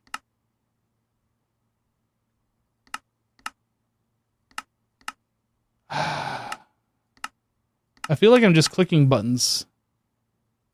How did we get to this trinium sulfide? It's from centrifuging this stuff. Okay, so...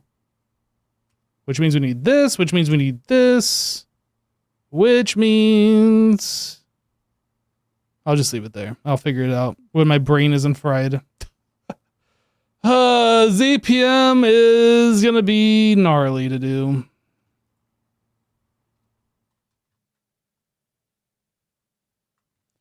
These are things we will worry about on the next live stream because I am completely gregged out of my mind right now. Yep, that's it. Guys, thanks for hanging out. We'll be back tomorrow after I've had some sleep and been away from GregTech for a little bit and I can think clearly once again.